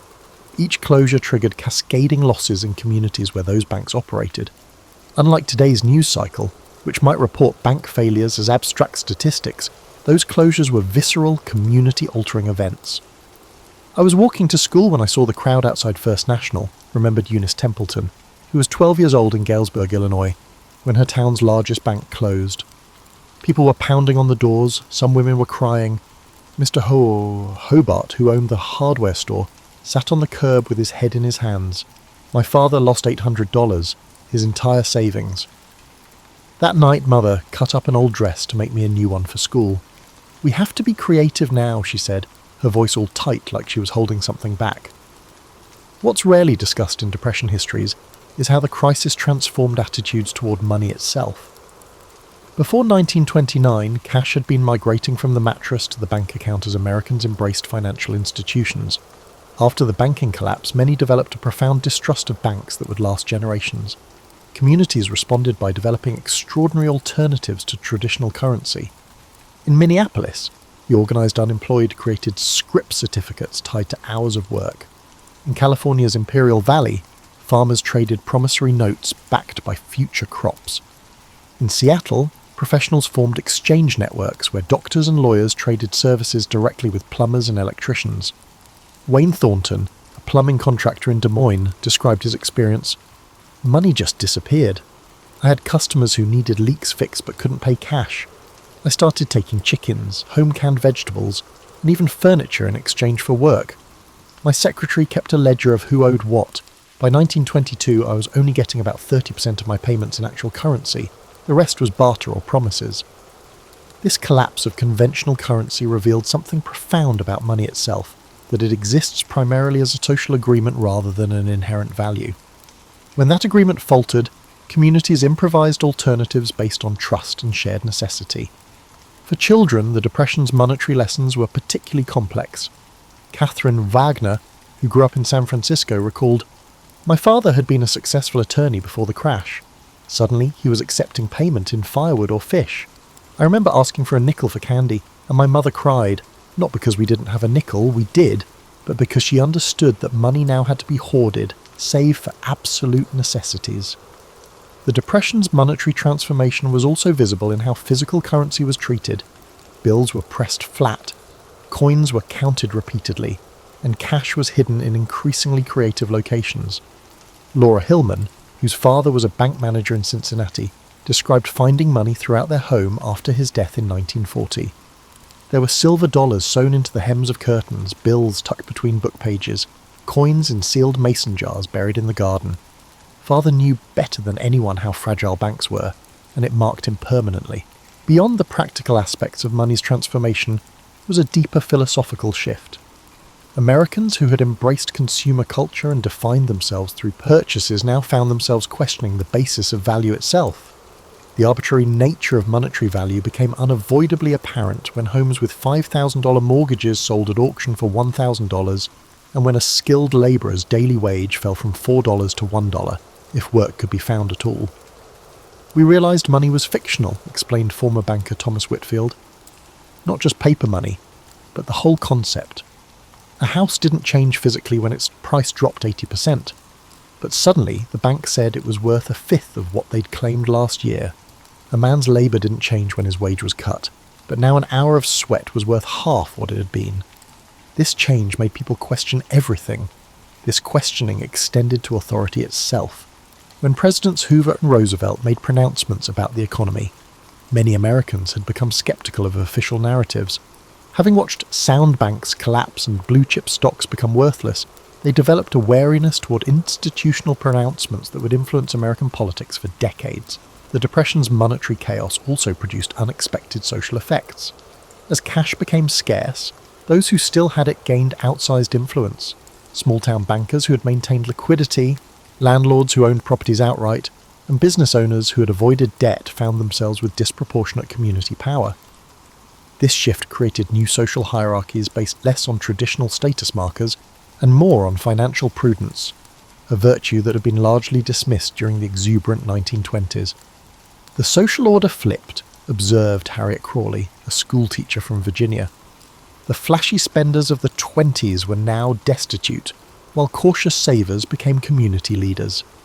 Everyone thought our principal was a frugal miser, but he was the only one who could provide small loans to prevent faculty members from losing their homes. His influence grew tremendously. The psychological impact of the Depression created wounds that statistics can't capture, invisible scars that shaped behaviours, relationships, and worldviews for generations. While historians often focus on economic metrics, the true legacy lived in changed minds and hearts.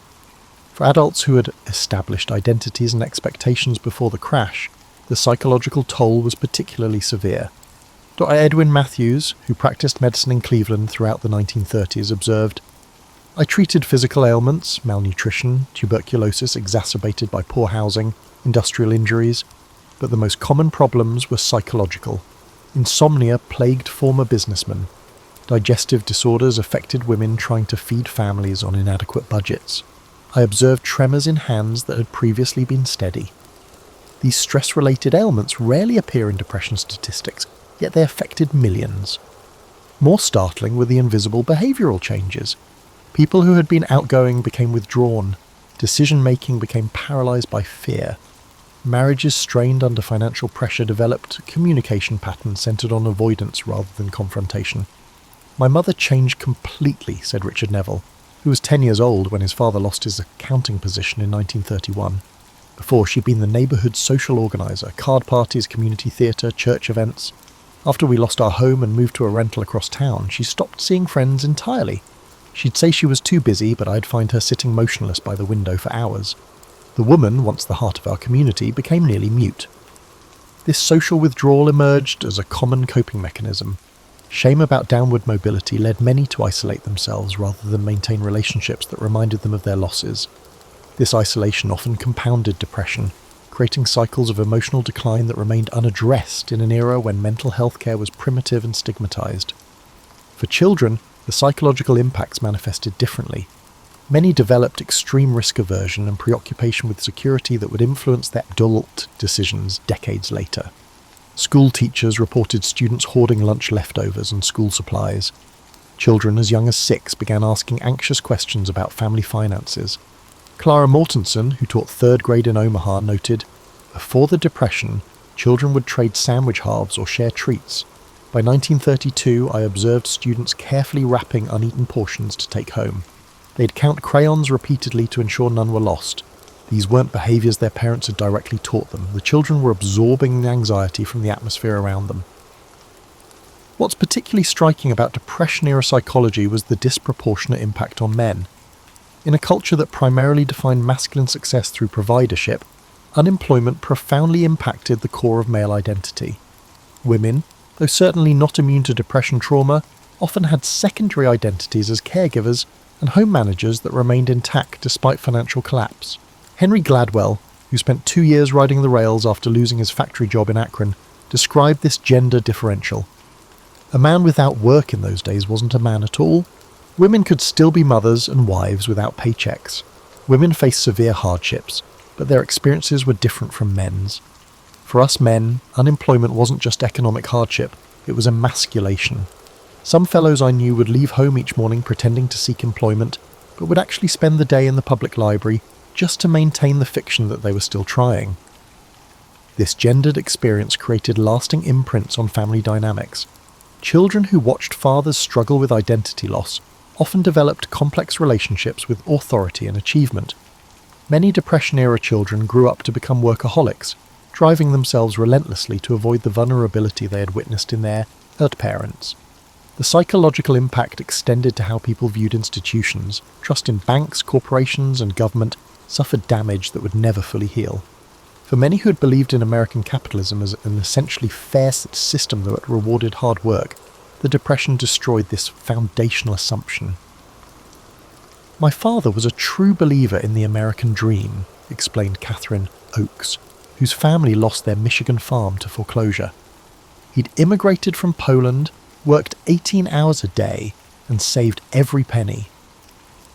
When the bank took our farm, something broke in him. Not just sadness. His entire worldview collapsed. He'd believed there was a moral order where virtue was rewarded. After that, he viewed all institutions with suspicion. He wouldn't even trust the post office with packages." This institutional distrust manifested in behaviours that outsiders often found incomprehensible. People who had survived bank failures might divide their modest savings between multiple hiding places. Important documents were kept at home rather than in safe deposit boxes. Government assistance programs were viewed with suspicion, even by those who desperately needed help. Perhaps most profoundly, the Depression altered America's relationship with possibility itself. The assumption that tomorrow would likely be better than today, a quintessentially American outlook, was replaced for many by a persistent expectation of calamity. This anticipatory anxiety became so ingrained that many Depression survivors maintained emergency preparations throughout their lives, long after economic recovery. Grandmother kept a suitcase packed until the day she died in 1992, recalled Tom Whitaker about his grandmother, who had lived through bank runs in 1931. She insisted every family member memorize a meeting location if things fell apart again. She maintained a pantry that could feed 20 people for months. When we cleaned out her apartment, we found gold coins sewn into the lining of her winter coat. The Depression never ended in her mind. When we examine the Depression beyond economic statistics, we discover how profoundly it transformed everyday routines and practices. Necessity forced innovation in ways that fundamentally reshaped American domestic life. Perhaps the most remarkable transformation happened in kitchens across America. Cooking practices that had been trending toward convenience foods in the 1920s reversed dramatically. Women who had never baked bread found themselves studying their grandmother's recipes. Complex systems for food preservation emerged in urban apartments never designed for such activities. Evelyn Carruthers, who managed a household in Baltimore, described this culinary revolution. Before 29, I bought baker's bread and canned vegetables without thinking. After my husband's pay was cut by 2/3, I had to relearn everything. I converted our fire escape into a cooling rack for bread. I learned to make 5 different meals from a single chicken. Nothing was wasted. Potato peels became soup stock, and meat bones were boiled repeatedly.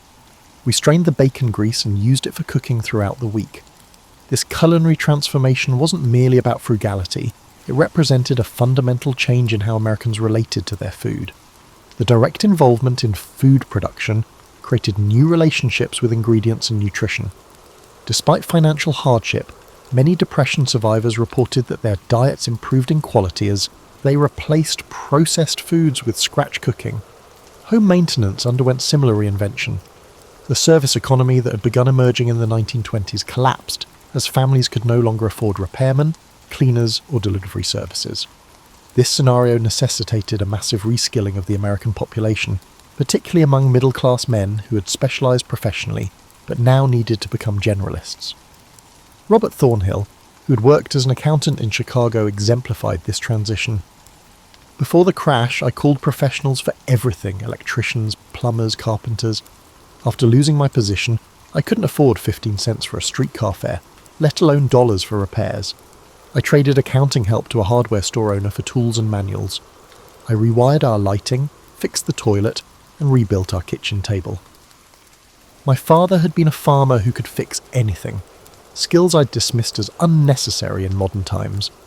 The Depression brought me back to his world with humility. This reskilling extended beyond maintenance to a complete reimagining of household objects. Americans developed ingenious systems for repurposing items that would otherwise be discarded. Flour sacks became dresses, car tires became shoe soles, newspapers became insulation, and cardboard was transformed into furniture reinforcement.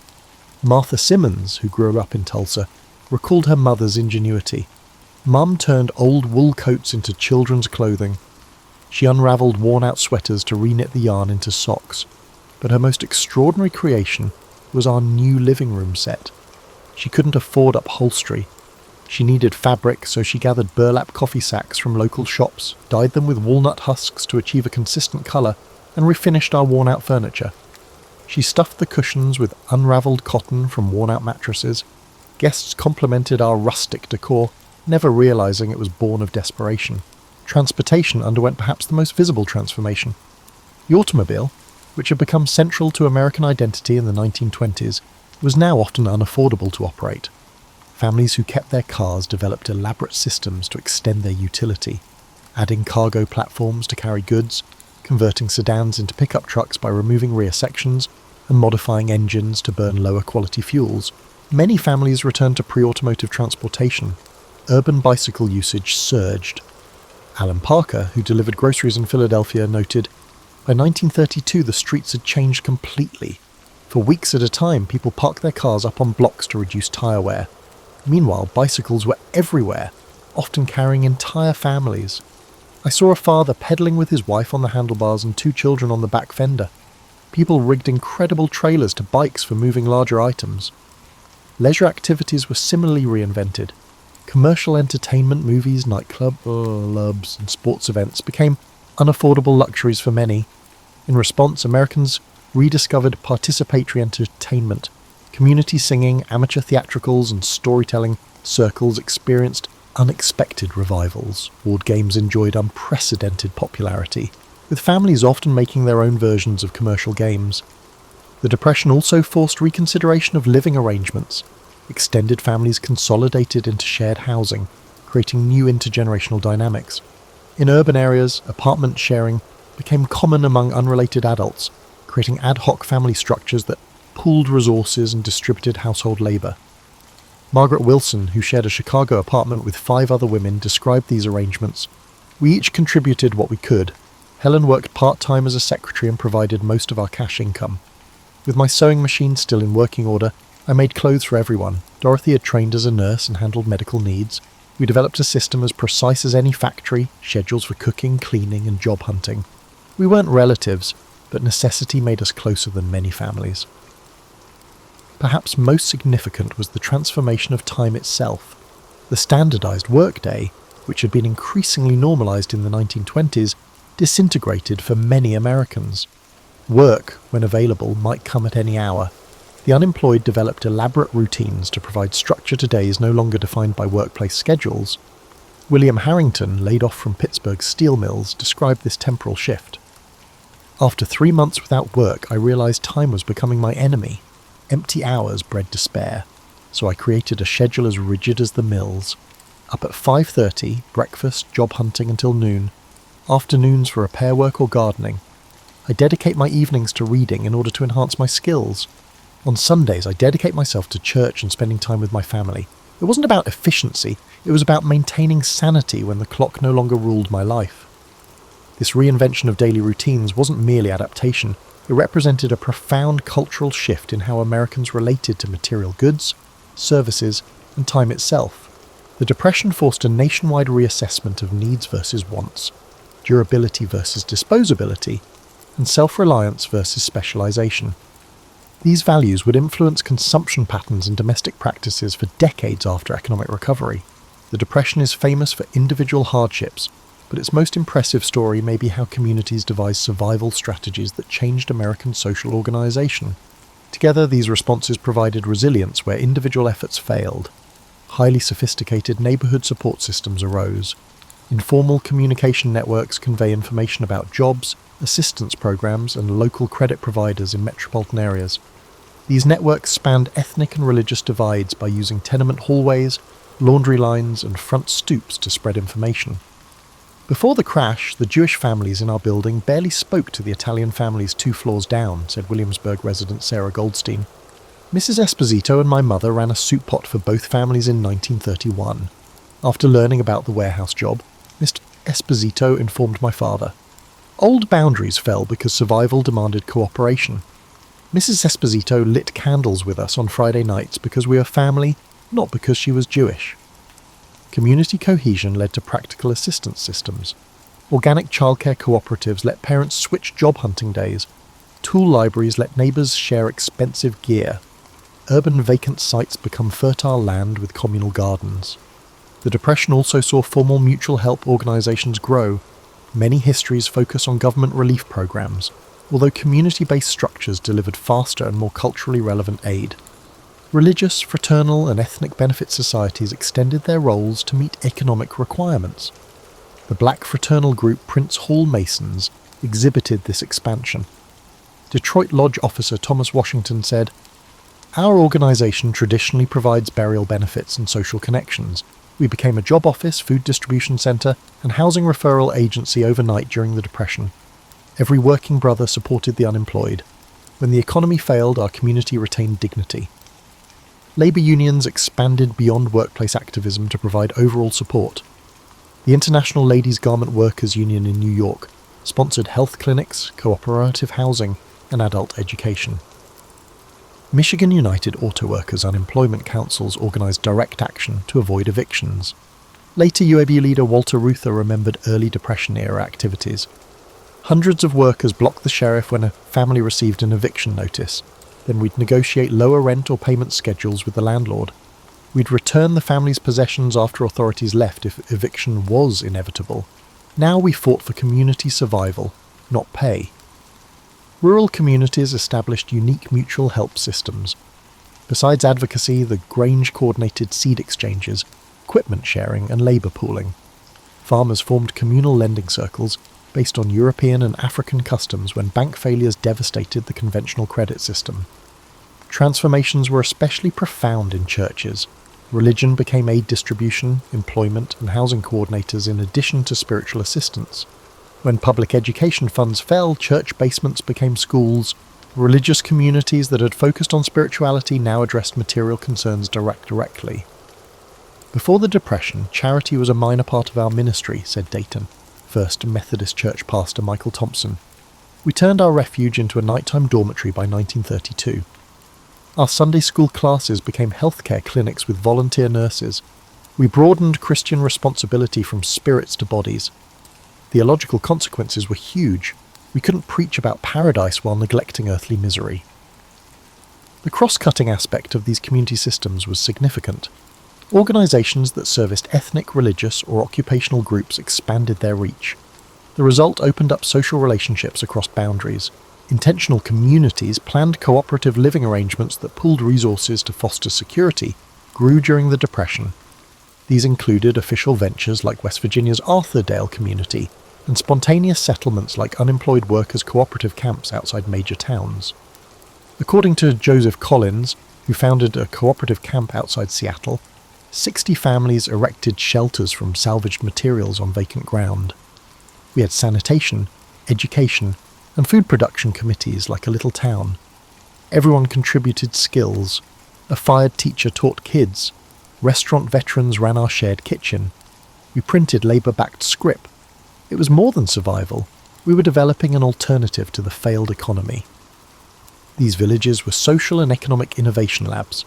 Many tried cooperative ownership, labour exchange, and non-monetary economies to replace capitalism. Most of these attempts were absorbed into mainstream economic institutions, but they shaped American community organisation. Community structures generated psychological resilience that individuals couldn't, most notably. Mutual aid participants had lower depression and suicide rates than those who struggled alone. Community responses brought meaning to suffering that may have seemed useless. Chicago settlement house worker Margaret Wilson said, "Community connections kept spirits alive. A huge psychological difference existed between unemployed men who joined our workers' council and those who stayed alienated. Meaning and perseverance came from shared hardship. The council members endured hunger and pain with friends, not shamefully alone. These collective survival structures challenged American individualism greatly. They showed that interdependence, not self-reliance, determined economic disaster survivability." Long after the Depression, this lesson shaped social policy and community organising. The Great Depression affected almost all Americans, although some events are forgotten. Black Americans suffered greatly during the Depression, but conventional narratives rarely mention it. Already discriminated against in work, housing and education, black communities saw the Depression as a worsening of their poverty. Atlanta domestic worker Lillian Thompson characterized this continuity. Whites discussed the Depression like it ended the world. Historically, colored people were economically insecure. Last hired, first dismissed was our norm. We lost even our minimal security. My spouse and I saved $400 for a house. When Citizens Trust Bank failed, that money vanished. No government officials worried about black banks like they did white ones. Black agricultural workers suffered most in rural areas. In addition to chronic debt from sharecropping, they faced falling cotton prices and agricultural mechanization. Mechanical cotton pickers eliminated thousands of jobs in the 1930s when alternatives were scarce. This agricultural displacement spurred the great migration of black Americans to northern cities, where housing discrimination forced them into overcrowded, poor dwellings. Many New Deal initiatives helped Americans find housing, but redlining excluded black neighborhoods. Indigenous populations experienced the Depression through a complicated mix of economic breakdown and colonial policy. The failure of the cash economy had less of an impact on traditional subsistence tribes than on non-natives. Those forced into wage labor by previous government legislation were especially vulnerable. Joseph Blackhawk, an Omaha tribal member who worked in Nebraska meatpacking facilities, said, "Government schools and reservation regulations destroyed our grandparents' land-based abilities." Many of us relied on wage work that disappeared during the Depression. The transformation of our hunting grounds into farms and our plant-gathering sites into paved areas prevented us from reverting to our ancient customs. The simultaneous failure of both systems put us between worlds. The 1934 Indian Reorganization Act, despite its promotion as a progressive reform, resulted in increased economic dependency during the Depression. Constitutions that prioritize resource exploitation have reformed tribes, promoting outside interests over indigenous communities. Mexican Americans in the Southwest had particular depression problems. Large producers slashed wages drastically, but still demanded hard work when crop prices plummeted. Mexican and Mexican-American workers faced violent suppression and deportation due to their organizing efforts. The federal government's repatriation plans demonstrate economic distress and racial targeting. About 60% of the 1 to 2 million Mexican Americans deported or pushed to leave the US between 1929 and 1936 were US citizens. The result was one of the largest forced migrations in American history, frequently without legal procedure. Elena Ramirez, whose family was deported to Mexico in 1932, said, "Immigration agents encircled our Los Angeles neighborhood and loaded everyone onto trucks. The fact that my brother and I were born in California and held American citizenship did not matter. We only had a few hours to pack. My father worked at the same factory for 9 years. Our church, school, and friends vanished overnight. We landed in Mexico as strangers. 20 years after my parents departed, we were considered pochos, neither Mexican nor American." Urban Americans rarely saw the hardship of rural white populations in Appalachia and the Ozarks. Economic deterioration in these areas began before 1929 owing to resource extraction and changing agricultural markets. The Depression sank economically marginalized groups into deep poverty. These regions emphasized the difference between deserving and undeserving poor. New Deal initiatives favored recent middle-class dropouts over multi-generational poor. Such multi-tiered assistance schemes occasionally excluded the most desperate. Disability during depression is another underestimated pain factor. Family support systems and philanthropic institutions crumbled, putting Americans with disabilities in unparalleled hardship. When demand for disabled American services expanded, financial cuts deteriorated their facilities. A Massachusetts State Psychiatric Hospital's Dr. Margaret Chen observed this decline. "We were understaffed and underfunded before the crash. After state budgets fell, circumstances were terrible. Our patient base increased while staff shrank by a third. Food quality plummeted, treatment became confinement. We ran out of resources during acute illness. So many individuals who could have recovered were institutionalized for life." Depression devastated carefully developed support systems for physically challenged Americans living freely. When informal helpers focused on their own survival, disabled people who had retained autonomy through community networks were forced into institutionalization. The Depression produced new disability categories. Childhood malnutrition caused lifelong developmental problems. Safety requirements were abandoned to minimize costs, increasing workplace accidents. Depression-related psychological trauma caused untreated mental health issues. How economic disaster affected youth is often forgotten in depression accounts. Schools in various locations cut academic years or shuttered due to budget limitations. Child labour, which had been falling for decades, rose as families required cash from everyone. Malnutrition at key development had lifelong physical and cognitive damage. Helen Morrison, a rural Kentucky teacher, saw these changes. Planting and harvest attendance was intermittent before the catastrophe. Many children vanished by 1932. I found them working full-time at anything they could find when I visited their homes. Some families had broken up, with children living with relatives or neighbours, while parents looked for jobs. Many of my students lost the idea of infancy as a protected period of development. These forgotten depression scenes show how economic disaster deepened social divisions. While popular narratives highlight shared pain that linked Americans, these forgotten tales show how crises reinforced race, region, aptitude, and age hierarchies. The Great Depression created enduring legacies that shaped American society for generations in ways few could have predicted. These influences transformed behaviours and attitudes that would persist long after economic recovery. The most visible legacy was Americans' relationship with financial risk. Depression survivors developed what marketers later called depression syndrome, financial behaviours that prioritise security over opportunity, even when economically irrational. Millionaires who had survived bank failures maintained multiple modest accounts rather than consolidated ones. Successful professionals refused mortgages despite having ample income. Families stockpiled necessities due to concerns about future shortages. Dorothy Klein, a consumer researcher in the 1950s, noted that conventional advertising could not persuade depression survivors. They evaluated purchases through a trauma lens. I interviewed a doctor who kept 25 pounds of coffee in his pantry. When coffee was rationed during the war, he'd developed anxiety about shortages. 20 years later, despite abundant supplies, he maintained this buffer against a threat that no longer existed. This security-oriented mindset was passed down to children raised by Depression survivors. The silent generation and early baby boomers inherited their parents' risk aversion despite growing up in unprecedented prosperity. This generational transmission of financial trauma influenced banking, housing, and retail sectors for decades, as these sectors unknowingly catered to customers whose decision-making was influenced by psychological patterns formed during the 1930s. The Depression fundamentally altered Americans' relationship with government. Before 1929, most citizens had minimal interaction with federal agencies.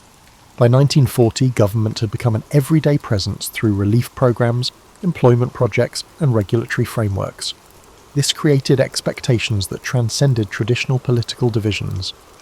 Frank Holloway, who administered WPA projects in Tennessee, noted, "Before the Depression, mentioning I worked for the federal government drew suspicion. By 1936, people welcomed me because I represented jobs and assistance. People who philosophically opposed government interference now expect government solutions. This evolution wasn't about liberal or conservative, it was at a fundamental recalibration of what government was for." Cultural expressions underwent profound transformation. The arts developed dual impulses that seemed contradictory, but often existed within the same works. Unflinching documentation of suffering alongside escapist entertainment. The documentary tradition emerged in photography, Walker Evans, Dorothea Lange, and literature, Steinbeck, Wright, while escapism flourished in Hollywood musicals and superhero comics. Playwright Arthur Miller explained this duality. The theatre swung between agitprop realism and pure fantasy. What endured were works that somehow managed both, acknowledging suffering while suggesting transcendence. Audiences needed both truth and hope, reality and possibility. The Depression created a generation that approached community building with deliberate intention. Having experienced how economic disaster could isolate individuals, many survivors became what sociologists later called intentional neighbours, deliberately cultivating community connections as insurance against future hardship. The explosion of civic organisations in post-Depression America, from PTAs to neighbourhood associations, reflected this impulse. While often viewed as expressions of 1950s conformity, these organisations actually represented lessons learned from 1930s isolation. Perhaps most profound was the Depression's impact on Americans' relationship with work itself. Employment became more than an economic necessity, it became psychological validation. The experience of involuntary joblessness created lasting associations between work and identity that influenced retirement patterns for decades. To Samuel Weinstein, who studied aging in the 1970s, found, Depression survivors approached retirement differently than subsequent generations. They often couldn't articulate why continued work felt essential. One successful businessman told me, "I know I don't need the money, but I need to be needed." Their concern wasn't about income, but about avoiding the psychological state of uselessness they had experienced during unemployment decades earlier. Looking back, many aspects of American life we take for granted, from social security to bank deposit insurance, emerged directly from Depression experiences. These institutional responses to catastrophe became so normalized that their origins and crisis were forgotten, their existence seemingly natural rather than a response to specific historical trauma. What remains most remarkable about the Depression's legacy is how it demonstrated both human vulnerability and resilience simultaneously. It revealed how quickly prosperity could vanish and how fragile social structures could prove. Yet it also showed how communities could adapt and societies could reimagine themselves in response to catastrophe. As Depression survivor Eleanor Winthrop reflected, what stayed with me wasn't the hardship itself, but the discovery of what humans could withstand and create from ruins. We lost our innocence about economic security, but gained wisdom about human connection. The disappearance of the money did not diminish the value of the ingenious adaptations, extraordinary kindnesses, and communities forged in struggle that replaced it. The paradox of catastrophe is that it takes with one hand but gives with the other, and sometimes the gifts outlast the losses.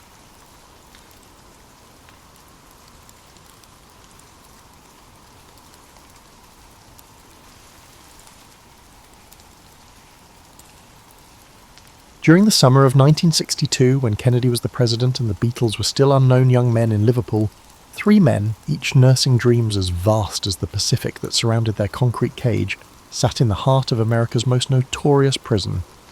Alcatraz Federal Penitentiary, the Rock to those who knew her intimately, perched like a medieval fortress on her island throne, 22 acres of hubris wrapped in fog and federal authority. Frank Morris, inmate AZ 1441, possessed the kind of mind that could unravel a Rubik's Cube blindfolded, if such puzzles had existed then. His IQ of 133 made him the prison's unofficial genius, though his criminal resume suggested he'd been applying his considerable intellect to all the wrong equations.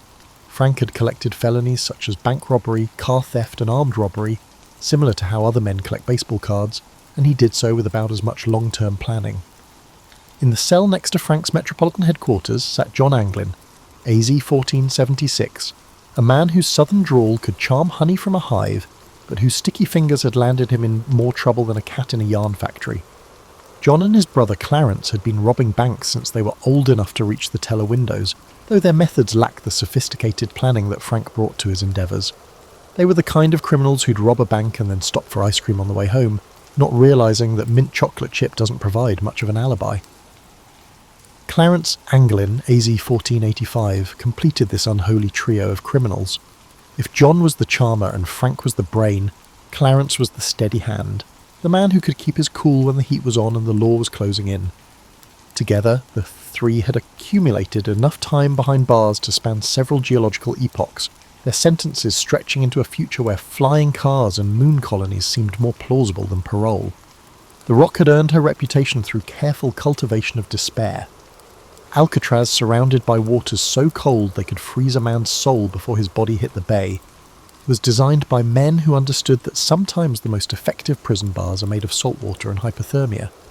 The swift and unforgiving currents around the island carried the dreams of would-be escapees towards the Golden Gate Bridge and towards the sea. Warden Olin Blackwell ran the prison with the precision of a Swiss timepiece and the warmth of a January morning in Siberia. He'd inherited Alcatraz from his predecessor like a family curse. This description includes the mythology of impregnability and lists America's most creative criminals. Under his watch, 23 men had attempted escape in 14 separate tries. All had been recaptured, shot, or drowned. A track record that would make any warden proud and any inmate thoughtful. The daily routine at Alcatraz followed a rhythm as predictable as a metronome. Wake at 6:30 to the sound of a bell that had been imported from a defunct monastery, apparently to add a touch of ironic spirituality to the proceedings. The kitchen staff prepared breakfast, leaving no room for weapons, tools, or hope. The meals were nutritionally adequate and gastronomically devastating, a combination that seemed designed to break the spirit while preserving the body for future punishment. Work assignments varied from the mundane to the mind-numbing. Some inmates worked in the prison laundry, where they could contemplate the cleanliness they were providing to the outside world, while wearing uniforms that made them look like extras in a particularly grim musical. Others worked in the kitchen, where they learned to create meals that would make a medieval peasant grateful for gruel. The most fortunate were employed in the prison library, where they could immerse themselves in tales of locations where the walls remained free of condensation and the sea did not taunt them with its close proximity. But it was in the industrial workshop that our three protagonists found themselves assigned, surrounded by tools that were counted more carefully than votes in a contested election. Amid the scent of machine oil and the rhythm of industrial equipment, Frank Morris began to notice details. Frank Morris observed the gradual settling of the concrete walls over the decades. The patterns of condensation suggested different densities in the construction materials. The sound travelled through the ventilation system like whispered secrets. Every evening, as the sun painted the bay in shades of freedom, the three men would return to their cells, 6 feet by 9 feet of government-issued solitude. But while their bodies were confined, their minds began to wander down paths that would have made Houdini himself nod with approval. They started to see Alcatraz not as an impregnable fortress, but as a very elaborate puzzle waiting to be solved. As the darkness in their cells grew, and the fog rolled in from the Pacific like a protective blanket, 3 men began to dream of a morning when they would awaken in a different place. Winter arrived at Alcatraz like an unwelcome relative, settling in for a long stay and making everyone miserable with its presence. The fog grew thicker, the winds intensified, and the concrete walls appeared to radiate despair. It was during these grey months that Frank Morris began to study the prison with the dedication of a doctoral candidate whose thesis was titled Creative Applications of Structural Engineering. The beauty of Frank's mind lay not in its criminal applications, though those had been impressive in their own misguided way, but in its ability to see patterns where others saw only chaos. While his fellow inmates counted days until release dates that existed only in their most optimistic fantasies, Frank counted rivets, measured shadows, and calculated the thermal expansion of aging concrete. The revelation came to him during a particularly tedious afternoon in the workshop, while he was assigned to repair a ventilation grate that had been damaged by the previous winter's storms. As he worked, Frank noticed that the concrete around the vent had developed small cracks, hairline fractures that spoke of a building settling into middle age. The salt air had been working its slow chemistry on the structure for decades, and even the mighty Alcatraz was not immune to the patient persistence of time. That evening, as the lights dimmed and the prison settled into its nightly routine of enforced contemplation, Frank shared his observations with the Anglin brothers. Their cell block B block had been constructed in the 1910s, when concrete was more an art than a science, and building codes were suggestions rather than commandments. The walls that held them were thick enough to contain their bodies, but, Frank suspected, not necessarily their ingenuity. John Anglin, despite his reputation for impulsive decision-making, possessed a craftsman's understanding of tools and materials. Years of breaking into places had taught him to read the language of locks, hinges, and structural weak points. When Frank described the condition of the concrete around the ventilation systems, John's eyes lit up with the kind of enthusiasm usually reserved for surprise inheritances or unexpected pardons. Clarence brought a different skill set to their growing conspiracy. His years of incarceration had taught him the rhythms of prison life, when guards changed shifts, which routes the security patrols followed, and how to move through the institutional routine without attracting attention. If Frank acted as the architect and John as the engineer, Clarence took on the role of the choreographer in their ever more intricate dance with disaster. The plan began to take shape during their evening conversations, whispered through the ventilation system that connected their cells like a primitive telephone network. They would begin by widening the ventilation grates in their individual cells, not enough to escape immediately, but enough to create passage to the utility corridor that ran behind the cell block.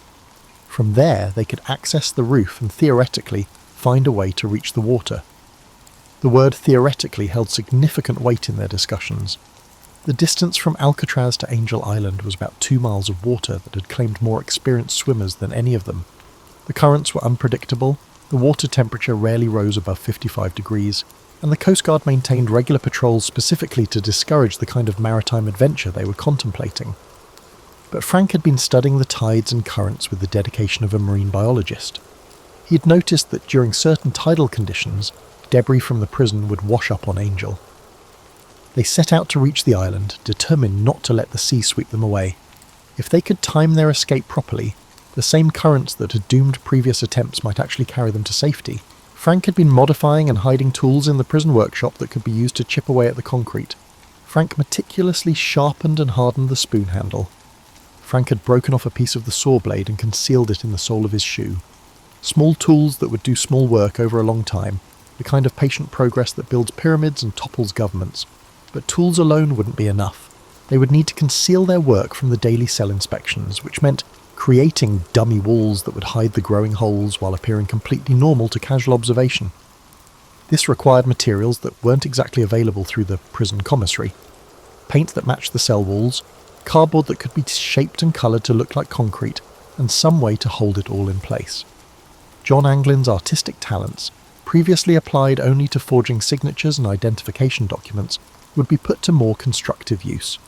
He began experimenting with soap, paint chips and hair clippings to create a mixture that could be moulded into shapes and painted to match the cell walls.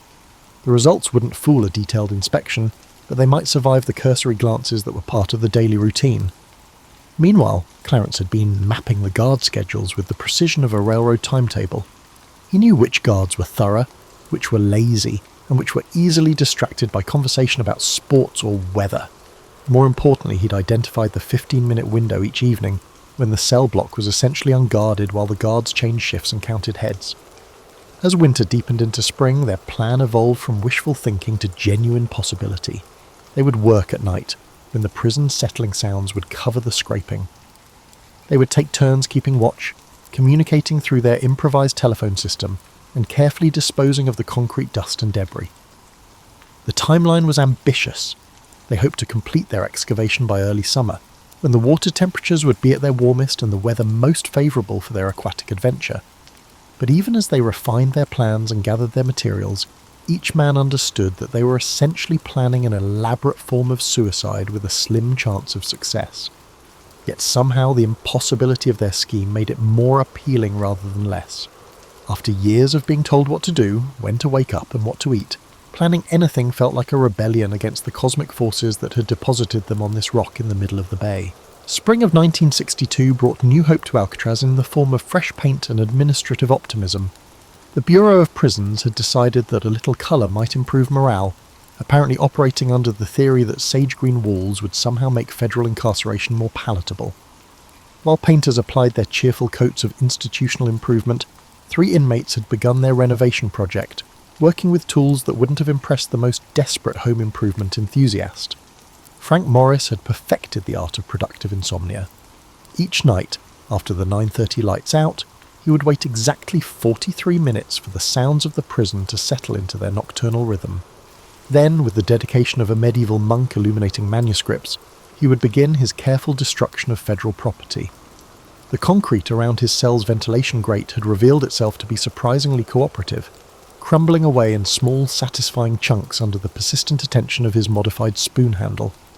The work required a level of patience that would have challenged a Buddhist monk. Each scrape of the improvised chisel had to be gentle enough to avoid detection, but persistent enough to make progress. Too aggressive, and the sound would carry through the cell block like a dinner bell. If he was too tentative, he would still be chipping away when the next ice age arrived. Frank developed a rhythm: 3 gentle scrapes, pause to listen, 3 more scrapes, pause to dispose of debris. It was meditation through demolition, a Zen approach to jailbreaking. John Anglin had discovered an unexpected talent for forgery that extended beyond signatures and identification cards. His dummy ventilation grate, crafted from cardboard and painted with a mixture that included soap shavings, paint chips, and what he optimistically called artistic license, was becoming a masterpiece of deceptive craftsmanship. The challenge wasn't just making it look like concrete and metal, it had to look like old concrete and metal, complete with the stains, scratches, and accumulated grime of decades of neglect. The paint mixture had required considerable experimentation. Too much soap and it looked like what it was: soap. Too little, and it wouldn't hold together long enough to be useful. John had finally achieved the right consistency by adding hair clippings, his own, collected from monthly haircuts, in tiny fragments of concrete dust from Frank's excavation. The result was a substance that could be moulded, painted, and positioned to fool anyone who wasn't looking too carefully. Clarence Anglin had appointed himself the expedition's intelligence officer, maintaining surveillance schedules that would have impressed the CIA. He'd identified Guard Patterson as their most dangerous threat, a man who approached cell inspections with the thoroughness of a tax auditor and the suspicion of a jealous husband. Patterson counted rivets, checked shadows, and had once discovered a contraband cigarette hidden inside a hollowed-out bar of soap. If their deception was going to fail, Patterson would be the one to expose it. But even Patterson had weaknesses. He was diabetic, and his blood sugar crashes made him irritable and hurried during evening inspections. He was also a creature of habit, following the same route through the cell block every night, spending exactly 45 seconds in each cell before moving on. If they could predict his timing and mood, they could ensure their dummy walls were in place when he looked and removed when they needed to work.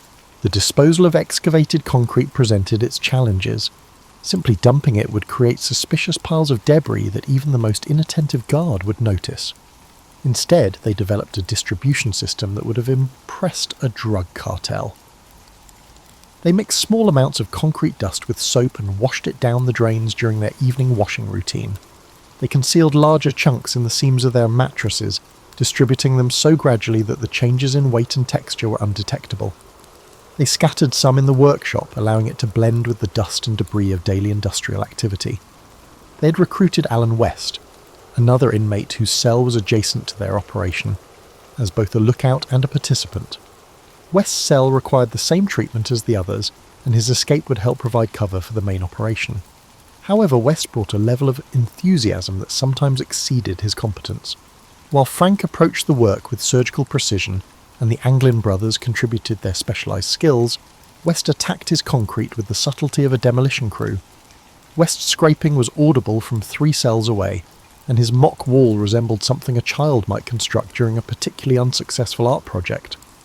The work progressed through spring with the slow but steady pace of erosion carving canyons. By May, Frank had created an opening large enough to squeeze through, though he'd tested it only with careful measurements rather than actual human trials. The Anglin brothers had achieved similar progress, though John's perfectionist tendencies meant he spent almost as much time improving his dummy wall as he did enlarging his opening. The psychological toll of the work was as challenging as the physical demands.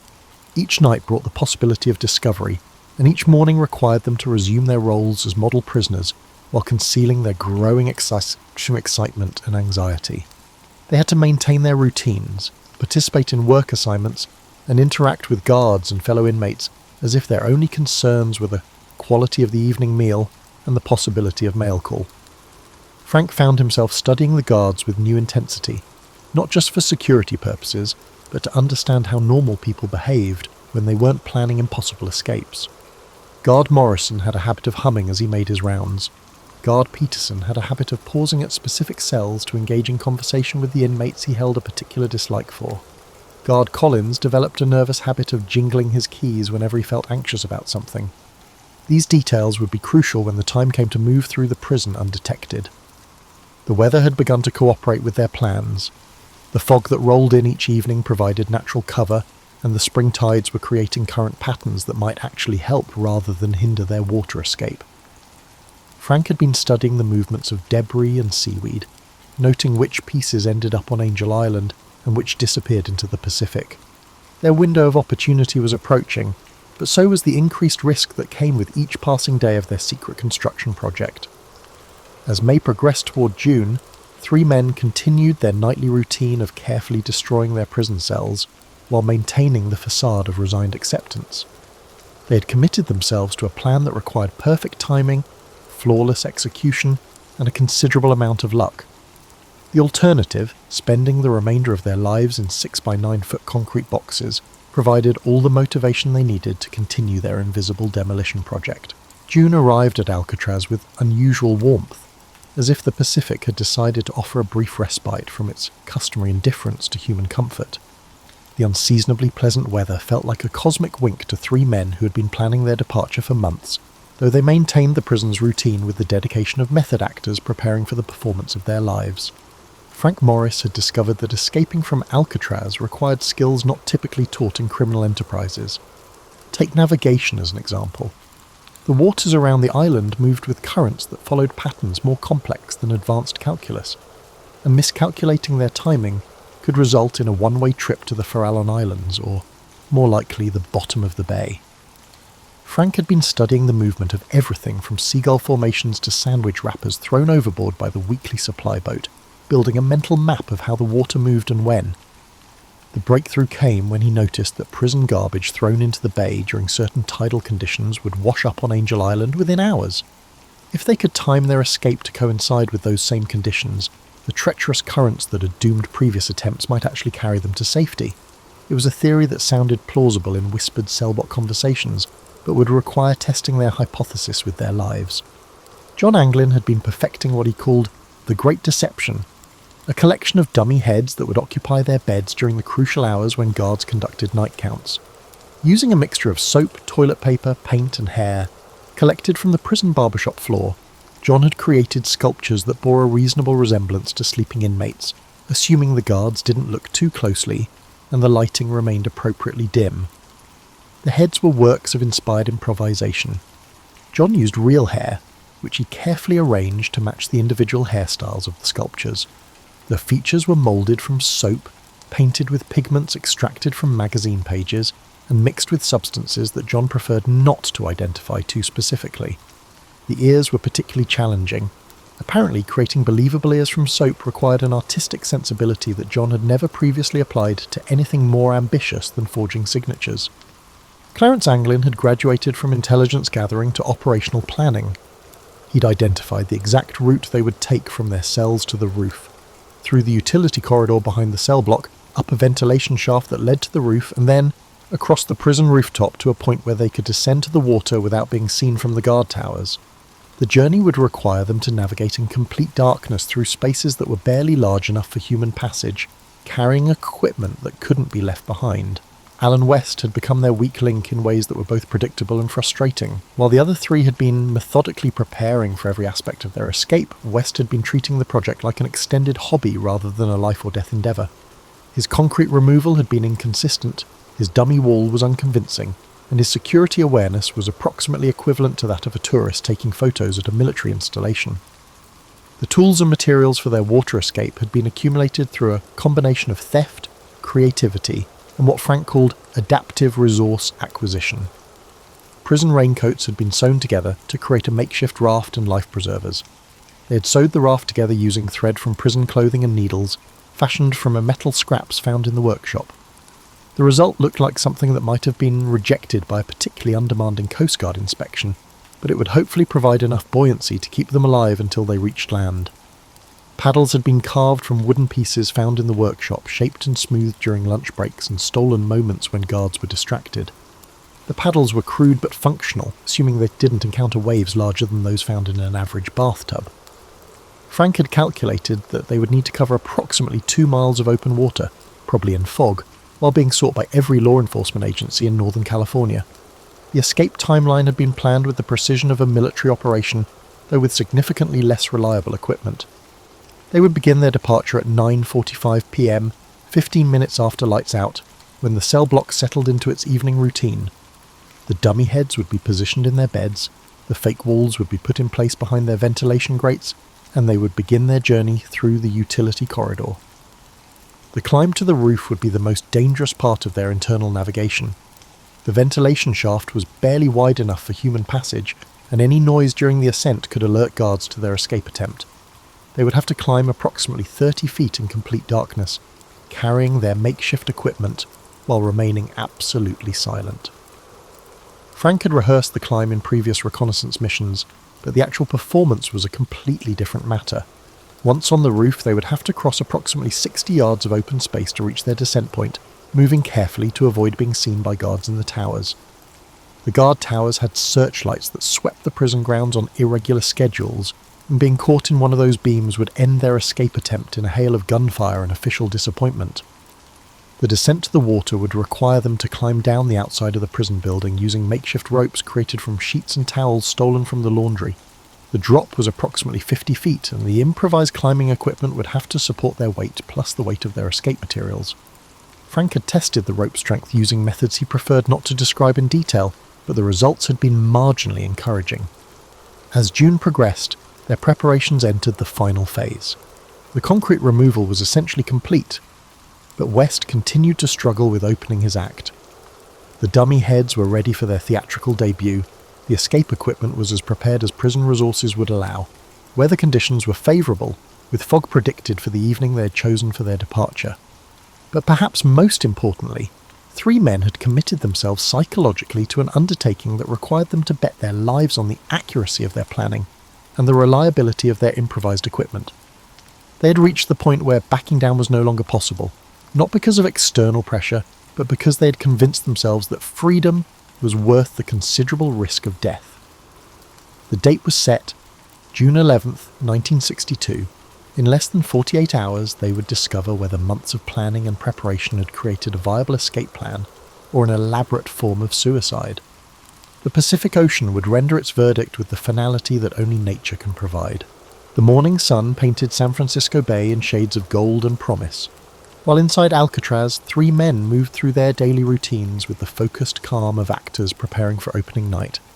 Each mundane activity, breakfast, work detail, afternoon recreation, carried the weight of finality, as if they were participating in a farewell tour of institutional life. Frank Morris spent the morning in the workshop with unusual attention to his assigned tasks, repairing ventilation equipment with the ironic dedication of a man who had spent months systematically dismantling similar fixtures. His hands worked automatically, while his mind ran through the evening's timeline like a conductor rehearsing a complex symphony. Every movement had been choreographed, every contingency considered, yet the fundamental uncertainty remained. Would their months of preparation prove sufficient, or would they join the ranks of Alcatraz's failed escape attempts? The Anglin brothers maintained their customary routine with studied normalcy, though John found himself paying unusual attention to details he might never see again. The afternoon light danced through the windows of the cell block, the sound of foghorns beginning their evening chorus. Years of daily interaction had made the guards' familiar faces as predictable as sunrise. These observations didn't stem from sentiment, as they couldn't afford it, but rather from the sharp awareness that often accompanies irreversible decisions. Alan West had been struggling with his concrete removal for weeks, working with the frantic energy of a student cramming for final exams. Although his opening was still slightly too small for comfortable passage, his perfectionist tendencies had run out of time.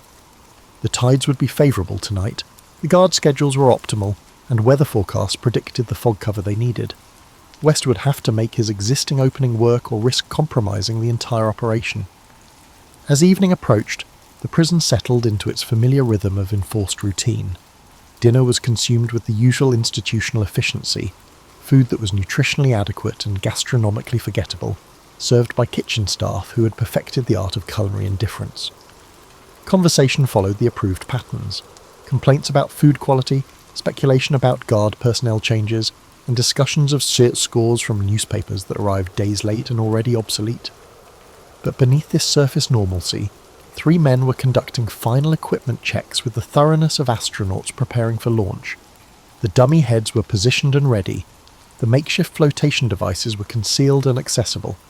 We tested the improvised ropes one final time, employing methods that would not draw the attention of casual observers. Everything was ready, as months of prison-based preparation could make it. At 9:30 p.m, the lights went out on schedule, and Alcatraz began its transition to nighttime security protocols. The 3 conspirators waited in their cells with the patience of experienced criminals who understood that timing was everything. If they arrived too early, the guards would still be conducting their initial counts. Too late, and that they would miss the tidal conditions that could mean the difference between reaching Angel Island and disappearing into the Pacific. 9:45 p.m. arrived with astronomical precision. Frank Morris began the delicate process of removing his dummy ventilation grate and positioning his soap sculpture head in his bed. The head looked reasonably convincing in the dim light, certainly convincing enough to fool a guard conducting a routine count from the cell block corridor. The real test would come at midnight, when guards would conduct their more thorough inspection, but by then, the escape parties would either be safely away or beyond caring about guard inspections. The utility corridor behind the cell block was everything Frank had expected, and several things he hadn't. The space was cramped, filled with pipes and electrical conduits that seemed determined to catch on clothing and equipment. The air was thick with decades of accumulated dust and the metallic smell of aging infrastructure. Moving through the corridor required a combination of athletic ability and contortionist skills, complicated by the need to remain absolutely silent while carrying equipment that seemed designed to make noise at the worst possible moments. With the grace of a man who had spent considerable time practicing the movement, John Anglin emerged from his cell into the corridor. His dummy head was positioned, his fake wall was in place, and his portion of the escape equipment was secured and ready for transport. The months of preparation had honed a level of coordination that would have impressed professional dancers, despite the significant risk of missing a cue compared to audience disapproval. Clarence followed with the steady competence that had made him the operations logistics coordinator. Everything that could be planned had been planned, and everything else would have to be improvised based on principles of creative problem-solving and desperate innovation. The utility corridor evoked the atmosphere of a theatre's backstage area, where the performance held paramount importance and the audience consisted solely of armed critics.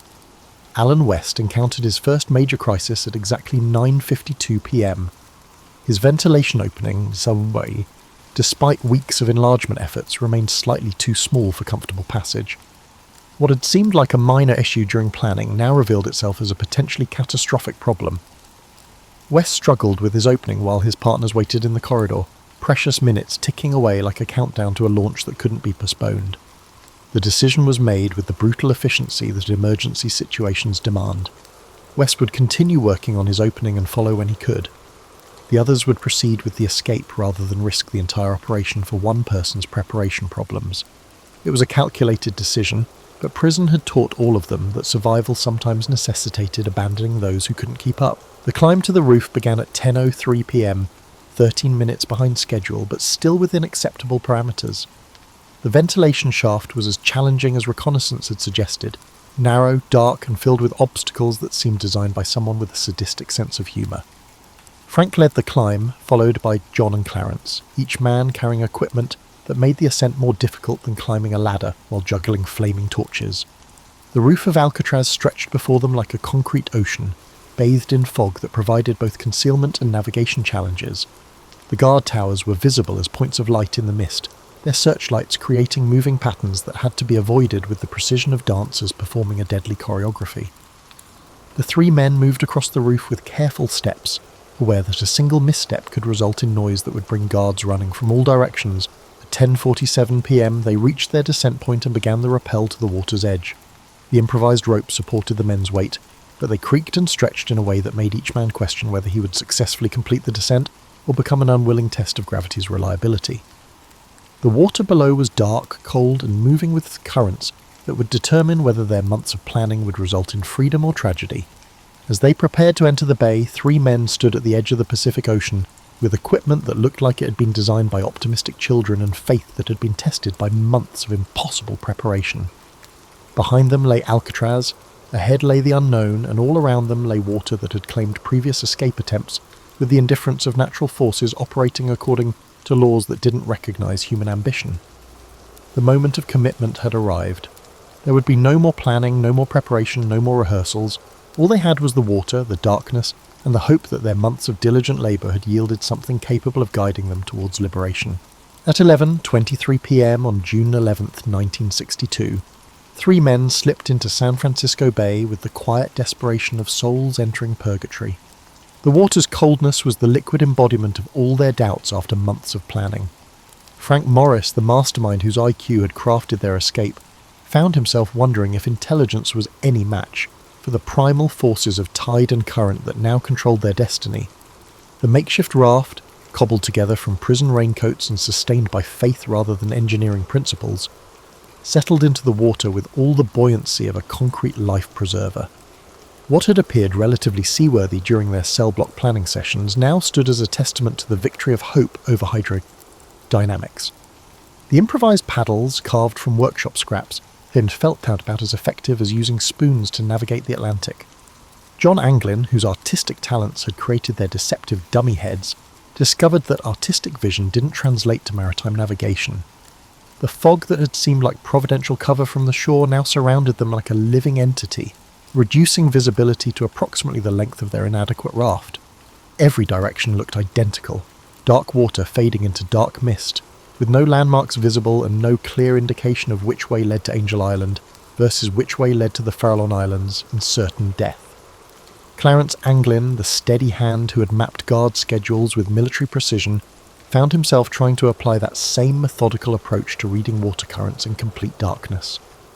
The bay moved around them with liquid complexity, streams within streams, eddies and flows that seemed to follow patterns that were comprehensible only to marine biologists and the soiled spirits of drowned sailors.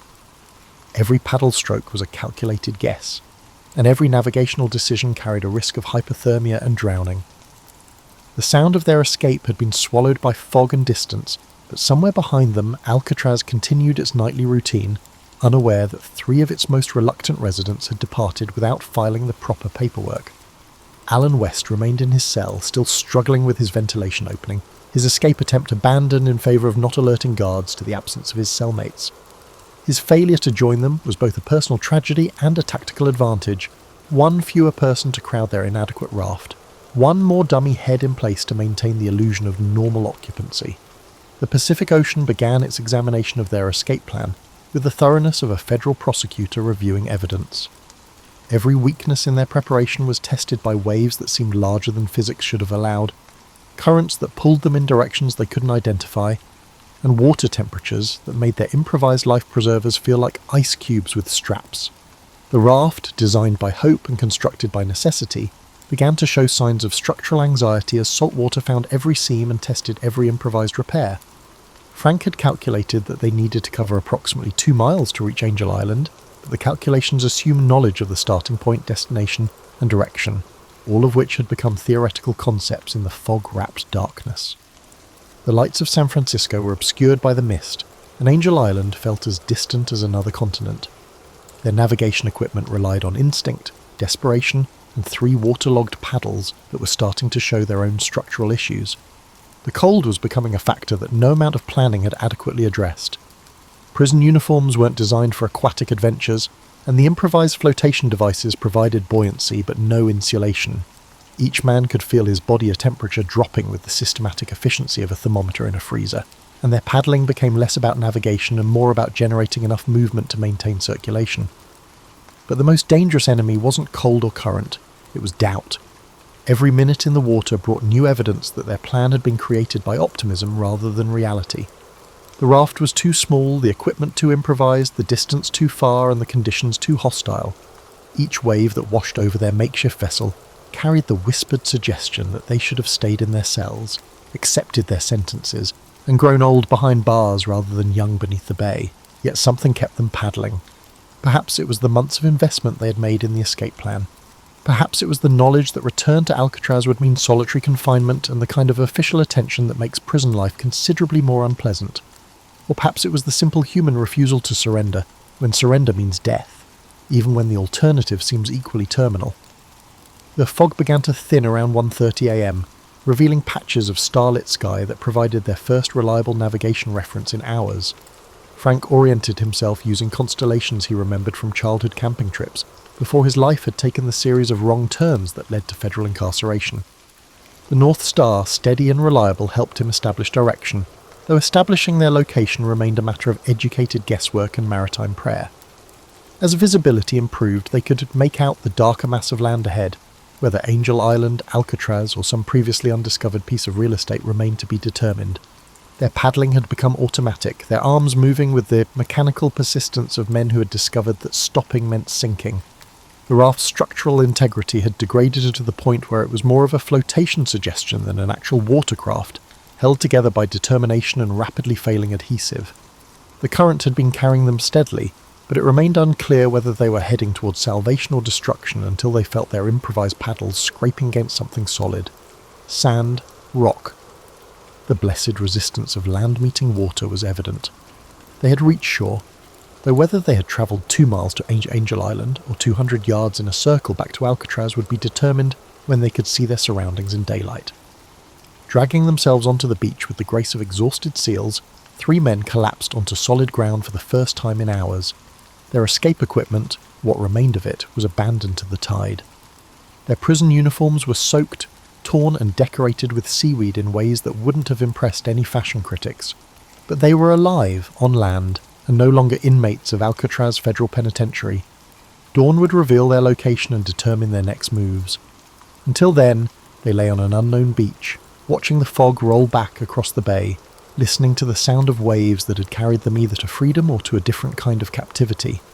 The Pacific had rendered its verdict, but the final judgment remained to be written by daylight, luck, and the ability of 3 exhausted fugitives to continue their improvised journey to wherever escaped convicts go when the impossible becomes merely improbable.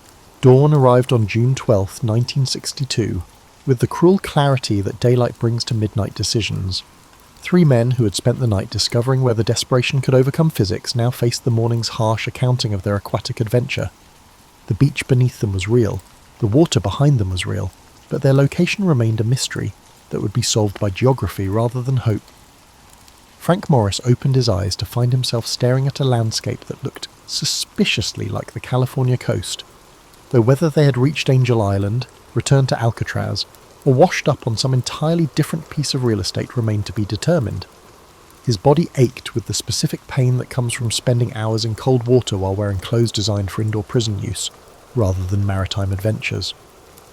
The brilliant escape plan, so carefully crafted during months of cell block conspiracies, had deposited them on an unknown shore with no equipment, no identification, and no clear idea of what to do next. The Anglin brothers moved cautiously, like men testing which parts of their bodies still functioned after spending a night in the ocean. John's artistic talents, so useful for creating dummy heads and fake walls, seemed less applicable to their current situation, which called for skills more commonly associated with survival training than creative forgery. Circumstances that had transcended the predictable routines of prison life similarly challenged Clarence's systematic approach to planning. Their first priority was to pinpoint their location, a task that necessitated a level of urgency in their reconnaissance compared to their earlier intelligence gathering. If they had somehow managed to circle back to Alcatraz, their escape attempt would become a very short story with an unhappy ending. If they had reached Angel Island, they would need to find a way off the island before park rangers or Coast Guard patrols discovered their presence. If they had been taken elsewhere, they would have to find their bearings and continue their journey to freedom. The coastline revealed itself as they explored, and the news was both good and problematic. They had indeed reached Angel Island, their intended destination, which meant their navigation had been more accurate than the conditions had suggested. However, Angel Island was not exactly a launching pad to freedom. It was a state park, regularly patrolled and connected to the mainland only by ferry service that required tickets, identification, and the kind of paperwork they were unlikely to possess. But they were no longer inmates of Alcatraz, which represented progress of a sort. Their legal status had evolved from incarcerated to escaped fugitives, which was arguably an improvement in terms of personal autonomy, though it came with its set of challenges.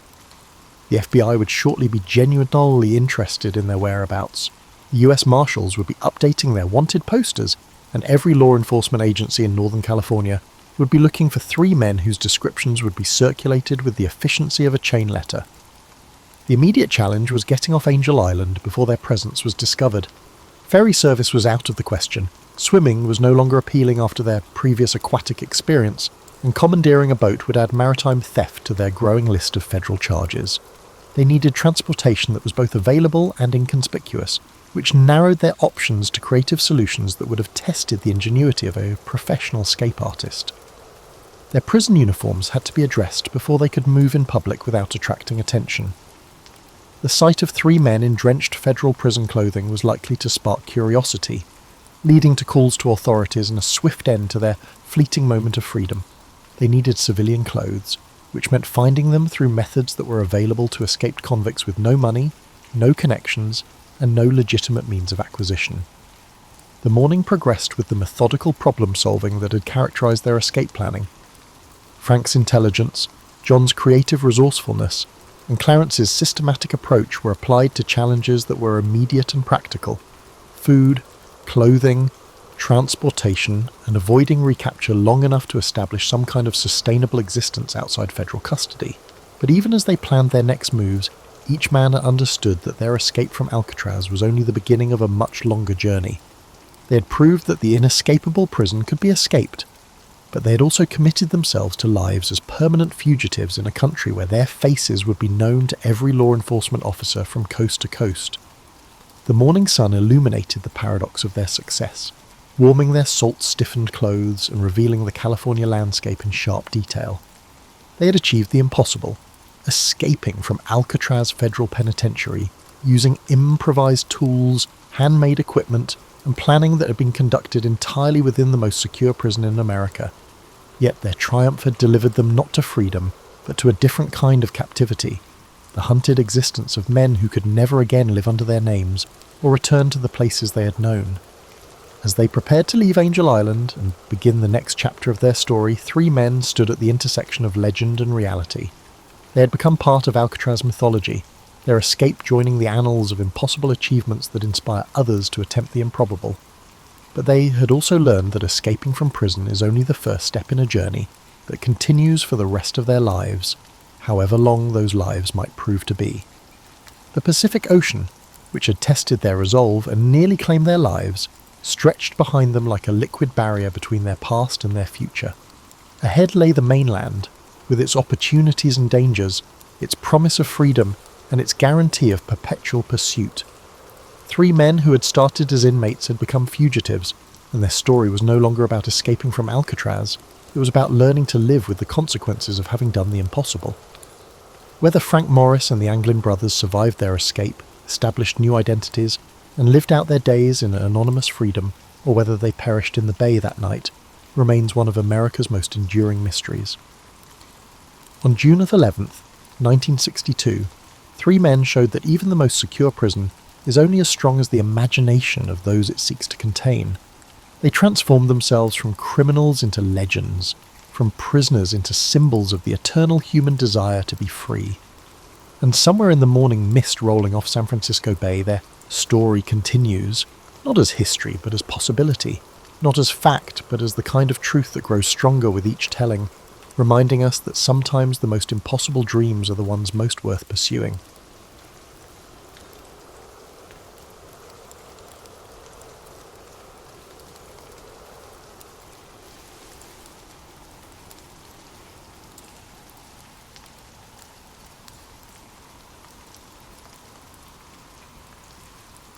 In the hushed darkness of a 13th century manor house, as the last embers in the central hearth faded to soft orange glows, the lord of the manor would not retire alone. Around him, in the enormous hall, lay his household staff, family members, and perhaps even trusted servants, all arranged in a careful choreography of medieval sleep. This collective slumber, so foreign to our modern sensibilities, represents one of history's most misunderstood phenomena, the medieval relationship with sleep. Contrary to popular assumptions about the discomforts of pre-industrial life, medieval Europeans may have enjoyed sleep patterns more aligned with human biology than our current regimens. The sleep of the Middle Ages wasn't merely a functional necessity squeezed between brutal days of toil. It was an elaborate practice infused with ritual, social significance, and a profound understanding of human needs that modern science is only now rediscovering. The medieval night began not with the flick of a light switch, but with the gradual recession of daylight. As twilight descended across Europe's countryside and bergs, a natural wind-down period commenced. Without the harsh blue light of electronic devices to disrupt melatonin production, medieval bodies responded naturally to environmental cues. The dimming of the day triggered sleep hormones in perfect synchronicity with the body's circadian rhythm. Evidence from medieval household accounts, monastic records, and medical manuscripts reveals that medieval people practiced what sleep researchers now call sleep hygiene, not through scientific understanding, but through customs evolved over centuries. Families would gather around fires in the hours before bed, engaging in what one 14th century English text called the gentle telling of tales. This storytelling tradition served multiple purposes, reinforcing community bonds, passing down cultural knowledge, and, crucially, allowing the brain to transition from the active demands of daytime to the receptive state conducive to sleep. Inventories from noble households across Europe list specialized items for sleep comfort that defy our image of medieval discomfort. While commoners might sleep on straw-filled mattresses regularly refreshed with aromatic herbs like lavender and chamomile, natural sleep aids, the wealthy invested heavily in sleep quality. Featherbeds, documented in the 1380s household accounts of John of Gaunt, could contain up to 60 pounds of down. These were topped with linen sheets, woolen blankets in winter, and lightweight coverlets in summer, seasonal adaptations showing a sophisticated understanding of sleep temperature regulation. The medieval bed itself evolved into an architectural feature in its own right. Far from a simple platform, the bed became what historian Sasha Handley calls a micro-environment for sleep. High bedsteads kept sleepers above drafts, while bed curtains created microclimates that preserved body heat. Particularly in northern regions, these enclosed bed spaces maintained optimal sleeping temperatures through bitter winters without central heating. Perhaps most notably, medieval people organised their sleep around natural human ultradian rhythms. Medical texts from Salerno's famed medical school advised sleeping with the head slightly elevated, and on the right side initially for proper digestion. Then turning to the left side in deep sleep advice that echoes modern recommendations for optimizing airway positioning during sleep.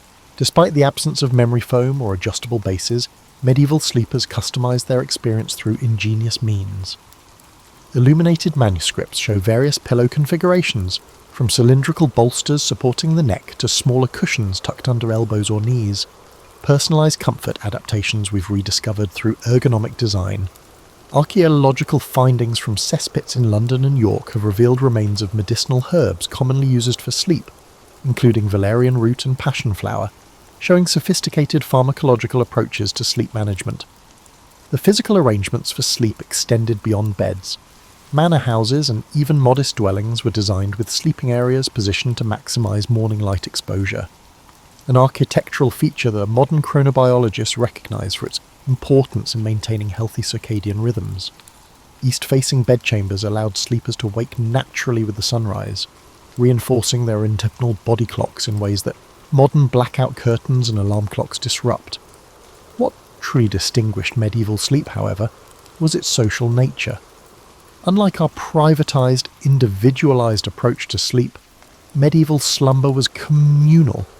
This behaviour wasn't merely for practical reasons like shared warmth or protection, although these benefits were real, but reflected a fundamentally different conception of sleep as a vulnerable yet shared human experience. Even kings were rarely alone while sleeping, attended by trusted chamberlains who slept at the foot of the royal bed, creating a sleep culture where the boundaries between private and public were permeable in ways we might find uncomfortable, but that provided unique psychological benefits. People didn't expect to sleep all night in medieval Europe when darkness fell. The idea that people should sleep 8 hours is post-industrial. Medieval medical records, diaries, household histories, and literary sources show a quite distinct pattern. First sleep and second sleep separated by a nighttime wakeful quiet. This biphasic sleep pattern was common throughout social strata. After going to bed at nightfall, medieval people had a 4-hour first sleep or dead sleep. After waking up naturally for 1 to 2 hours, they went back to second sleep until daybreak.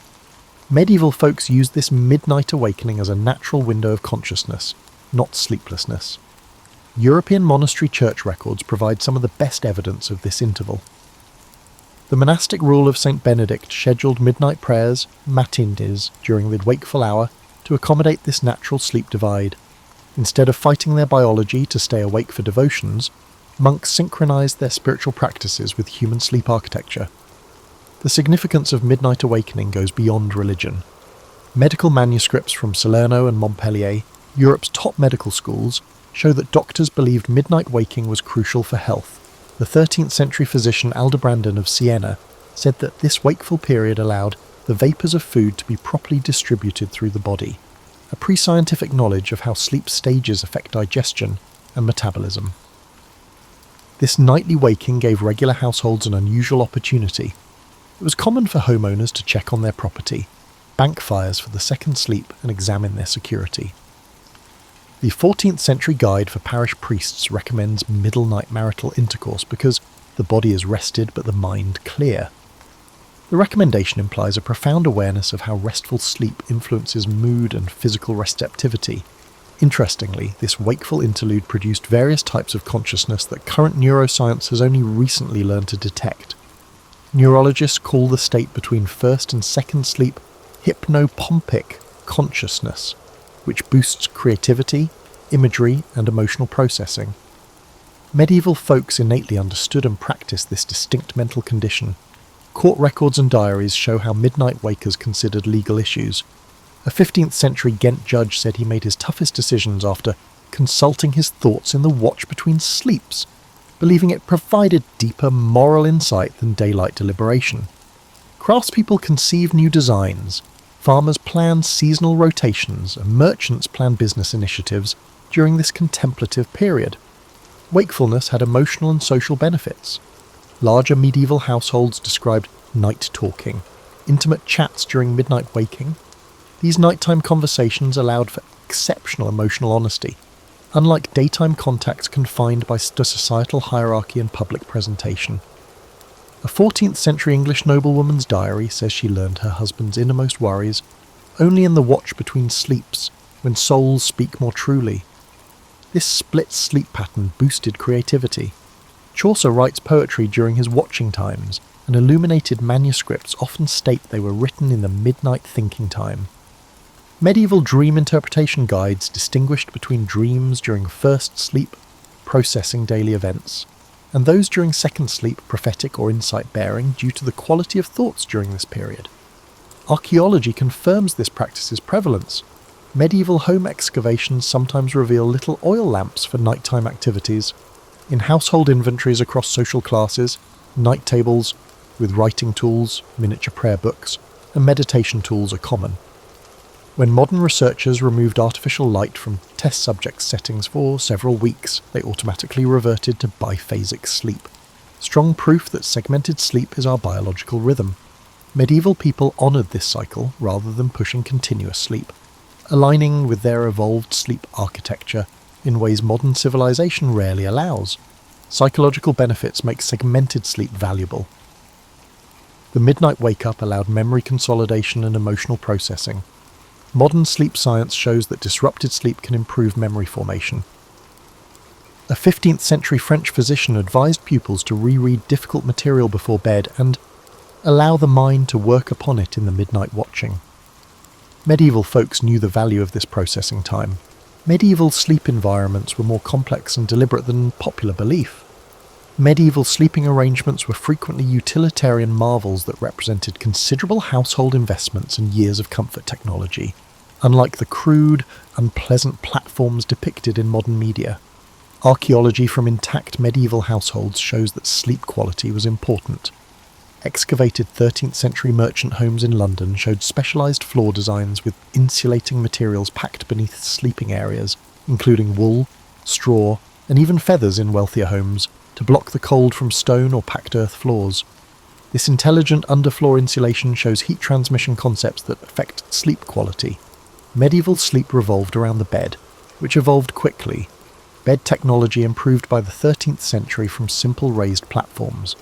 Estate inventories from around Europe reveal more sophisticated bed designs with specialised comfort components.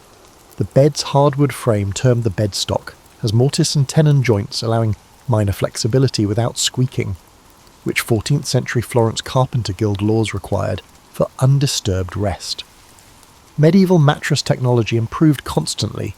Peasant homes still used straw-filled beds, although they were more advanced. Traditional European farming groups using medieval methods used straw beds, not loose straw piled into sacks. Specially selected straw, oat straw, was recommended for its softness.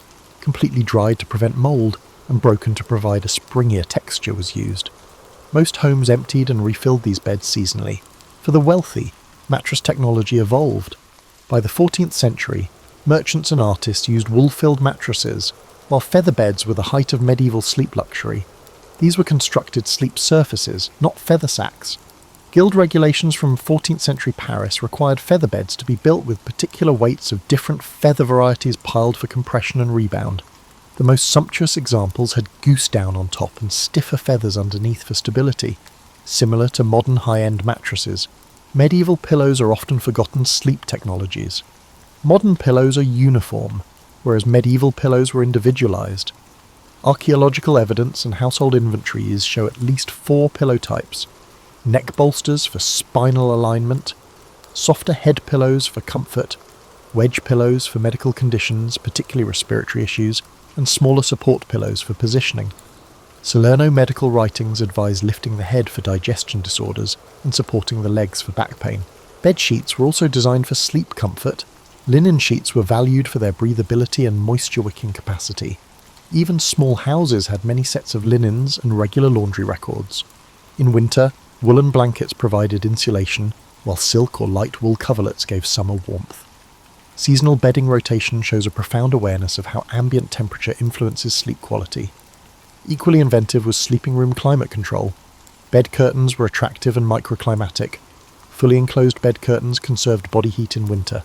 Large medieval houses recorded various curtain weights for different seasons, with summer curtains blocking insects, allowing airflow. This seasonal sleep environment adaptation shows a comprehensive awareness of how ambient variables affect rest quality. Medieval dwellings also showed excellent sleep management.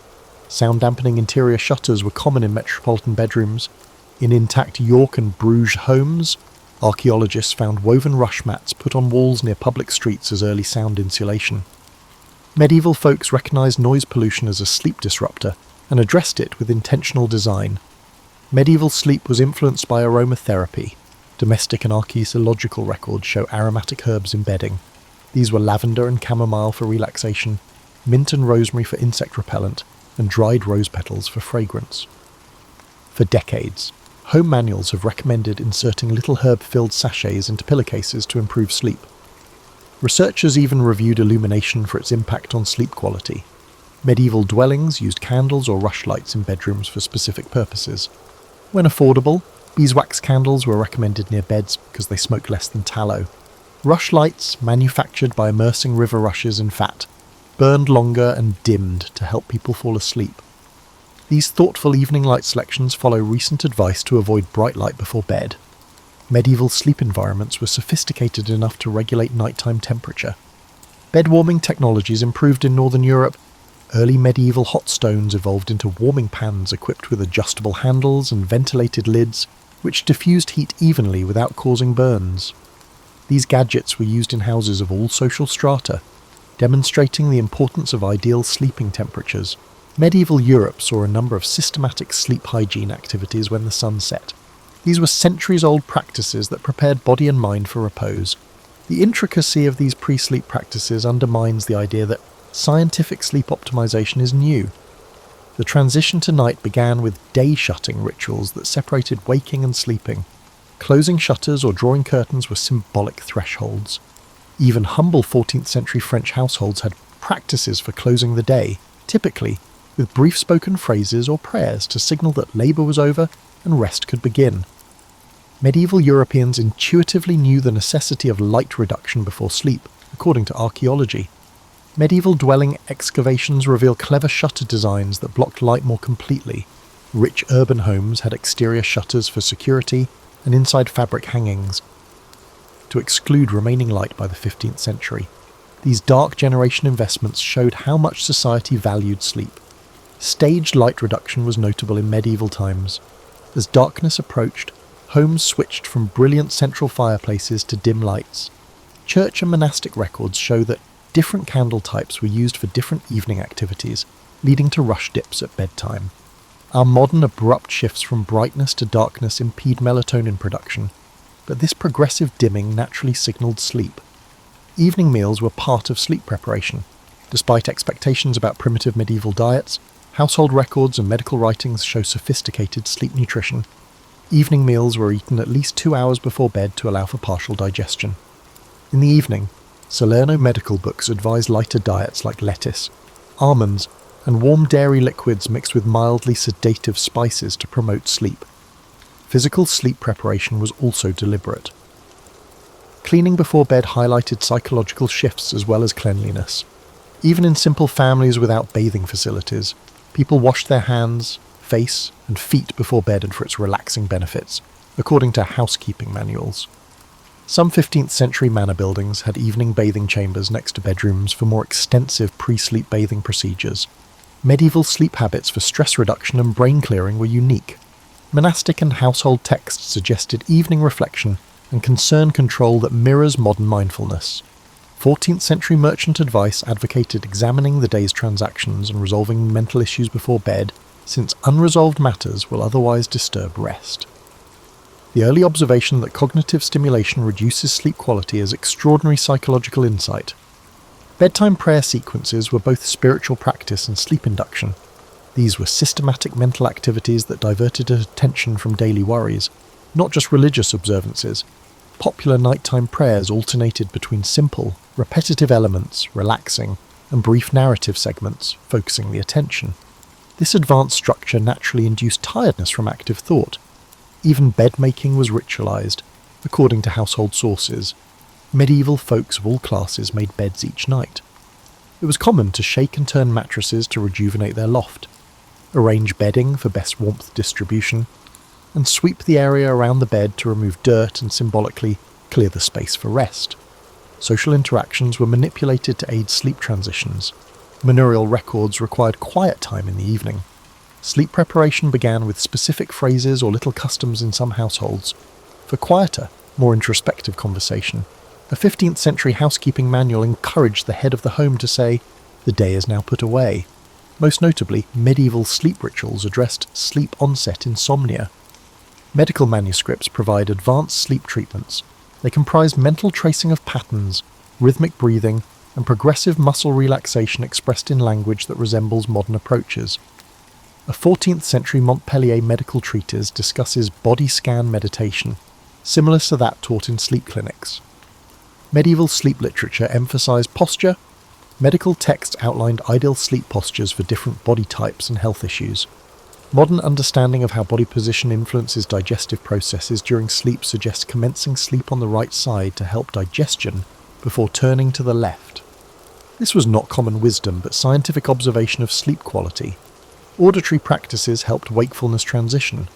Night watch calls the hours in villages and cities, providing temporal grounding.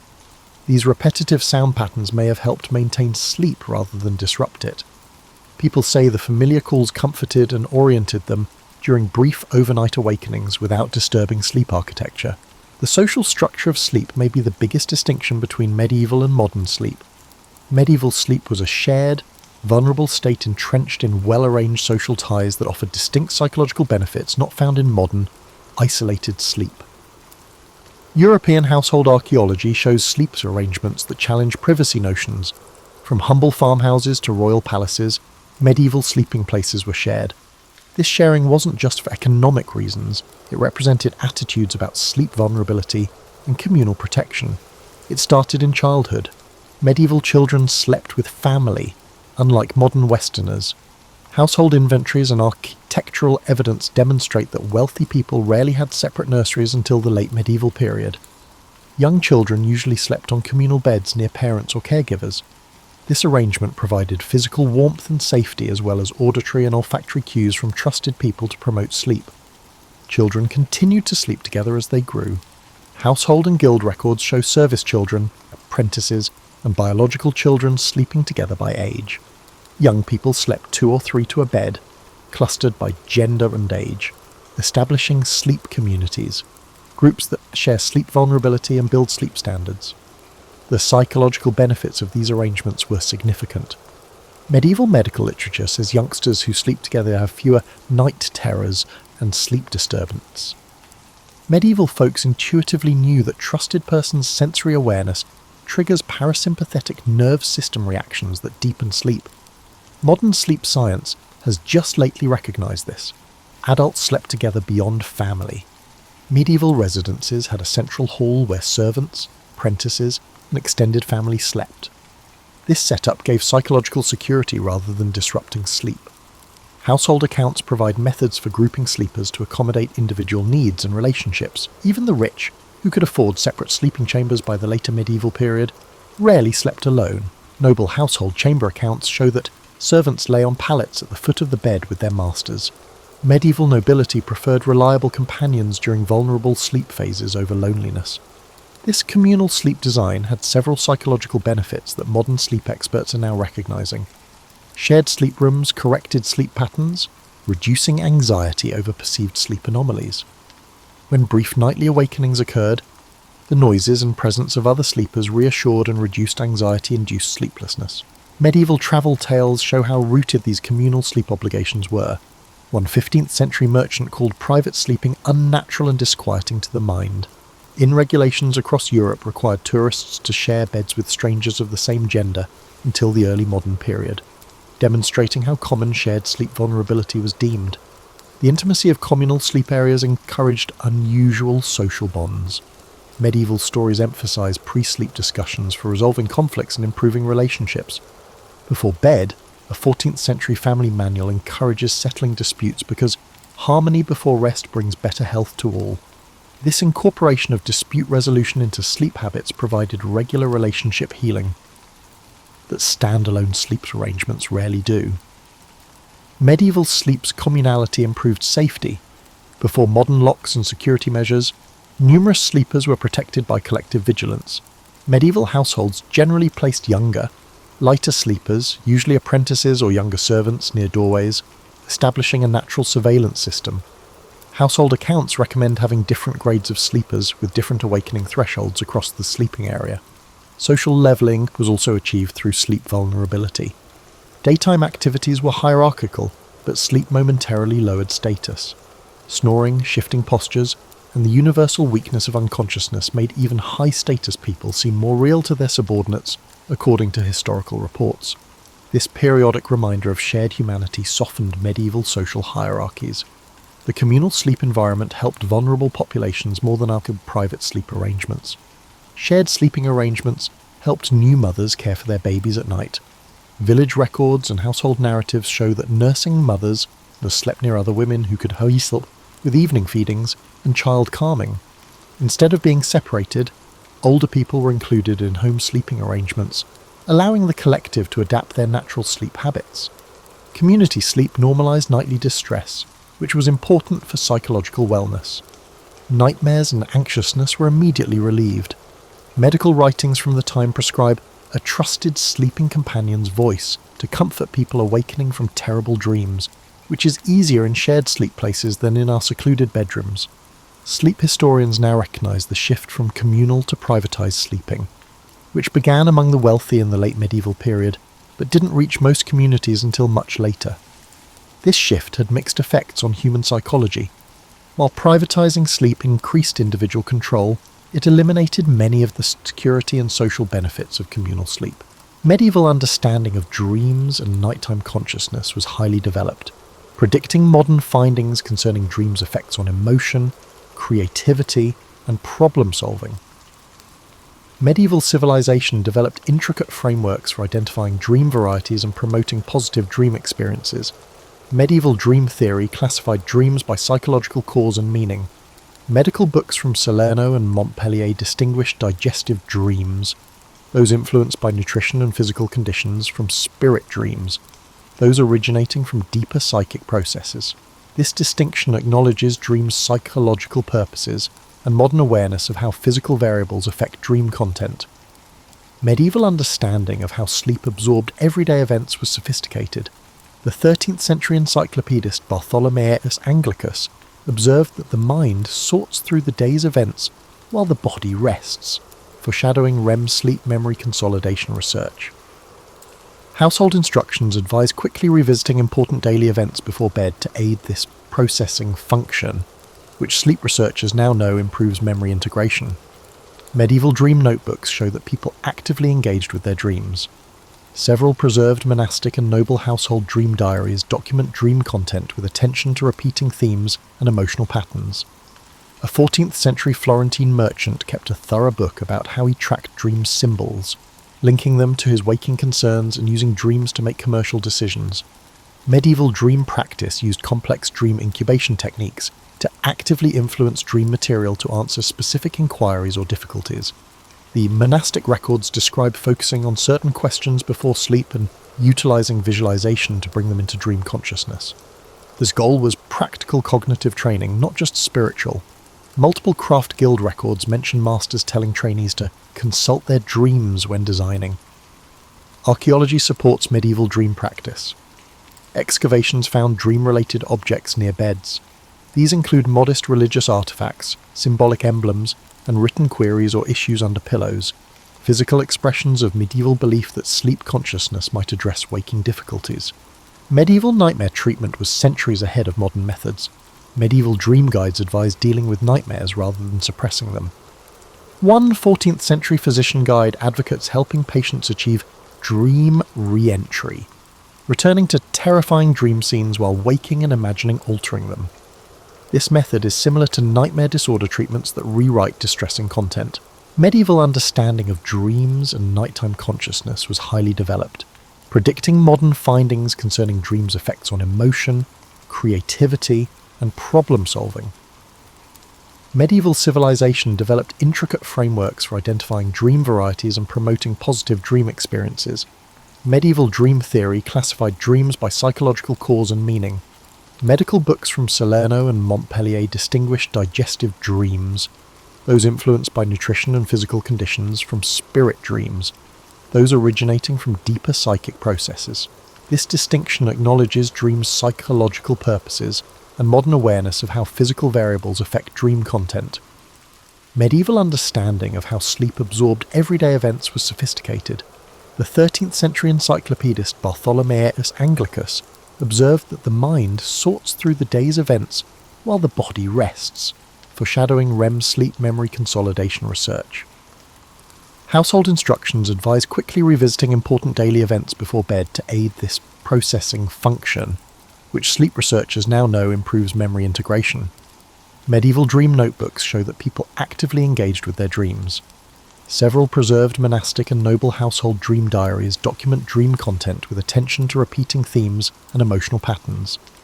A 14th century Florentine merchant kept a thorough book about how he tracked dream symbols, linking them to his waking concerns and using dreams to make commercial decisions. Medieval dream practice used complex dream incubation techniques to actively influence dream material to answer specific inquiries or difficulties. The monastic records describe focusing on certain questions before sleep and utilizing visualization to bring them into dream consciousness. This goal was practical cognitive training, not just spiritual. Multiple craft guild records mention masters telling trainees to consult their dreams when designing. Archaeology supports medieval dream practice. Excavations found dream-related objects near beds. These include modest religious artifacts, symbolic emblems, and written queries or issues under pillows, physical expressions of medieval belief that sleep consciousness might address waking difficulties. Medieval nightmare treatment was centuries ahead of modern methods. Medieval dream guides advised dealing with nightmares rather than suppressing them. One 14th century physician guide advocates helping patients achieve dream re-entry, returning to terrifying dream scenes while waking and imagining altering them. This method is similar to nightmare disorder treatments that rewrite distressing content. Due to historical changes in sleep interactions, medieval Europeans' excellent sleep quality slowly declined. Understanding this decline helps us apply medieval sleep advice today. Late medieval European towns installed public mechanical clocks, changing sleep patterns. Early watches didn't affect sleep, but they did change the attention from environmental cues to time. Town records from the 15th century show the gradual adoption of clock time instead of sunrise and sunset as daily reference points, the first step toward divorcing human timetables from natural light cycles. Archaeology shows this window design change. Later medieval homes prioritized privacy and heat retention over natural light, although early medieval bedrooms contained windows that let in morning light. This architectural change devalues sleep-natural light alignment, which is increasingly critical for circadian rhythms. Industrialization and artificial lighting most affected medieval sleep. Although early 19th century gas illumination extended productive hours into the evening, industry schedules demanded standardized waking times unaffected by seasonal light. Early industrial society documents reveal plant owners fighting inefficient sleep patterns. In 1883, a factory manual warned against workers' persistent habit of night waking between sleep phases due to industrial schedules eliminating biphasic sleep. Sleep conditions changed. The 18th and 19th centuries saw single-family residences and individual beds replace medieval communal slumber. The architectural change increased solitude but removed shared sleep's social security and closeness. Medical records from this transitional era show rising claims of sleep difficulties due to unusual solitude at night from the new sleeping arrangements. Changes in labour habits eroded medieval notions of sleep as a transition. Natural cycles and moderate activity shifts characterised pre-industrial work. Industrial time discipline destroyed the natural wind-down time of medieval sleep patterns. Industrial and office timetables created guillotine waking, sharp alarm-driven transitions. Many found sleep uncomfortable during this change. Early mass production homogenized sleeping surfaces without regard for comfort. Yet medieval people of all classes had devised sophisticated bedding systems that met bodily demands. Historical records indicate that workshop dwellings had crude beds, unlike medieval peasants. Over centuries, sleep comfort technologies would improve. These changes lead to consolidated sleep culture, the idea that normal sleep is a single, unbroken period rather than the centuries-old biphasic pattern. Medical texts of the late 19th century pathologized nocturnal waking as a disorder. This medical reinterpretation replaced medieval sleep wisdom with modern norms. This historical transformation goes beyond discomfort. Medieval sleep practice was physically and psychologically advantageous, according to modern studies. With unprecedented rates of insomnia, sleep-disordered breathing, and circadian rhythm issues, sleep professionals call the global sleep crisis caused by suppression of natural sleep patterns. The loss of medieval sleep's midnight waking period is notable. A normal sleep break was essential biologically and psychologically. Neurological research found this interval had brainwave patterns that supported creativity and emotional processing. Industrial and post-industrial sleep practices eliminated this cognitive state by requiring continuous sleep. Medieval slumber societies offered psychological stability that modern ones lack. Modern sleep experts have established that trusted people reduce sleep delay and stress hormones. Modern sleep arrangements eliminate these benefits, creating anxiety-related sleep disruptions. Even in medieval times, seasonal sleep duration fluctuations were biologically good. Pre-industrial civilizations and historical sources show that medieval people slept longer in winter due to natural melatonin synthesis. Modern sleep schedules ignore seasonal changes, creating winter circadian misalignment. Medieval and pre-industrial sleep traditions are being rediscovered despite these losses. Sleep medicine now admits that medieval sleep practice was sophisticated and biologically sound, so we should revisit it. New sleep transition. Understanding is the best rehabilitation. After centuries of alarm clocks disrupting sleep, sleep professionals emphasize pre-sleep wind-down, reclaiming the medieval idea of sleep as a transitional activity. Modern sleep hygiene follows medieval practices of gradually reducing light exposure, quieter evening activities, and systematic pre-sleep routines. Modern technology harms and helps sleep. Screen usage influences melatonin production, yet apps and devices measure sleep and support circadian cycles. There are programs that regulate lighting throughout the day to approximate natural light progression, and alarm systems that pinpoint optimal awakening points throughout sleep cycles to recreate medieval sleep patterns. Architecture honors sleep wisdom. After decades of decreasing natural light in bedrooms, modern sleep-focused architecture prioritizes eastern exposure for morning wake-ups, reverting to medieval design. Some creative neighborhoods are investigating communal sleep solutions for uneasy sleepers. Researchers and sleep experts studied medieval segmented sleep. Biphasic sleep patterns like first and second sleep improve sleep, mood, and cognition in long-term studies. Sleep clinics increasingly recommend this routine for insomniacs who believe their sleep disorder is their body re-establishing its natural cycle. Medieval sleep surroundings were rediscovered. Modern designers emphasize natural materials, temperature regulation, and personalized support similar to those used in medieval bedding systems, following years dominated by artificial sleep environments. Adjustable firmness mattresses and weighted blankets are inadvertent homages to medieval sleepers' custom bedding. Medieval sleep still affects psychology and spirituality. Sleep experts recommend medieval home evening contemplation style mindfulness.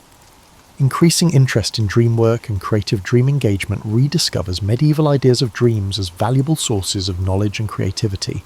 The rising recognition that sleep is a cultural habit motivated by societal values and goals is positive.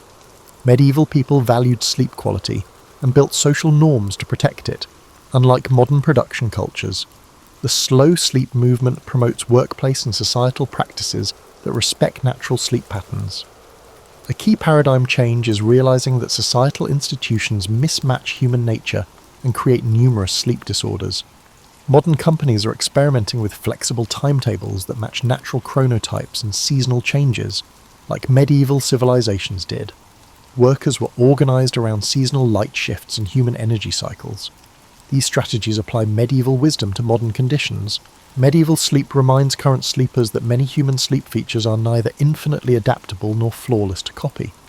Human nature operates best when aligned with rhythms our medieval ancestors intuitively recognized and honored. Despite great pressure to conform to industrial and post-industrial sleep demands, medieval sleep teaches us to examine whose pre-industrial sleep expertise remains physically and psychologically helpful, not to reject comfort or technical progress. Current knowledge and rediscovered old customs may help us create sleep patterns that match evolutionary and current needs. Researchers say medieval people didn't understand the neurochemistry of sleep, but they recognized its patterns and respected its requirements in ways we're only now beginning to appreciate. That appreciation can solve our sleep crisis without drugs or technology by restoring decades of pre-industrial sleep practice. Medieval sleep advice is more than just history. It offers ways to sleep better and honor our natural heritage. As research validates medieval sleep patterns and practices, we may find that rediscovering our ancestors' centuries-old knowledge of natural sleep is the best sleep advancement.